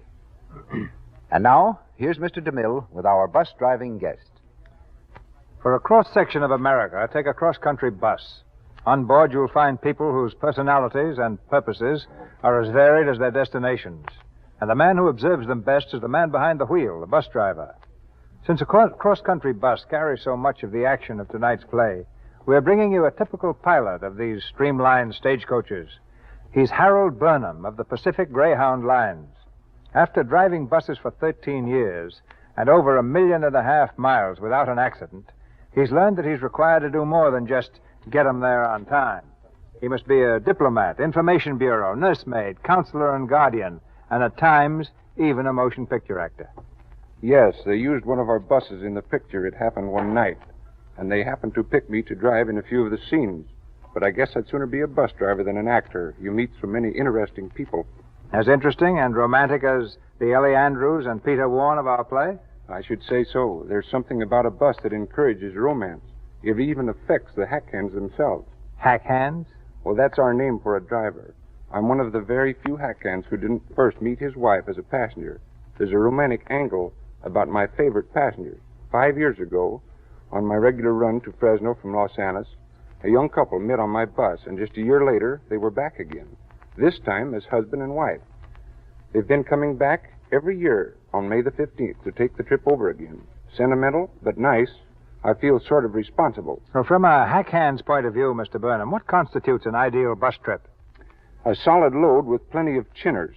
By chinners, I mean talkers. That is, we like a bus full of people who like to talk. That makes the trip go quicker, and the passengers enjoy themselves more. Well, while you're in a translating mood, will you explain what those headlight signals are that you often exchange on the highways with other buses and trucks? Well, we want to warn a bus or truck coming the other way that they're about to run into a bad piece of road. We flash them 3 times with a spotlight. If there's a cop ahead who doesn't like us, we give 2 flashes. But I'm glad to say that most cops and hack hands get along swell. And the same goes for reefers. Reefers are big trucks. It's the road hog and fruit haulers or small trucks that keep our nerves on edge and our feet on the corks. Corks being our name for brakes. What turned you into a bus driver, Mr. Burnham, and what's keeping you at it? Well, it's pretty exciting, Mr. DeMille. I really mean that, because I quit the Army Air Corps to take my present job. There's something about it that gets you. You're out in the open all the time, and more or less on your own, always on the move. And I guess I like people, little kids traveling alone, strangers who need help, and even the lady who once came aboard with the stork and had a fine baby boy right on the bus. Yes, sir, you've got to be prepared for any emergency. But I guess I better put the corks on myself and let the people hear some more from 2 swell people, Mr. Gable and Miss Colbert. Thanks a lot. Thanks. Drive on, Mr. Burnham, and good luck to you. Clark Gable and Claudette Colbert in It Happened One Night with Walter Connolly and Roscoe Carnes.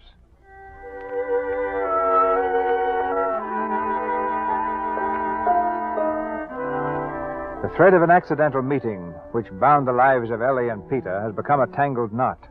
Ellie is convinced that Peter walked out on her and has given him no chance to explain. It's a week later, the morning of Ellie's marriage to King Westley. The bride-to-be sits alone in her room, staring mournfully at her reflection in the glass. Her father knocks at the door. Ellie. Ellie. Yes, Dad. May I come in? Come in. Hello, Dad. I knocked several times. I'm sorry. I must have been daydreaming. Yes. Well, everything's set for the wedding. Great stunt King is going to pull, creating quite a furor. Stunt? Yes, landing on the lawn in an autogyro. Oh, yes, I heard. Yes. Personally, I think it's silly, too. You look lovely, child. Are you pleased with the gown? Ellie. Hmm? Oh, the gown. Yes, it's nice, isn't it? What's the matter, child? What's wrong? Nothing. You haven't changed your mind about King Wesley, have you? No. Because if you have, it isn't too late. You know how I feel about him. But you gave me such a scare when I couldn't find you. You know, the old pump isn't what it used to be. I'm sorry, Father. I wouldn't hurt you for the world. What's the matter, child?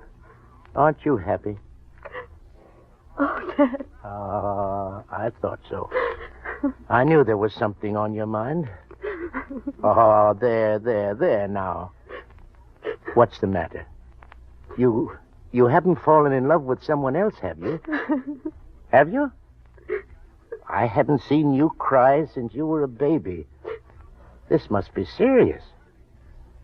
Where did you meet him? On the road. Now, don't tell me you've fallen in love with the bus driver. No.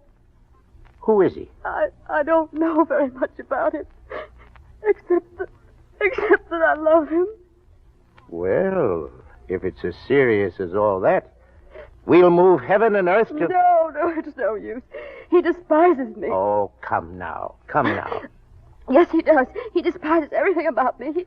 He thinks I'm spoiled and selfish and pampered and thoroughly insincere. Ridiculous. He doesn't think much of you either. Oh? No? No.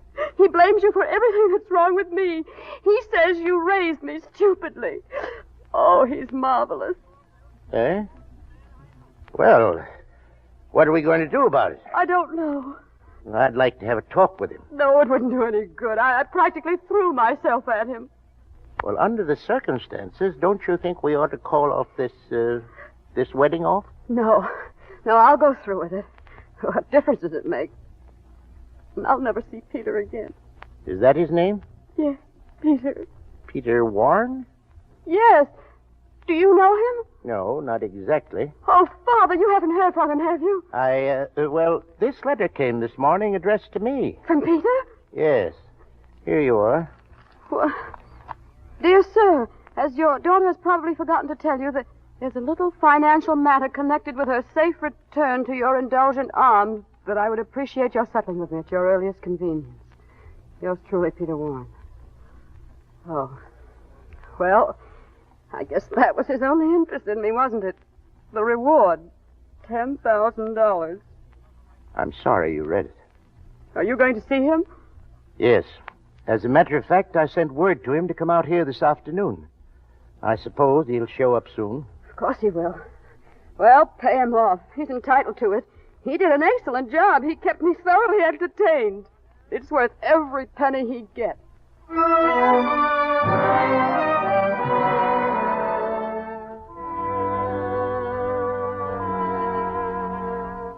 Sit down, Mr. Warren. Thanks. I was surprised to get your note. My daughter hadn't told me anything about you, about your helping her. That's typical of your daughter. Takes all those things for granted. I've discussed the matter with her since hearing from you, and she thinks you're entitled to anything you can get. Oh, she does, huh? Now, isn't that sweet of her? Well, I've got it all itemized. May I see the statement, please? Thank you.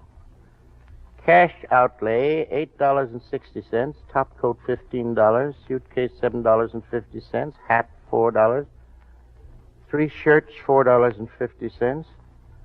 Total, $39.60. All the above items had to be hocked to provide food and shelter. And I sold some shorts and socks, too. But I'm throwing them in. Yes, I know, but... Say, what's the matter? Isn't it cheap enough? A trip like that would cost you $1,000, maybe more. Now, let me get this straight. You want $39.60 in addition to the $10,000. What $10,000? Why, the reward. Who said anything about a reward? All I want is $39.60. If you give me a check for it, I'll get out of this joint. Gives me the jitters. You're a peculiar chap. We'll go into that some other time. The average man would go after the reward. All you seem to Listen, did anyone ever make a sucker out of you? This is a matter of principle. Something you probably wouldn't understand. But when anybody takes me for a buggy ride, I don't like the idea of having to pay for the privilege. Were you taken for a buggy ride? With all the trimming. Well, my daughter seems to think she was on that ride, too. She thinks you walked out on her. Listen, your daughter can think anything she wants. I went to New York to raise a little dough for your daughter so she could get out on that tropical island. And what do I get? What tropical island? Oh, none of your... When I come back to get her, she skipped. That's great, that is. Now, wait a minute. What about my dough? Do I get it or don't I? Certainly. Thank you. But I'd like to ask you one question.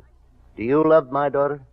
Any guy that'd fall in love with your daughter ought to have his head examined. That's an evasion. Do you love her? A normal human being couldn't live under the same roof with her without going nutty. She's my idea of I nothing. asked you a simple question. Do you love her? Yes! Don't hold that against me. I'm a little screwy myself. Well. Look who's here. Hello. I was hoping I wouldn't have to bump into you. Really? I hope you got your money. You bet I did. Congratulations. Thanks. Same to you. Ellie, dear. Stay around and watch the fun. King's going to drop down out of the skies any minute now on his favorite gyro. You'll enjoy it immensely. I would, but I've got a weak stomach. Goodbye, Miss Andrews. Pleasant fellow, isn't he? Ellie, dear, you shouldn't have talked to him like you did. He's a really fine boy. We had quite a conversation. I'm not interested. Now, see here, Ellie. I tell you, I'm not interested. I don't want to hear another word about him. What on earth is that? King, I guess. Landing on the lawn in his gyro. He seems to be creating quite a lot of excitement among the guests. Well, Ellie? Come on, Dad. Let's go down and get it over with.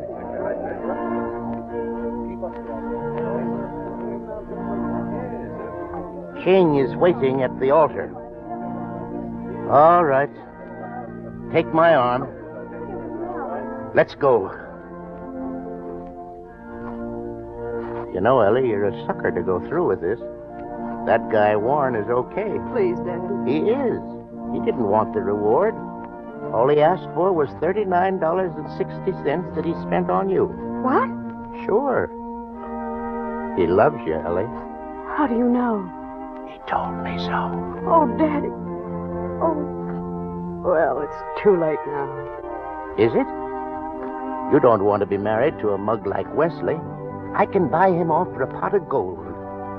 And you can make an old man happy. Pete Warren is a swell guy. Oh, please don't.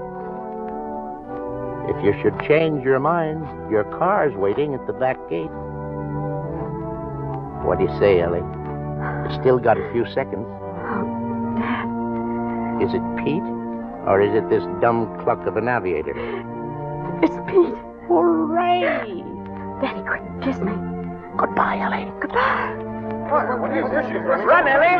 Run! Go on, Ellie! Go on! They'll never catch you! Go on! Go on!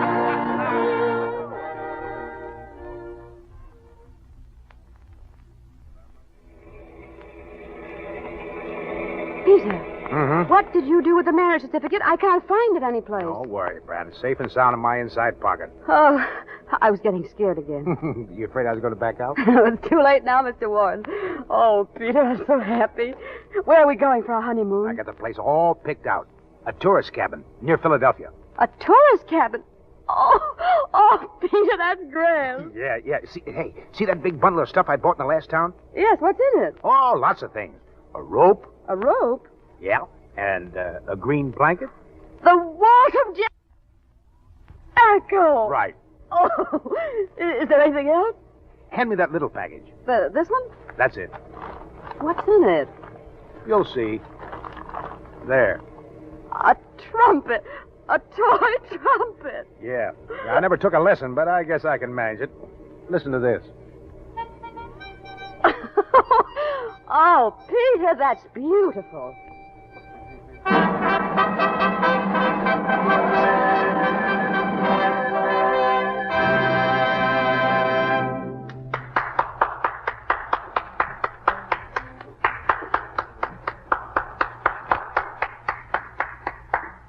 The curtain falls on Act 3 of It Happened One Night, starring Claudette Colbert and Clark Gable. In a moment, you'll hear from our stars personally. But first, let's indulge in a little fancy. Suppose your hands could talk. What would they say? Well, let's imagine Jane's hands are talking to each other while she's playing cards with her friends at the bridge table. Isn't it fun? We fooled these women again. Haven't we, though? They think Jane has a maid. It's a great joke, isn't it? Why, we've been washing dishes for years. Yes, and no one would guess it. Lux Flakes helps us to stay so lovely looking. Yes, I'm sure that's the way your hands would talk if you use Lux for your dishes. Lux Flakes are kind to your hands. There's no harmful alkali to dry out the natural oils in your skin. No, indeed. Lux helps your hands stay soft and young-looking, the kind of hands every woman wants. Just try Lux Flakes for your dishes. You'll like them. They're fast, they're gentle, and they're thrifty.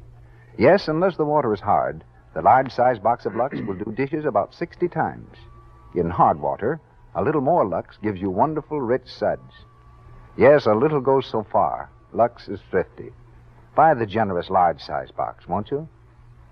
And now, here's Mr. DeMille with our stars. The happy journey from Miami to New York is ended, but our stars make a return trip to the microphone.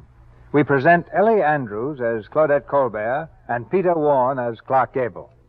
As Claudette Andrews or Ellie Colbert or whoever I'm supposed to be, I'd like to say that it's been great to do another play in the Lux Radio Theater. As Pete Gable, I'd like to say that I can't imagine a better place to take a busman's holiday. Well, assuming my most difficult characterization, that of Cecil B. DeMille, I'd like to compliment you both on a great performance. Thank you, C.B. And I'm glad to learn from your introduction to the play that you're a fatalist. Yeah, what? Seems to me I heard the word fatalist. You know, C.B., one of those people who think that, C.B., one of those people who think that everything happens for the best, if it doesn't happen for the worst. But I never said I belonged to such a cult.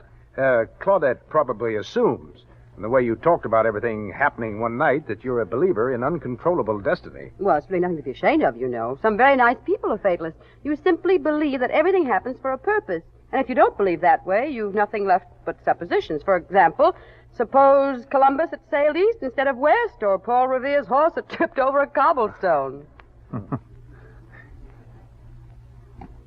That's you. Oh, it's Mr. Gable. Suppose Claudette hadn't... We have it here for you, sir. Down to Mr. Gable for me. It's Mr. Gable, I think. Suppose Claudette Colbert hadn't taken seriously when a playwright she met at a party in New York said, you ought to be an actress. Or suppose she hadn't starred on Broadway in The Barker. Would she be in Hollywood now? I suppose that coin Clark tossed to see whether or not he'd reign in Hollywood hadn't fallen tails. Where would he be now? Well, children, I'll give up. Where would you be now? You mean seriously? Sure, why not? Well, let's see. I've gone back east. Not all the way east. Maybe I've stopped off in Texas again. I'd probably have gotten my old job back in the oil fields and, well, I'd probably be fairly happy. That's right. Pollyanna Gable, his friends would be calling him. Well, come along, Clark. It's time to blow. Good night, Mr. DeMille. Good night, Zeke. Good night, Fatalist. Mr. DeMille will be back shortly with news of next Monday night's play and cast. Our cast in It Happened One Night included John Gibson as bus driver, Chester Clute as Mr. Dyke, Eddie Waller as Mr. Dobbs, Lou Merrill as Harry Gordon, Walter Tetley as a newsboy, Marion A. as telephone operator, and Frank Nelson as a detective. Louis Silvers appeared through courtesy of 20th Century Fox Studios, where he directed music for the new film Alexander Graham Bell. Here's Mr. DeMille. Hollywood recently observed its most important event in many months, the presentation of the Academy Awards, the highest tribute that the screen can give its personalities. For the second consecutive year, top acting honors among men went to the star whom you'll hear on this stage next Monday night, Spencer Tracy. And with him, we present one of the screen's loveliest ladies, Loretta Young. They'll bring Lux listeners the sharply realistic and romantic play for which they're so well remembered on the screen, A Man's Castle.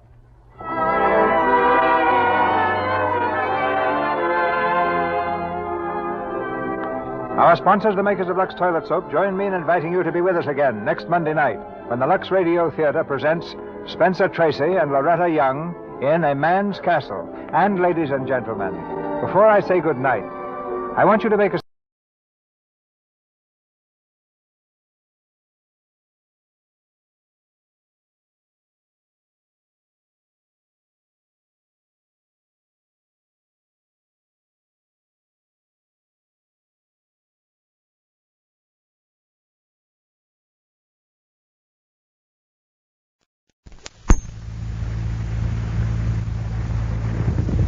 Hollywood, California, Monday, February 1st.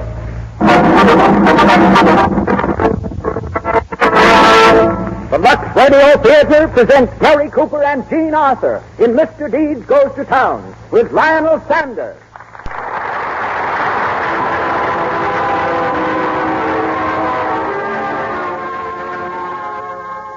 Lux presents Hollywood. Tonight, the makers of Lux Flakes bring you Gary Cooper, Jean Arthur, and Lionel Sanders.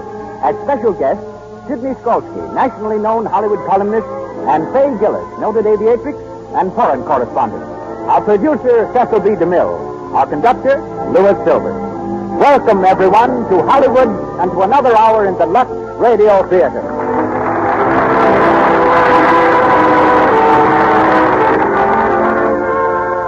Before introducing Mr. DeMille, I'd like to share with you a letter from a California woman, one of our unseen radio audience, Mrs. Roberta Hurst of San Jose.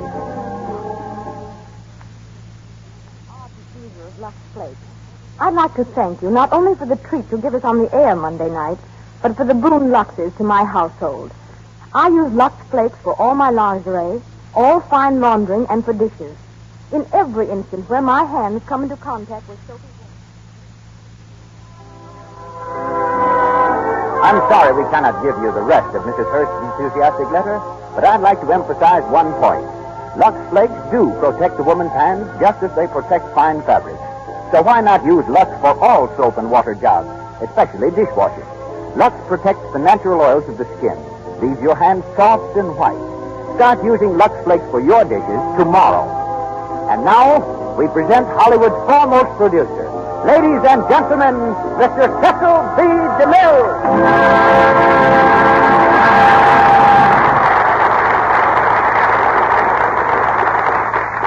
Greetings from Hollywood, ladies and gentlemen.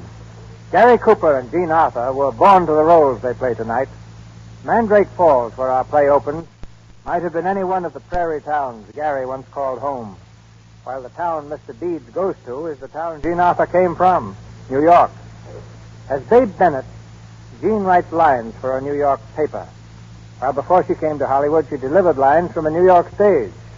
Longfellow Deeds devoted his spare moments to writing greeting card poetry. And Gary also likes to use a pencil, but instead of making rhymes, he draws pictures. He confided to me that his artistry is merely a case of advanced doodling, which had its beginning when he filled in all the O's in his third-grade reader. Their work in Mr. Deeds convinced me that Mr. Cooper and Miss Arthur were definitely the stars I wanted for the roles of Wild Bill Hickok and Calamity Jane in our picture, The Plainsman. I knew that Gary, raised in a saddle, could be as western as sagebrush in the setting sun. Whatever hesitation I might have had about Jean Arthur was dispelled when I saw her practicing to snap a 15-foot bullwhip around a cowboy's wrist to make him drop a bottle. By letting her use my outstretched arm as a target, Jean had the chance to do what many stars have wanted to do, whip a director. Lionel Sander, in resuming his role of Corny Cobb, gives us another member of the original cast, together with the celebrated Pixelated Sisters. Mr. Deeds has been voted the best comedy of 1936 by the New York critics, a well-deserved feather in the cap of Columbia Pictures and director Frank Capra. We've had both its brilliant author and adapter on this program, Clarence Buddington Kelland and Robert Riskin. Now, we present the stars and the story.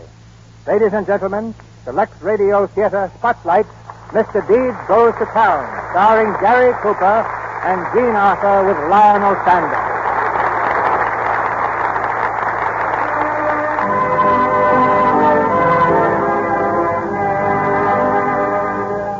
Our story begins in the little town of Mandrake Falls, population 600.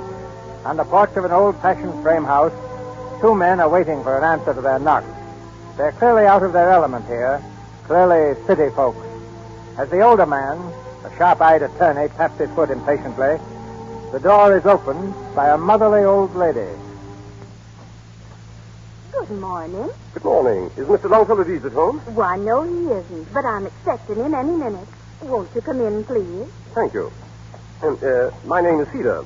I'm an attorney. This gentleman is Mr. Cobb. How do you do, Mr. Cedar? How do you do, Mr. Cobb? Hi. Come right in here, gentlemen. Mr. Deeds is in the park arranging for the bazaar. They're trying to raise money for a fire engine.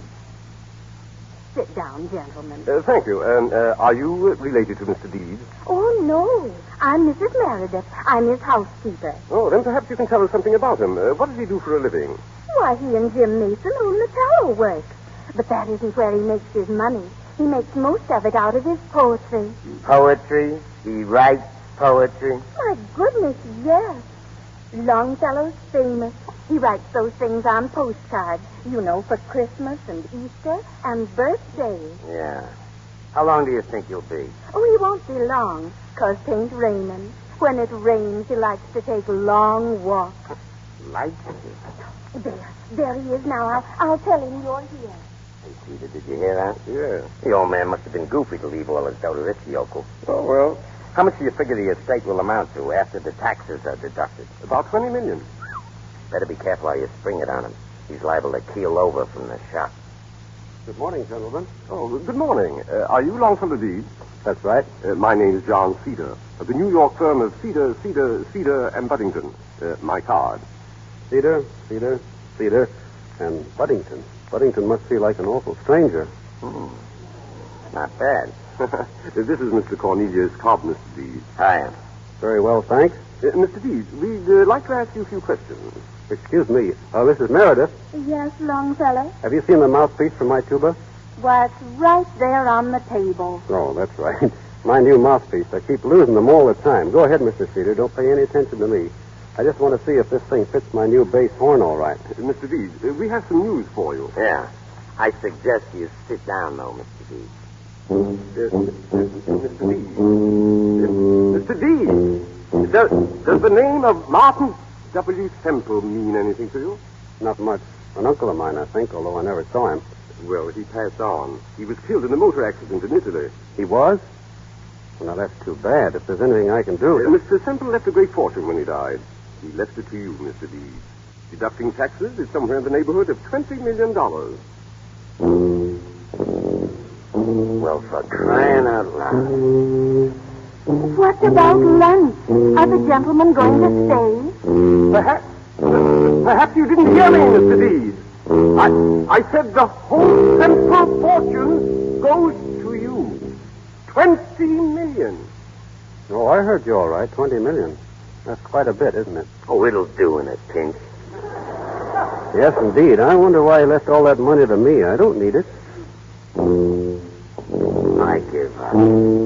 I wish you'd tell me about lunch if the gentlemen are going to stay. Sure, they'll stay. Mrs. Meredith's got some fresh orange layer cake.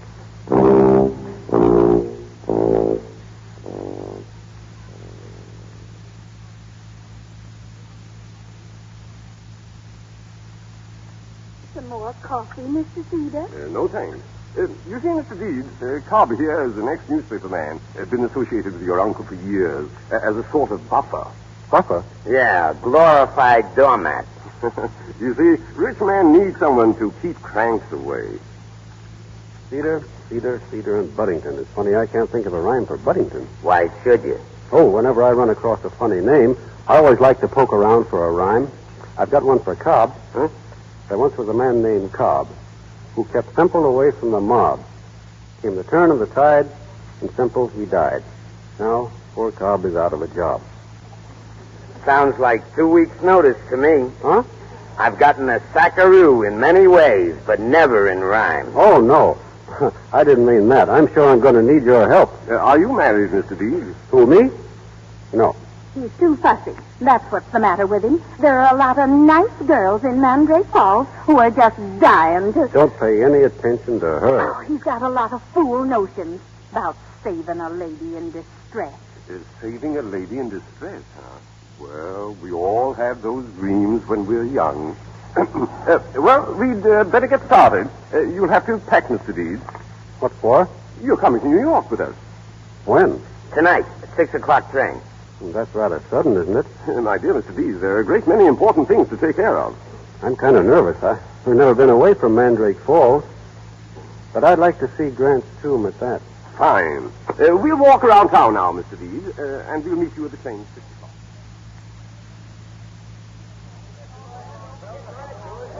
Once more now, boys, a farewell song to Longfellow Deeds, the pride of Mandrake Falls.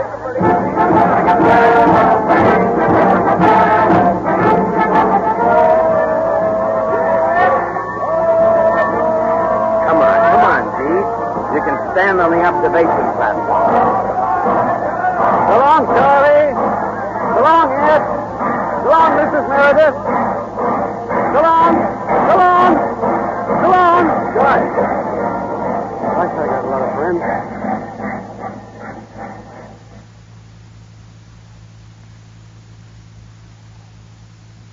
Cedar and Buddington. One moment, please. Good morning. Oh, good morning, Mr. Cedar. Mrs. Buddington in? He's waiting for you in your office, Mr. Cedar. Thank you. Cedar and Buddington. Hello. I'll see Mr. Cedar. Cedar, you're back? Morning, Buddington. Well, what happened? What's this fellow Deeds like? We've got nothing to worry about. He's as naive as a child. Did you get the power of attorney? No, not yet. Oh, you didn't, huh? Well, give me a chance. We only arrived this morning. John, if you don't mind my saying so, we can't afford to have... Yes, I know, Buddington. We can't afford to have the books investigated right now. But $500,000. Goodness me, where are we going to get it? Will you stop worrying? Just relax and leave it to me. Those books will never leave this office. Well, I hope not. If they ever do, we'll all land in jail. Listen, I'm going to see Deeds this afternoon. I'll have that power of attorney the first thing in the morning. Leave it to me. I tell you, Buddington, the boy's a simpleton.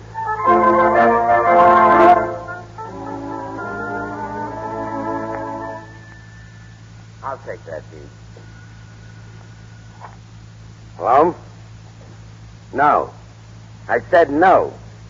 We ain't got any statements to make. Mr. Deeds has taken over his uncle's Fifth Avenue mansion, that's all. That was the press. Oh. Where were we, Mr. Cedar? Oh, yes. We were talking about the power of attorney. It's just a suggestion, Mr. Deeds. But if you'd give it to us, we could take care of everything for you. It would save you a lot of annoyances. Every shark in town is going to try to sell you something. Yes, there have been a lot of them around already. Strangest kind of people. Salesmen, politicians, and moochers, all wanting something. I haven't had a minute to myself. Haven't seen Grant's tomb yet. By the way, where's all the money? In a bank? No. There's approximately $1.5 million in cash. The accountants are working on the books now. Be ready in several weeks. It sounds complicated. Oh, yes. That's why I suggested your letting us take care of it. A rich man should unburden himself. You mean besides wanting to be my lawyer, you also want to handle my investments? Why, yes. Well, outside of your regular fee, how much extra would it cost? Oh, nothing. No extra charge. No charge. But there'd be a lot of extra work, wouldn't there? Oh, it's an added service a firm like Cedar and Buddington usually donates. Funny thing, I haven't been able to think of a rhyme for Buddington yet. Neither have I. Mr. Deeds, Listen. A fire engine. Hey, I gotta see it. There goes, boy. Look at it. Mr. Deeds, please. Let him alone, Cedar. If he likes to watch fire engines, that's his business. Gee, that was a pip. We expect to have one in Mandrake Falls pretty soon, with a siren, too. Mr. Deeds, I wish you'd give that matter some thought. Huh? This matter of the power of attorney. Oh, yes, I will. I'll give it a lot of thought. A fellow by the name of Winslow is in here and wanted to handle my affairs for nothing, too. It kind of puzzles me why people want to do a lot of work for nothing. It isn't natural. So I guess I'll have to think about it some more. Quite right. You have a good business head, Mr. Deeds. Being an attorney for you is going to be a very simple affair. You're not my attorney yet, Mr. Cedar.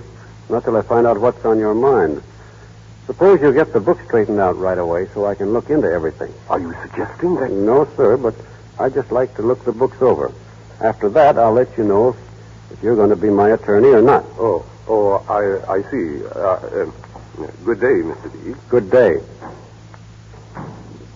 You know, Cobb, I think there's something fishy about him. There once was a cedar, so tall and so green, chopped down by a hick to the size of a bean.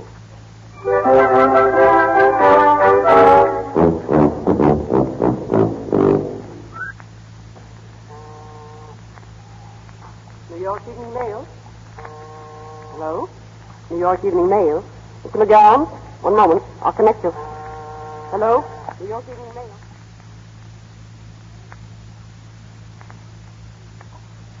Hello, McGowan speaking. Oh, hello, Mr. Hines. Yeah? Yeah, sure, Mr. Hines. I'll get something on him right away. Well, that was the boss again, babe. He's yelling murder. He says this guy Deeds is news and big news. Sure, but how do you expect me to get at him? Cobb keeps him under lock and key. I'm a reporter, not a magician. Well, you won't be a reporter long if you don't get some dope on this guy, and I won't be an editor. Hines is yelling for his human interest stuff. What this guy Deeds thinks about the big town. How does it feel to be a millionaire? Is he going to get married? Is he smart? Is he dumb? That's the angle. And we've got to get it for him. Well, how about it, babe? I'll do my best, Mac, but it'll take time. Listen, babe, you get the story and you can have anything you want. How about a month's vacation? With pay. With pay. Keep 4 columns open on page 1 tomorrow. Now you're talking, babe. I'll keep the whole front page open. How are you going to do it? I don't know yet, but I'll get to him if I have to pull a phony faint right on his doorstep.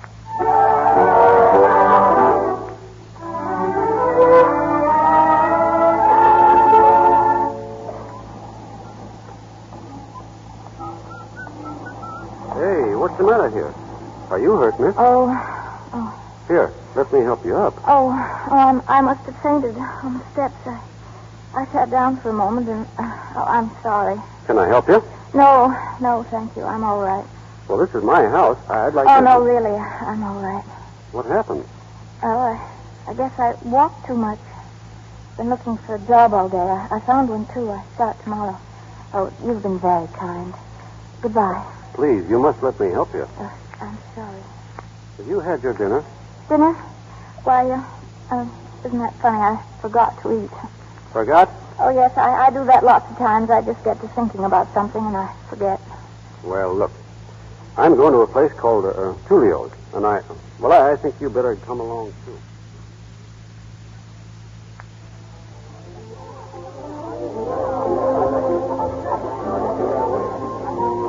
Feel better now, Miss Dawson? Does this taste good? I don't know how to thank you, Mr. Deeds. I wish you'd let me help you some. Please. I asked you not to talk about it. I'm sorry. You know, you're the first person I've met in New York who didn't want something. Tell me more about yourself. Well, I've told you everything. My folks live in a small town near Hartford. I'm here alone trying to make a living. I'm really a nobody. You were a lady in distress, weren't you? What? Oh, nothing. Anything else, sir? No, thanks. Oh, waiter. Yeah? Anybody come in yet? Writers, I mean? Huh? Oh, no. Nobody important. You'll be sure to point them out, won't you? Uh-huh. I'm a writer myself, you know. That's so? I write poetry. That's so. Well, I'll let you know. Thanks. He's a nice fellow, isn't he? Yes. Well, you've had quite an exciting time since you've been here, haven't you? All those meetings and business deals and society people. Aren't you having fun, Mr. Deeds? No, at least I didn't. Not till now. I like talking to you. It's funny, my finding you right on my doorstep. Yes, wasn't it? Oh, Mr. Deeds. Yes? Brookfield just came in. The poet? Where? Right over there. Look, Miss Dawson, there's Brookfield, the poet. Really? Now, who's that with him, waiter? Anna Berry and Morrow. Anna Berry and Morrow. Why, they're famous authors. Great liberals. Not with their tips, they ain't. Gee, that's marvelous. Right here in the same room with me. Gosh, I wish I could meet them. Well, I might be able to fix it for you. Could you? Sure. I'll be right back. You hear that, Miss Dawson? I'm going to meet them. Talk to them.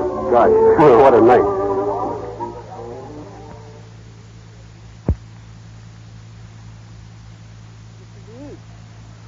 Mr. Deeds, wake up, sir.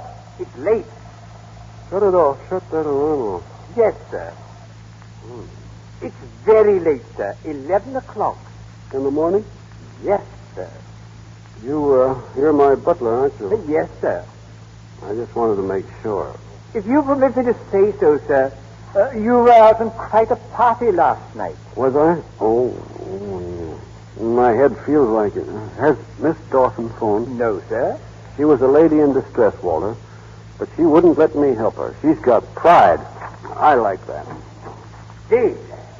Oh, hello, Cobb. I got to speak to you right away. Get some coffee, will you please, Walter? Very good, sir. Now listen. Where were you last night? Why, I met a young lady, Miss Dawson. Went to Tulio's.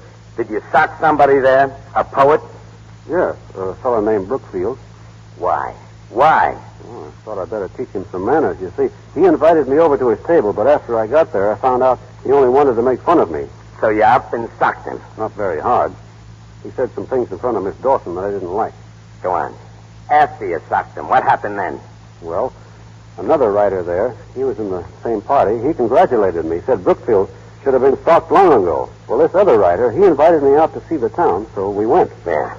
And then what happened? Well, it's a little hazy after that. Well, take a look at the newspapers. They ought to refresh your memory. Look, Cinderella Man on spree. Punches literary light at Tulio's. Shows big city how to cut up. Holds up traffic at 3 a.m. feeding donuts to horses. Cinderella Man. What do they want to call me that for? They'd call you anything if you give them half a chance. They got you down for a stop. I think I'll go down and punch the editor on the nose. No, you don't. Listen, get this clear. Punching people is not the solution to anything. Sometimes it's the only solution. Not editors. Take my word for it. Not editors. But what about this Cinderella man? That's my job. I'll keep that stuff out of the papers if you'll help me. But I can't do anything if you go around talking to people. Please, will you promise me to be careful from now on? Yes. I guess I'll have to. Thanks. If you feel the building rock, it'll be me blasting into this editor. Oh, excuse me, Mr. Cobb. Your coffee, Mr. Dean. Thanks. You know, Cobb's right, Walter. I mustn't talk to anybody. Miss Dawson just called, sir. Who? Miss Dawson? She's on the phone now, sir. Fine, I'll talk to her. Hand me the phone, quick. And remember, Walter, I've got to play safe. She's the only one I'm going to talk to from now on.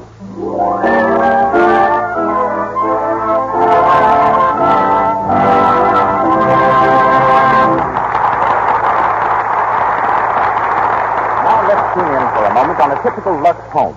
Mrs. Ellison and her 16-year-old daughter have been listening to our play. Wouldn't it be wonderful, Mother, if someone left us a lot of money like they did to Mr. Deeds? What would you do with it, Betty? Well, he'd buy heaps of new clothes, for one thing, and dozens of new undies. Those lovely French handmade ones with lace. And, Now, child, you have plenty of pretty clothes. And nice undies as it is. Oh, but, Mums, I haven't. Why, even those new slips I got for Christmas look sort of run down now. That, my dear, is your own fault. How often have I told you to take care of your underthings? Wash them every night with Lux Flakes. Mine stay new-looking for months, even years, thanks to Lux. Mrs. Ellison is right. Gentle Lux Flakes do keep your silk things new-looking far longer. They make your lingerie really clean without hurting colors or fabrics. Things not only wear longer when luxed regularly, but you'll be delighted at how sweet and fresh they are. So why not play safe and be thrifty, too? Get the habit of dipping your underthings into Lux Flakes Gentle Suds after each wearing. Start tonight. And once again, Mr. DeMille. Mr. Deeds Goes to Town, starring Gary Cooper and Jean Arthur with Lionel Stander.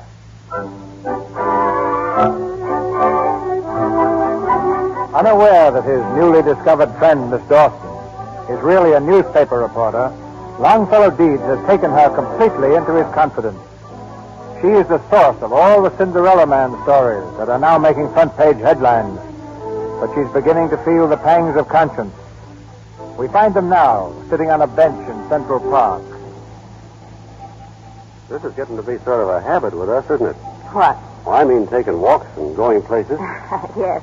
Here you are, people. Read all about it. Cinderella Man plays the tuba. To give reception to society. Read all about it. Cinderella Man. There they go again. Cinderella Man. Does it hurt you so very much? I don't know. I've tried not to worry about it. They'll write those articles till they get tired. Only, I don't understand. Why do people have to go around hurting each other? Why don't they try liking each other for a change? You know, you said something when you met me, something I've thought about a great deal. What's that?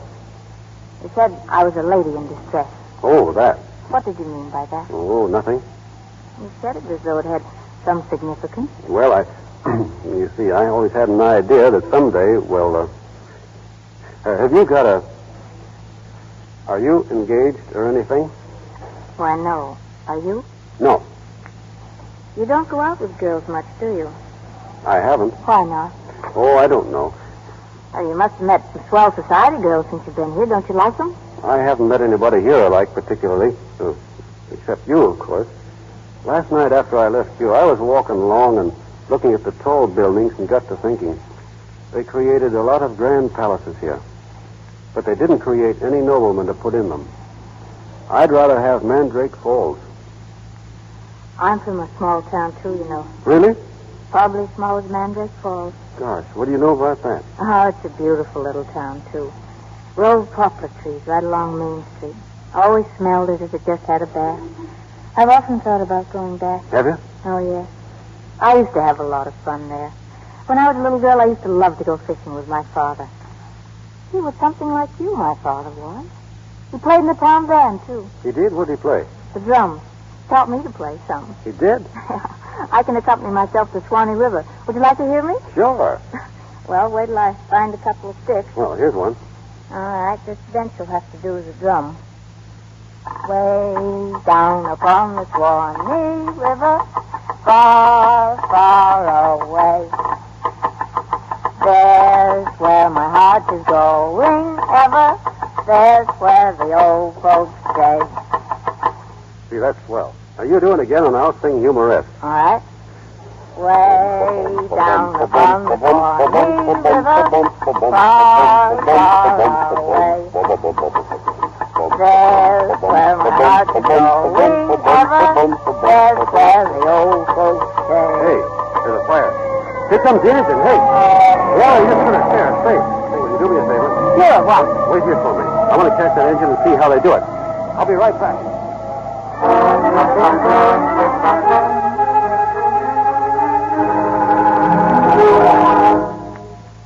Cinderella man proves himself fire-eating demon, jumps on board engine, volunteers to help firemen. Did you do that? Sure. But I didn't know they'd make another story out of it. I tell you, they'll make a story out of everything. But what gets me is, who's on the inside? Where are they getting their dope? I don't know. I pleaded with you not to talk to anybody. You promised me you wouldn't. But no, you've been blabbing your head off to the whole town. What have you been doing every night? Going out? So I noticed. You're not going out tonight, I hope. Yes? Why? Have you forgotten you've got a reception here? All the society people in town are coming. Gosh, that's right. I forgot. Well? I had an appointment. I was going to meet somebody for dinner. You can't dodge your own reception. It ain't etiquette. No, I suppose not. Only... Only what? Well, you let me think it over. I'll let you know.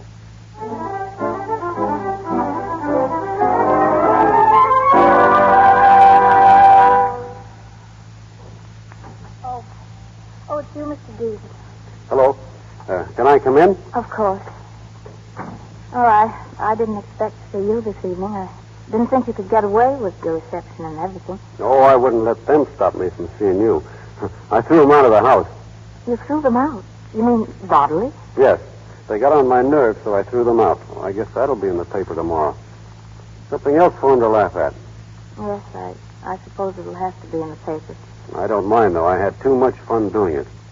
Sit down. Thanks. I can't stay long, though. It's pretty late. It's all right. Is there anything wrong? No, why? Well, you just look sort of funny. I mean, sad. I get that way sometimes. How's everything going? Not so good. I'm finding things out. A lot of things. What? Well, first of all, it's not so much fun being a millionaire. I wouldn't mind if they'd let me alone, but you know how it is. Yes. Well, I once had an idea I could do something with the money. Some good, I mean. But they keep me so busy here, I didn't get to figure anything out. I guess I'll think of something when I get home. Oh, you're going home? Well, a man ought to know where he fits in. I just don't seem to fit in around here. Mary? Yes? I was thinking of... Well, I wish you could come to Mandrake Falls sometime. Me? Yes. You know, within a couple of miles of my house, you can find nearly every kind of tree and bush and flower in the world. I used to spend hours in the woods just hiking around. It was wonderful. I generally take a girl with me.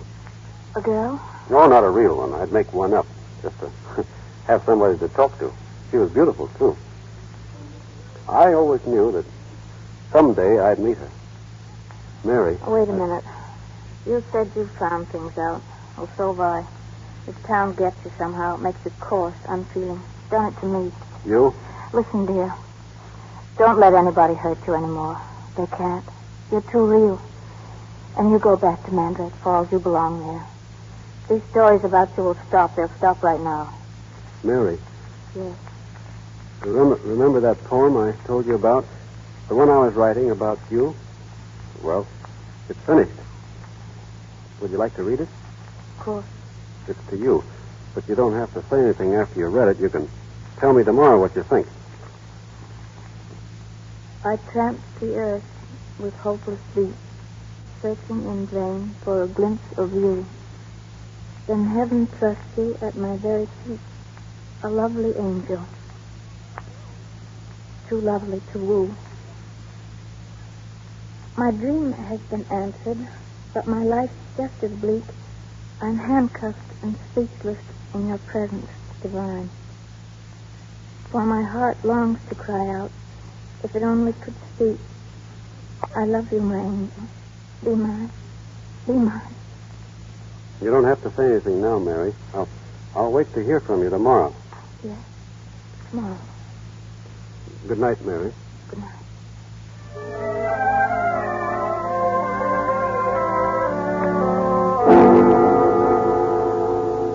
Oh, stop it, babe. Stop it. Well, what do you mean you're quitting? True, Mac. I'm walking out on you. I'm through. What's bothering you, babe? Last night he proposed to me. Proposed to you? You mean he asked you to marry him? Yes. Why, babe, that's terrific. Cinderella man woos mystery girl. Who is the mysterious Drink girl? one word of that and I'll blow your place up. Oh, I'm sorry, babe.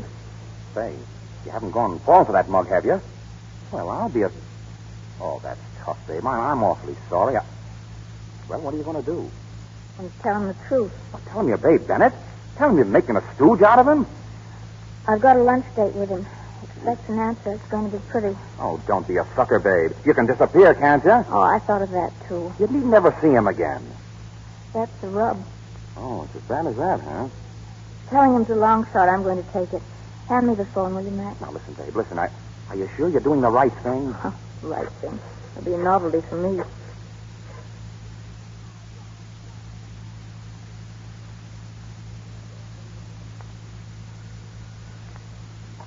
Hello?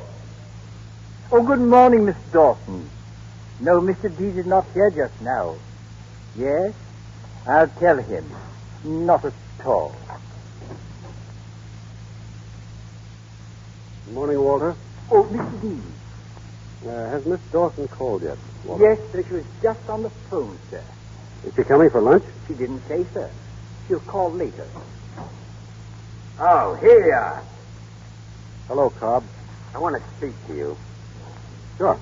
I don't mind you making a sucker out of yourself, but you made one out of me, too. Huh? I finally had sense enough to have you followed last night. Who's that girl you've been running around with? Why, she's Mary Dawson. Mary Dawson, huh? Mary Dawson, my eye. She's Babe Bennett. Babe Bennett? Yeah. She's the star reporter on the Mail. And every time you opened your kisser, you were giving her another story. That's the dame that slapped the moniker on you, Cinderella Man. You've been making love to a double dose of cyanide. Shut up. Get me the newspaper on the phone. Sure. Hello? Give me Wall, 70689. Yeah. Now you'll see. Hello? Evening Mail? I want to speak to Babe Bennett. Yeah. Hello? Miss Bennett? Hold on a minute. Here, take it. Hello? Is that you, Mary? Well, this is Longfellow Deeds. Mary, I want you to tell me something. Are you the one who's been writing those articles about me? I see. No bother. There's nothing to explain. Goodbye. Well, was I right or wrong? She said she was going to tell me today. It's too late now. What are you going to do? I'm going home. Home? But what about the estate? You can't just walk off and leave everything like that. What's going to happen? I don't care what happens. I never wanted the money. You can give it away. For all I care, give it to the people that need it. It never did me any good. Just a lot of trouble and pain. I don't want it. I'm going back home where I belong.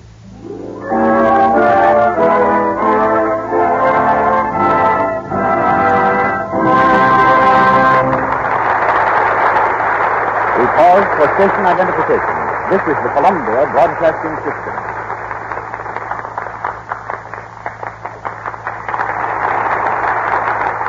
KNX, Los Angeles, the voice of Hollywood. In a few moments, we'll resume Mr. Deeds Goes to Town, starring Gary Cooper in the title role and Jean Arthur as the reporter. We hear now from another lady of the press, Fay Gillis. Miss Gillis fell rather than rose to fame. One of the best-known ladybirds in America, she became the first woman member of the Caterpillar Club, whose ranks are composed solely of those who have saved their lives by parachute jumps from aeroplanes. When Wiley Post made his record-breaking flight around the world, it was Miss Gillis who met him in Siberia with food and fuel. The place occupied by Will Rogers on his tragic flight with Wiley Post was relinquished to Mr. Rogers at the last moment by Miss Gillis. She is now in Hollywood, reporting for the New York Herald Tribune. and expects to leave shortly for the Orient.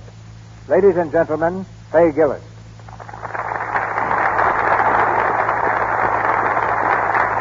Thank you, Mr. DeMille. Becoming a member of the Caterpillar Club, Miss Gillis, must have been a very exalting experience. On the contrary, it was decidedly a come-down. I still think flying is the safest means of transportation and use commercial planes whenever I can. But I've had to give up private flying temporarily because it's too much of a luxury. Oh. Which do you consider the most important syllable of luxury? Lux, of course. And I'll never give that up. In fact, I carry it with me wherever I go, though it's hardly necessary anymore, for I find it everywhere, from Vladivostok to Paminok and Java. By the way, here's another use for Lux Flakes, washing leopards. I've had my pet leopard Snook ever since she was a little bundle of fur caught in the African jungle, and she's with me now in Hollywood. Snooks has the most beautiful coat you ever saw. There's a reason. Since babyhood, she's had a bath twice a month with Lux Flakes and loves it. Trying to put Lux on the spot, huh? Fay, you must find Hollywood rather dull after reporting wars, coronations, and other exciting events. Why, no. When my feet start itching, I can take a trip around the world by touring the studios. I can visit Tibet on the Columbia lot, where Harry Cohen has erected spectacular Shangri-La for Lost Horizon, the magnificent new film directed by Frank Capra, who also directed the screen version of tonight's play, Mr. Deeds. I can visit Naples on the set of Dogsworth, India and Afghanistan in Shirley Temple's new film, Wee Willie Winkie, Berlin in The Road Back, Westminster Abbey in The Prince and the Pauper, Dublin in The Plough and the Stars, and China in The Good Earth.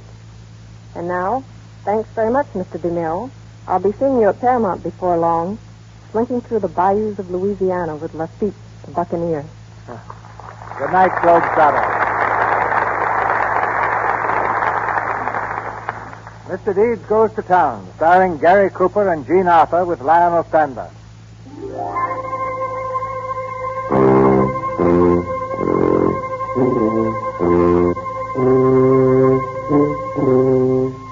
Completely disillusioned, Longfellow Deeds started giving his money away to needy farmers.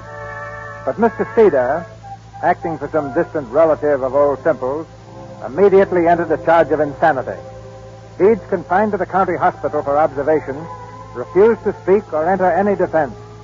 And now, on the opening day of the insanity hearing, with the little courtroom jammed, Feeder is just finishing his address to the bench. In the interest of my client, the only other living relatives of the late Martin W. Semple, we cannot permit a fortune so huge to be dissipated by a person whose incompetency and abnormality we shall prove beyond any reasonable doubt. We present our first witness, Your Honor, Miss Louise Bay Bennett. Quiet. Miss Bennett, you're employed by the Evening Mail. Your Honor, this is ridiculous. You will please answer the question. The whole hearing's ridiculous. That man's no more insane than you are. They're trying to railroad this man for the money they can get out of it. No. Young lady, another outburst like this, and I shall hold you in contempt. Proceed. Are you employed by the Evening Mail? No. I resigned last week. Prior to that time, were you employed by the Evening Mail? Yes. Were you given an assignment to follow the activities of Mr. Longfellow Deeds? Yes. Did you subsequently write a series of articles about him? Yes. Are these the articles? Yes. You were present when all these things took place? Yes. Are they true? No. But they did take place. They're colored just to make him look silly. But you saw them happen. Yes, but That's all. It isn't all. I'd like to explain That's all, Miss Bennett. Your Honor, what kind of a hearing is this? What are you trying to do? Persecute the man? He's not defending himself. Somebody's got to do it. Miss Bennett, please.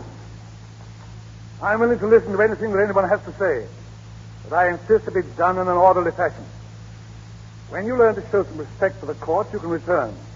Until then, you'd better go back to your seat and calm down. Mr. Deeds, do you wish to say anything in defense of these articles? Oh, very well. Go on, Mr. Feeder. Our next witnesses will testify together, Your Honor. Take the stand, please. Yes, sir. What's your name? Jane Faulkner. This is my sister, Amy. Yes, Amy. I'll direct all my questions to you, Miss Jane. You can answer for both. Do you know the defendant, Longfellow Deeds?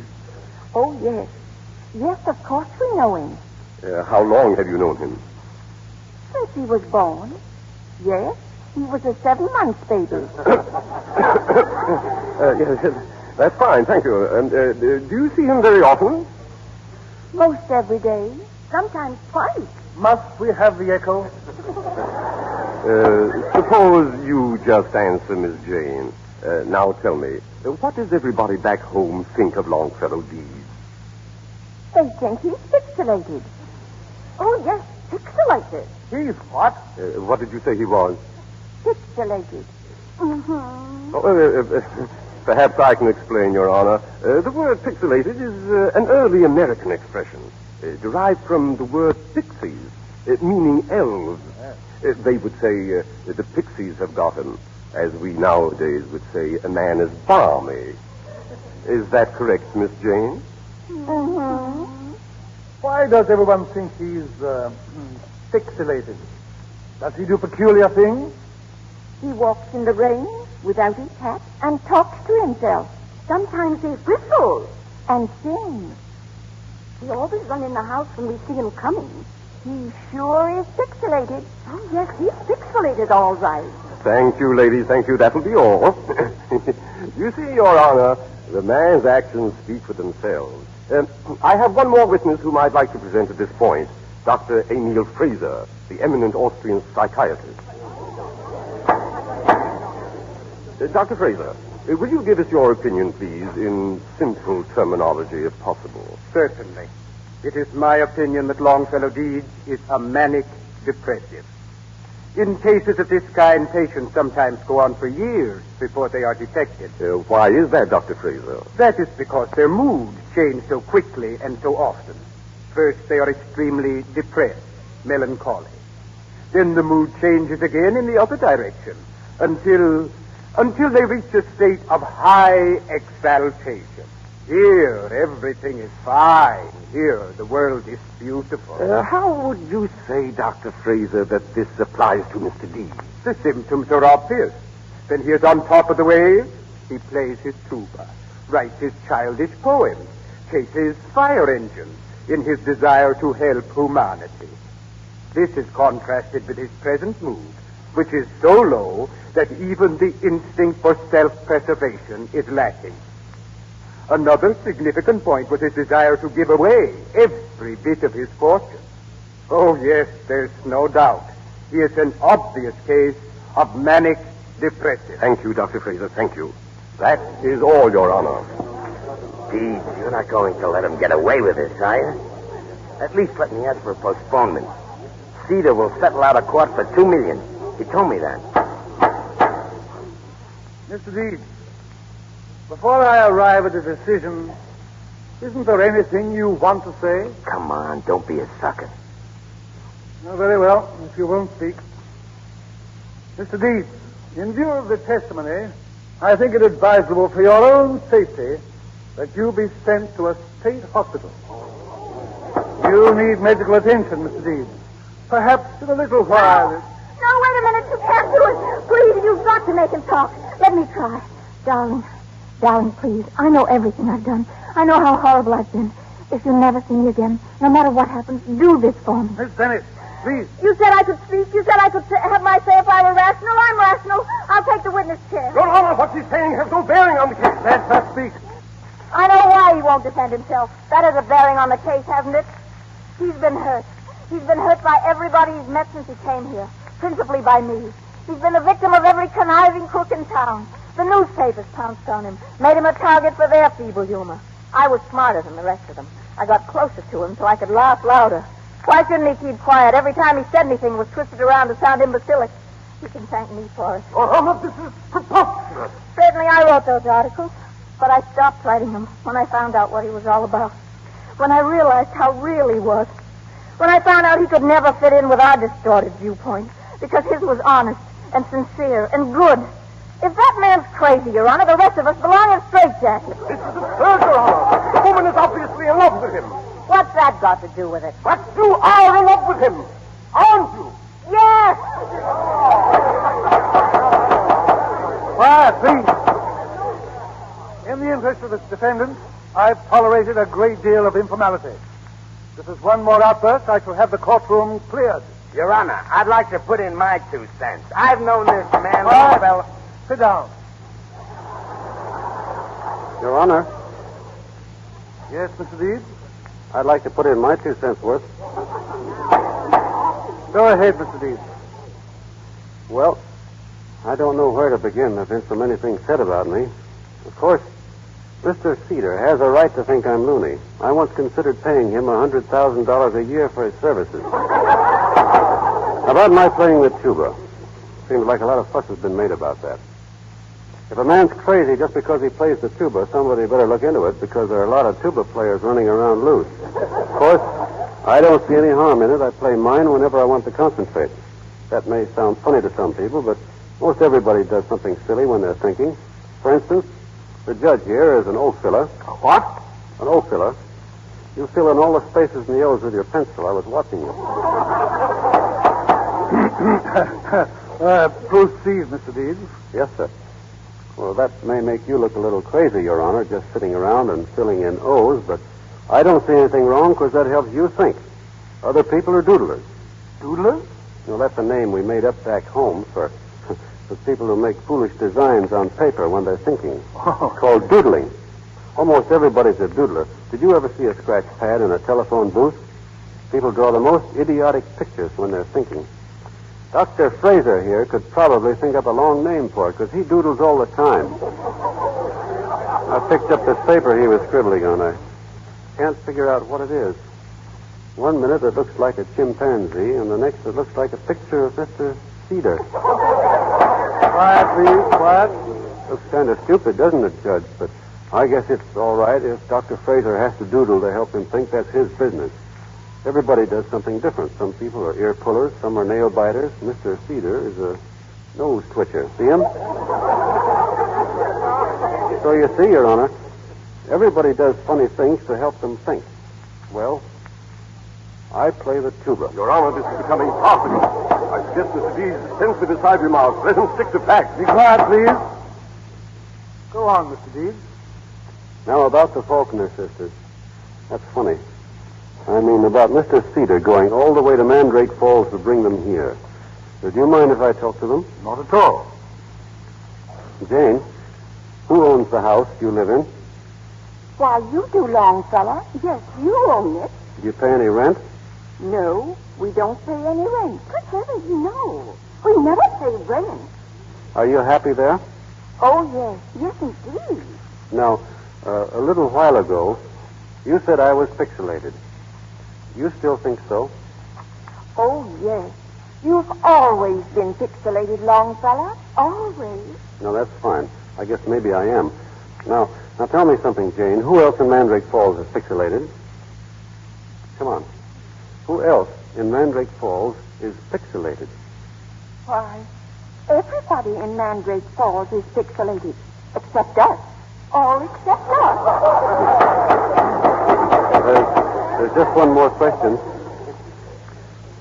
Do you see the judge here? He's a nice man, isn't he? Mm-hmm.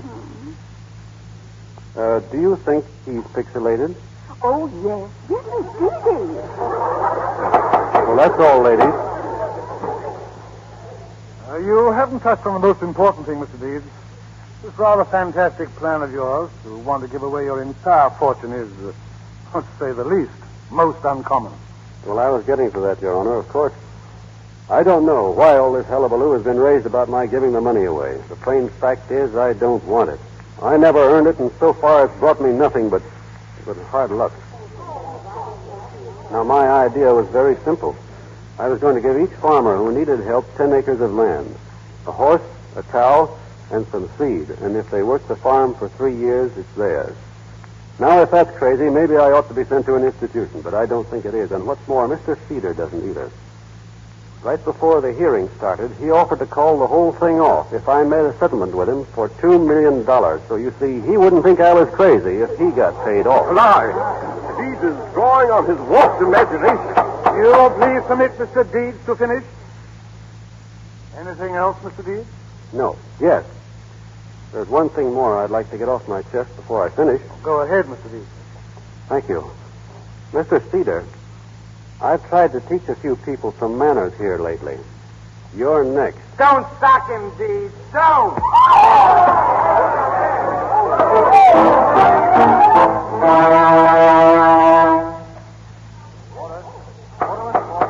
Order. Mr. Deeds, the court has come to a decision. There's been a great deal of damaging testimony against you. Your behavior, to say the least, has been most strange. But in my opinion, you are not only sane, but you are the sanest man that ever walked into this courtroom. Thanks. And you're free to go now. And Gosh. best of luck. Gosh, thanks. That's swell. Wait a minute. Where's Mary? Hey, Mary! Mary! I've got her. Here she is. No, please let me go. Mary! You don't want to speak to me. Yes, I do. I can leave now, Mary. Look, the judge said so, and I'd like you to come with me back to Mandrake Falls. Mandrake Falls? Will you, Mary? Mandrake Falls? Don't get hysterical, kid. It ain't as bad as that. It's a beautiful place. I know it is. And I'd love it. Oh, gosh, Mary. Well, I guess that's settled. I'll get the tickets and pack up your things, Deeds. Gosh, you're wonderful, Mary. I said I'll get the tickets and pack up your things, Deeds. Huh? Oh, thanks. And Cobb. Yeah? Don't forget my tuba, will you?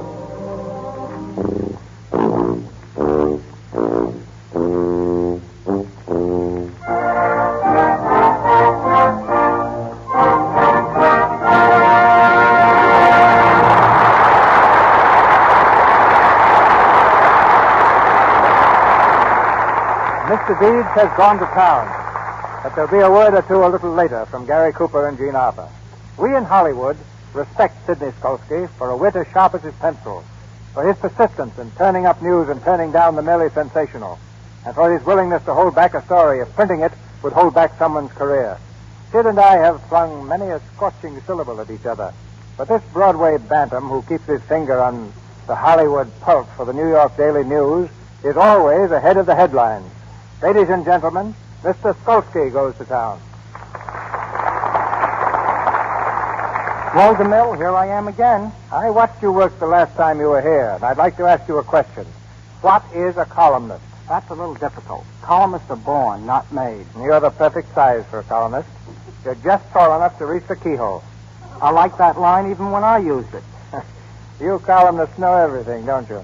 I know enough to know that while peeping through keyholes, I have observed the wardrobe departments in all leading Hollywood studios using Lux Flakes to wash the silk stockings of the movie actresses. Very nice, Skolsky. If you'll answer my question, what is a columnist, I'll let you get on with your specialty. All right. A columnist is the only person who is minding his own business when he is minding your business.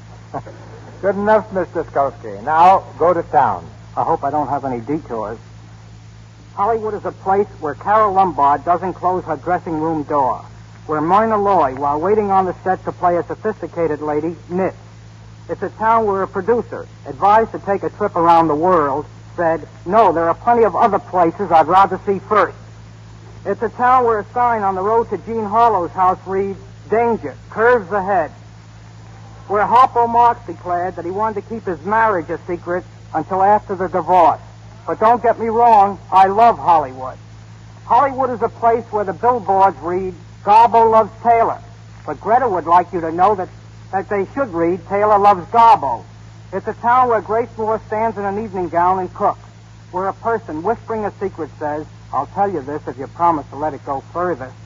Where Simone likes the gags about her name and gave her boyfriend, John Swope, a watch inscribed to Swope.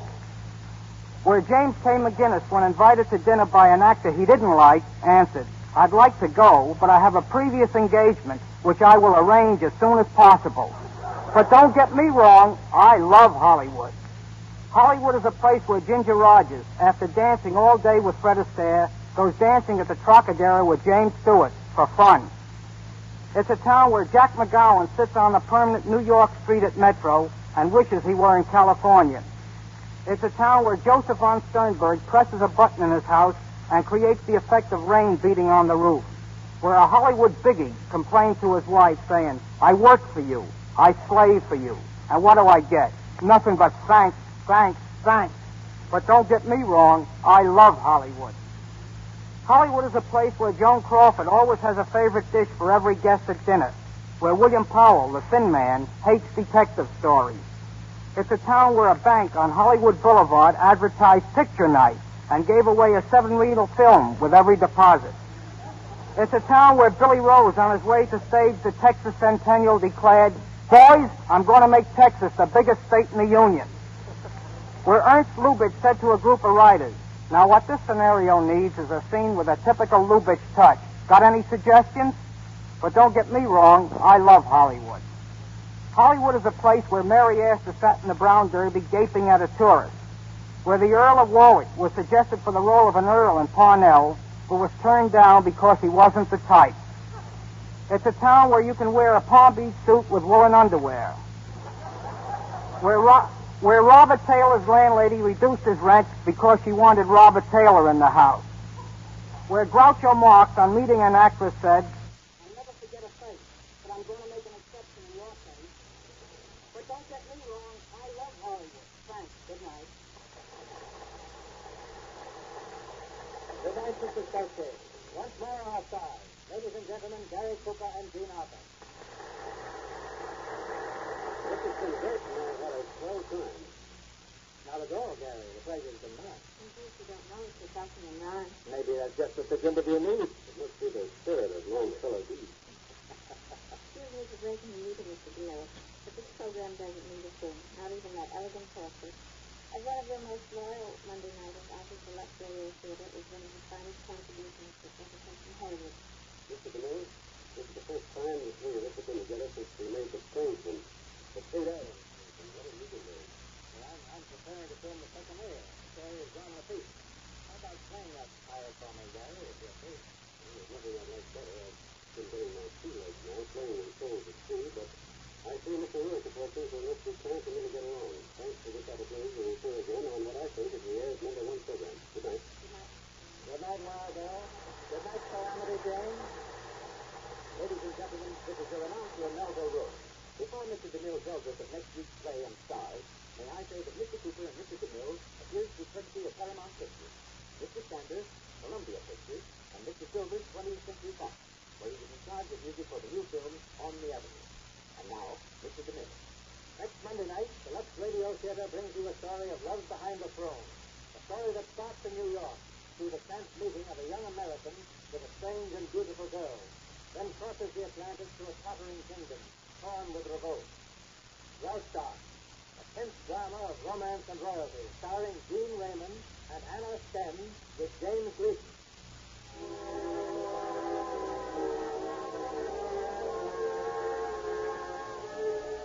Our sponsors, the makers of Lux Plates, join me in inviting you to be with us again next Monday night when the Lux Radio Theater brings you Gene Raymond and Anna Sten in Graustark with James Gleason. This is Cecil B. DeMille saying good night to you from Hollywood.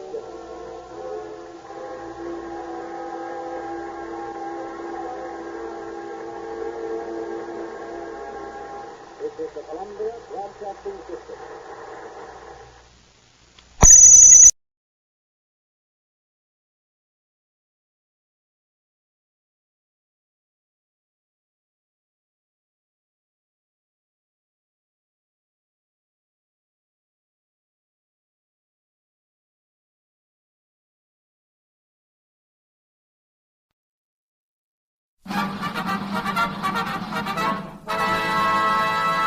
From Hollywood, California, the Lux Radio Theater presents Robert Taylor and Francis D. in Broadway Bill with Gail Patrick and Raymond Walburn.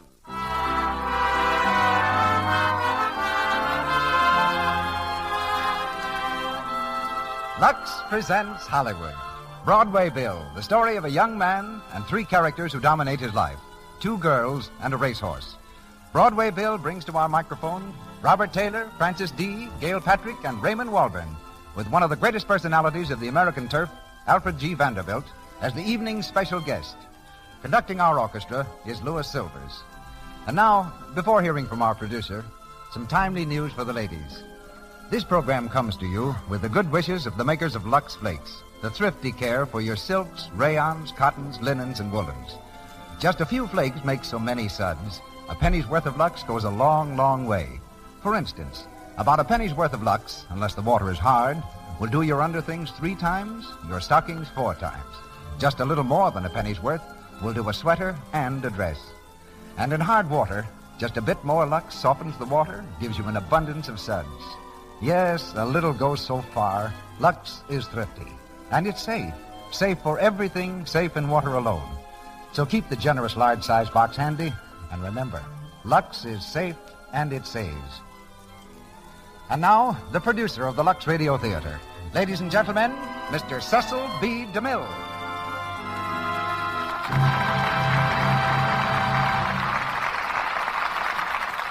Greetings from Hollywood, ladies and gentlemen.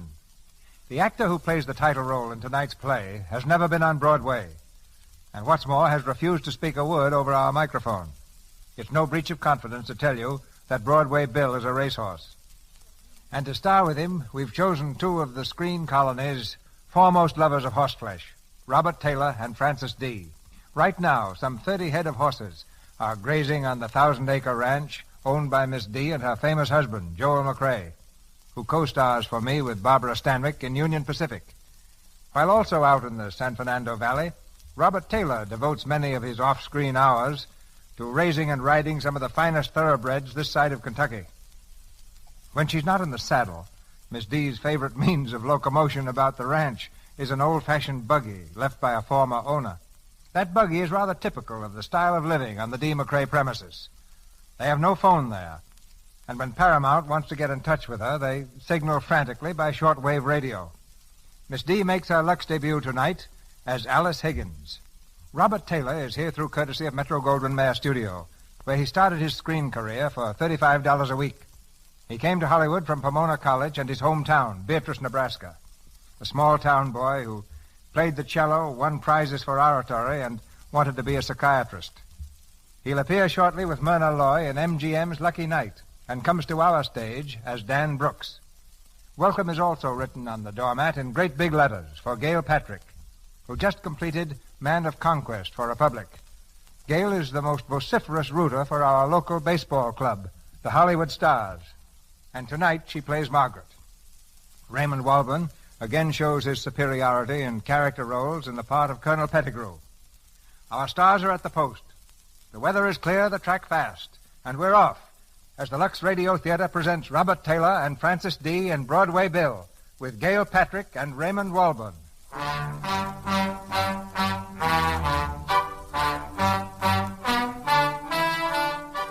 The thriving little town of Higginsville, named for its founder and first citizen, Jeremiah L. Higgins, who lived in Higgins Park, if we may believe the bronze plaque on his statue, from 1790 to 1844.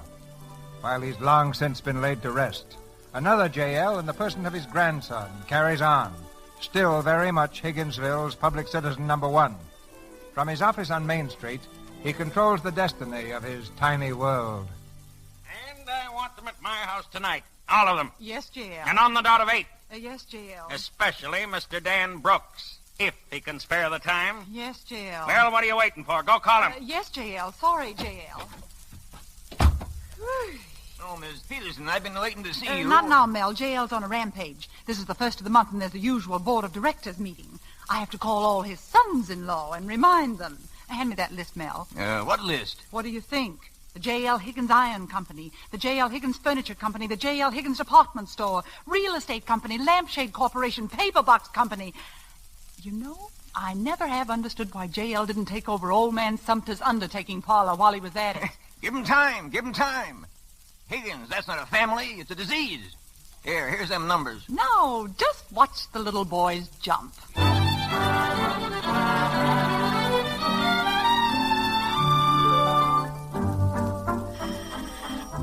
This is Mr. Winslow speaking, Mrs. Peterson. Meeting? Of course I'll be there. Just tell J.L. he can count on me.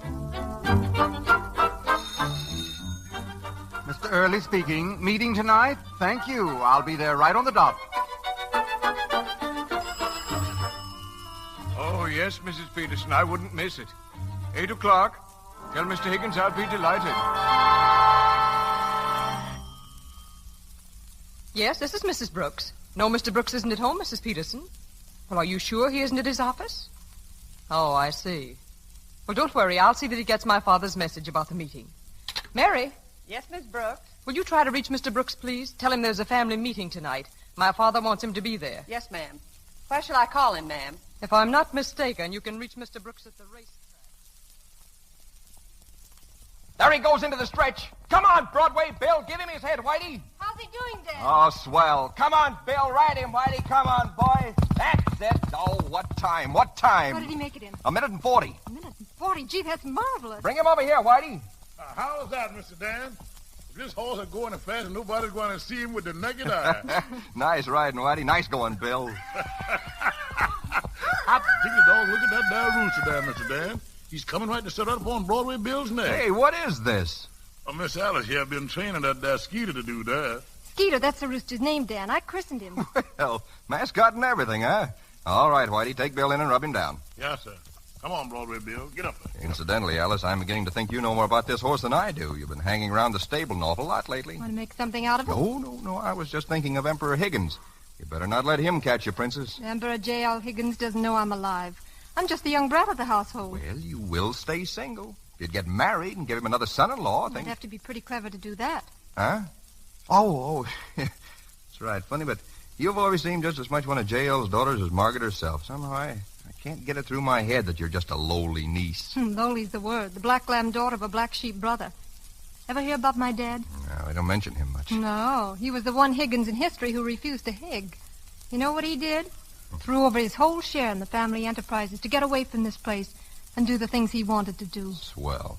Oh, he never exactly found any pots of gold lying around. But he did find what's more important. I never saw my mother. She died when I was born. And I only had Dad till I was 11. That was pretty tough. Yeah.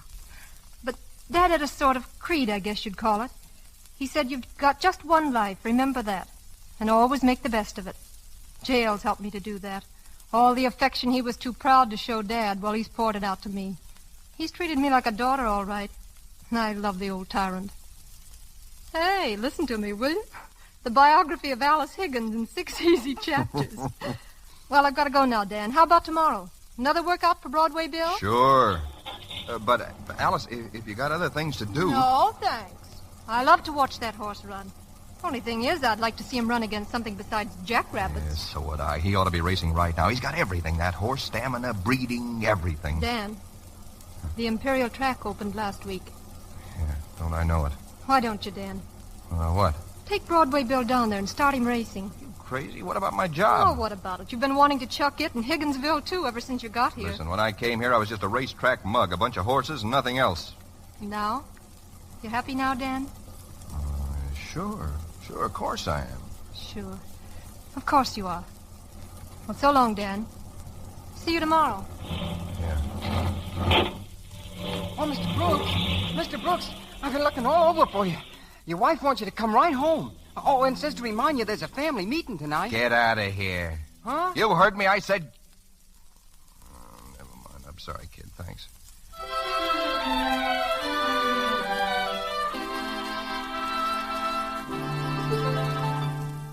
He made it in 140. What do you think of that, Margaret? Who made what in 140? Broadway Bill, and with Whitey up, too. Oh, Dan, you're not dressed yet. Do you want to be late for the meeting? Late for it? I want to duck it completely. Don't talk nonsense. Here, fasten my dress. Okay.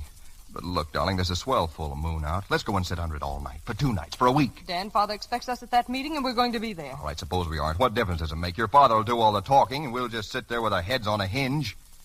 I'll tell you what, let's just stand in front of the house and throw rocks at the windows. That'd be cute. Oh, Dan, when are you going to grow up? Sure, I know. I'm a big businessman now. Crown Prince of the Higgins dynasty, husband of the eldest daughter, and... See, why don't you put a zipper on this thing? Someday you'll be calling the meetings. You wouldn't want others to throw rocks. If they didn't, they'd be saps. There you are, all fastened. Now, hurry and dress. Margaret, listen to me. Well? Suppose I should tell you that I'm miserable here, that I'm dying a slow death. Would you go away with me? Where to? Someplace where I can earn my own living, doing the things I want to do. Back to the racing business, I suppose, so that I can live in cheap boarding houses, not knowing where my next meal's coming from. Well, isn't that better than this? Isn't it better than having your husband a parasite who only holds his job because he's married to you? Oh, Dan. Oh, you're just tired, Dan. I'll speak to Father about a vacation for you. Vacation. You'll never get it into your head that this isn't just a whim of mine, will you? Look, Margaret, I was around horses since I was a kid. They're in my blood. Of course. And you were marvelous to give them up. I appreciate it. Now kiss me and finish dressing. Did I ever tell you the story of Broadway Bill, about his mother? She was blind, you know. Here's your tie, dear. Well, when Bill was born, the old mare had a problem on her hands. She wanted to be near her baby, but she couldn't find him. It was pitiful. Well, then I got an idea. I put a bell around Broadway Bill's Dan, neck. will you hold still? How can I tie your tie? I'm sorry, darling. Well, after a while, an amazing thing began to happen. Broadway Bill realized that something was wrong with his mother. He'd never leave her side. Yes, sir, all the other colts had run lickety-split all over the place, but not him. He stuck by his mother, leading her with that bell of his everywhere she went. Now, what do you think of that? It's beautiful. Now, where's your coat? How can I help loving the guy after all that? Look, come here to the window. I want to show you something. Now, listen. Hear that? That's Bill. Isn't that swell? You're still Huckleberry Finn, aren't you, darling? And now, if you'll hurry up, I'll let you go searching for pirates after the meeting. Okay, Margaret. I guess you just don't get it.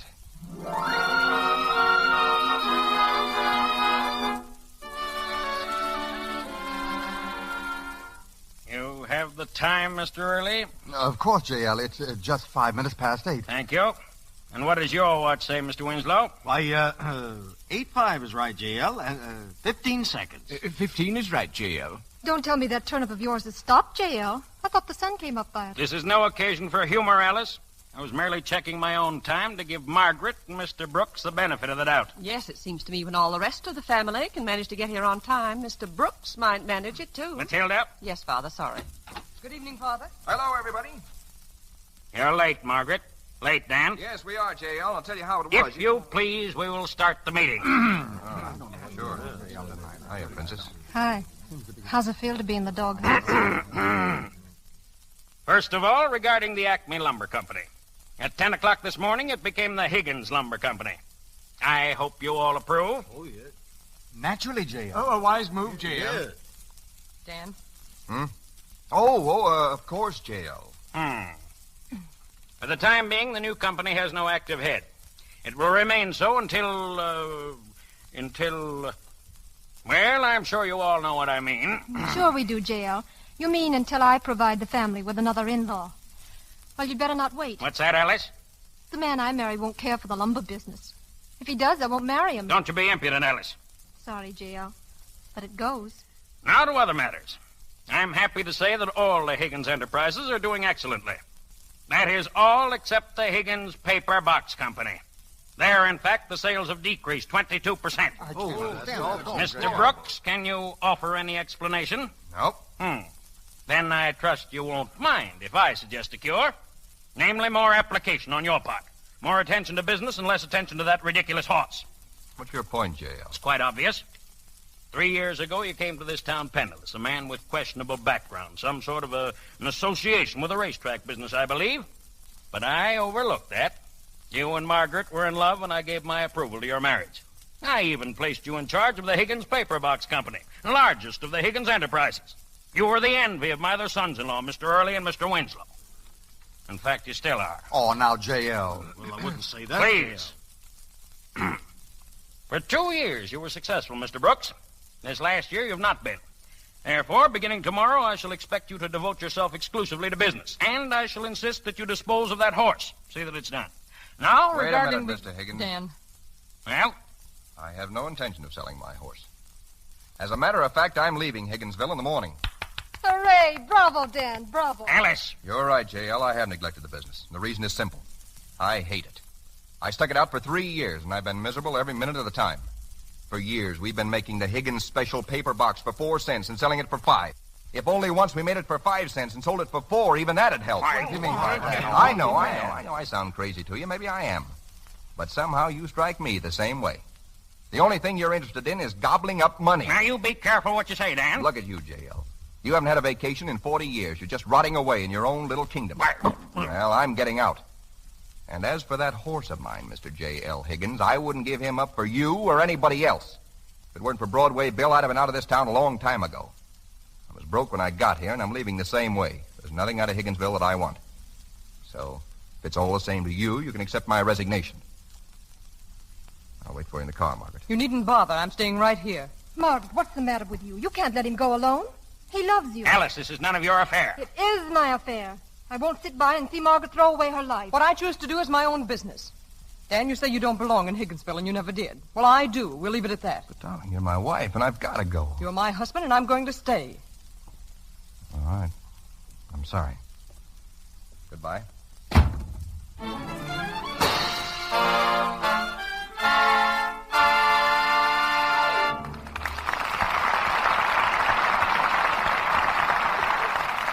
You have just heard the first act of Broadway Bill, starring Robert Taylor and Francis D., with Gail Patrick. During our brief intermission, we bring you the Browning family. It's late afternoon, and all is quiet in the house. Only Great Aunt Cynthia, who is visiting the Brownings, is at home. She's a rather grim, determined old lady who was constantly bewildered by the ways of her up-to-date young nieces. But wait, here comes 16-year-old Dot now, home from a shopping trip. Mother! Your mother's out, Dorothy. What is it? Oh, hello, Aunt Cynthia. Look what I just bought. What is it? A new slip. Oh, isn't it a honey, Aunt Cynthia? Looks perishable to me. Why, Auntie, it's what we always wear. Silk and lace. In my day, young girls wore more practical things. But, Auntie, it's so much more fun wearing soft, silky things. But they don't last. Oh, but they do. You see, we Lux our things after each wearing. And it's just wonderful the way Lux Flakes keep our things new looking a long, long time. Well, look at my slip. I've had it over a year. Over a year? Well, it looks new to me. You can thank Lux Flakes for that. Better try it, Auntie. Think how glamorous it'll keep your things. Really, Dorothy? Glamorous at my age? Well, I must try Lux. It looks as if Dot has won Aunt Cynthia over to her side. She's right about Lux Flakes, you know. They do keep underthings new-looking longer.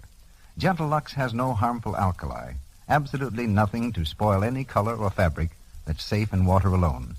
It quickly removes perspiration and leaves your things fresh and lovely-looking. For daintiness, Lux underthings after every wearing. Your blouses and dresses, often. And remember, a little goes so far. Lux is thrifty. And now we're ready for the second act of our play. Mr. DeMille. We continue with Broadway Bill, starring Robert Taylor and Francis D., with Gail Patrick and Raymond Walburn.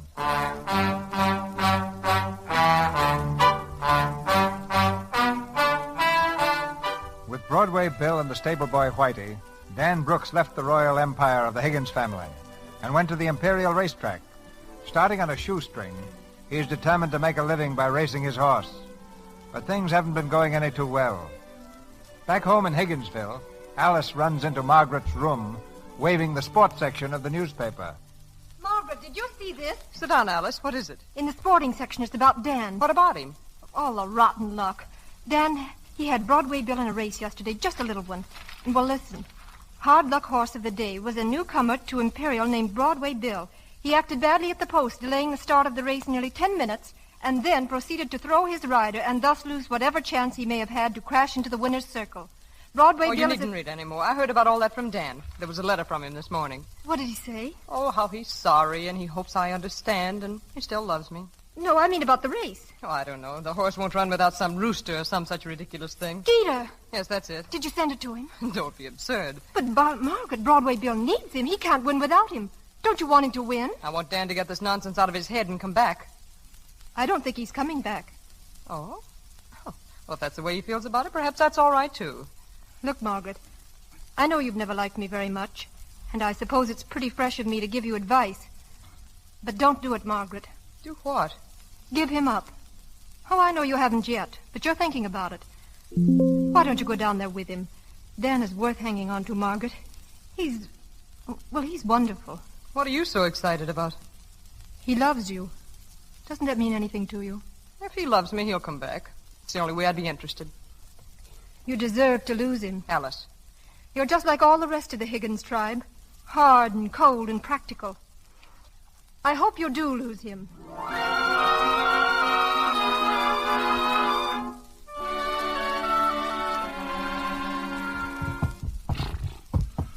It just ain't no use, boss. Tain't only that race the other day, but it's the way he's been working out mornings.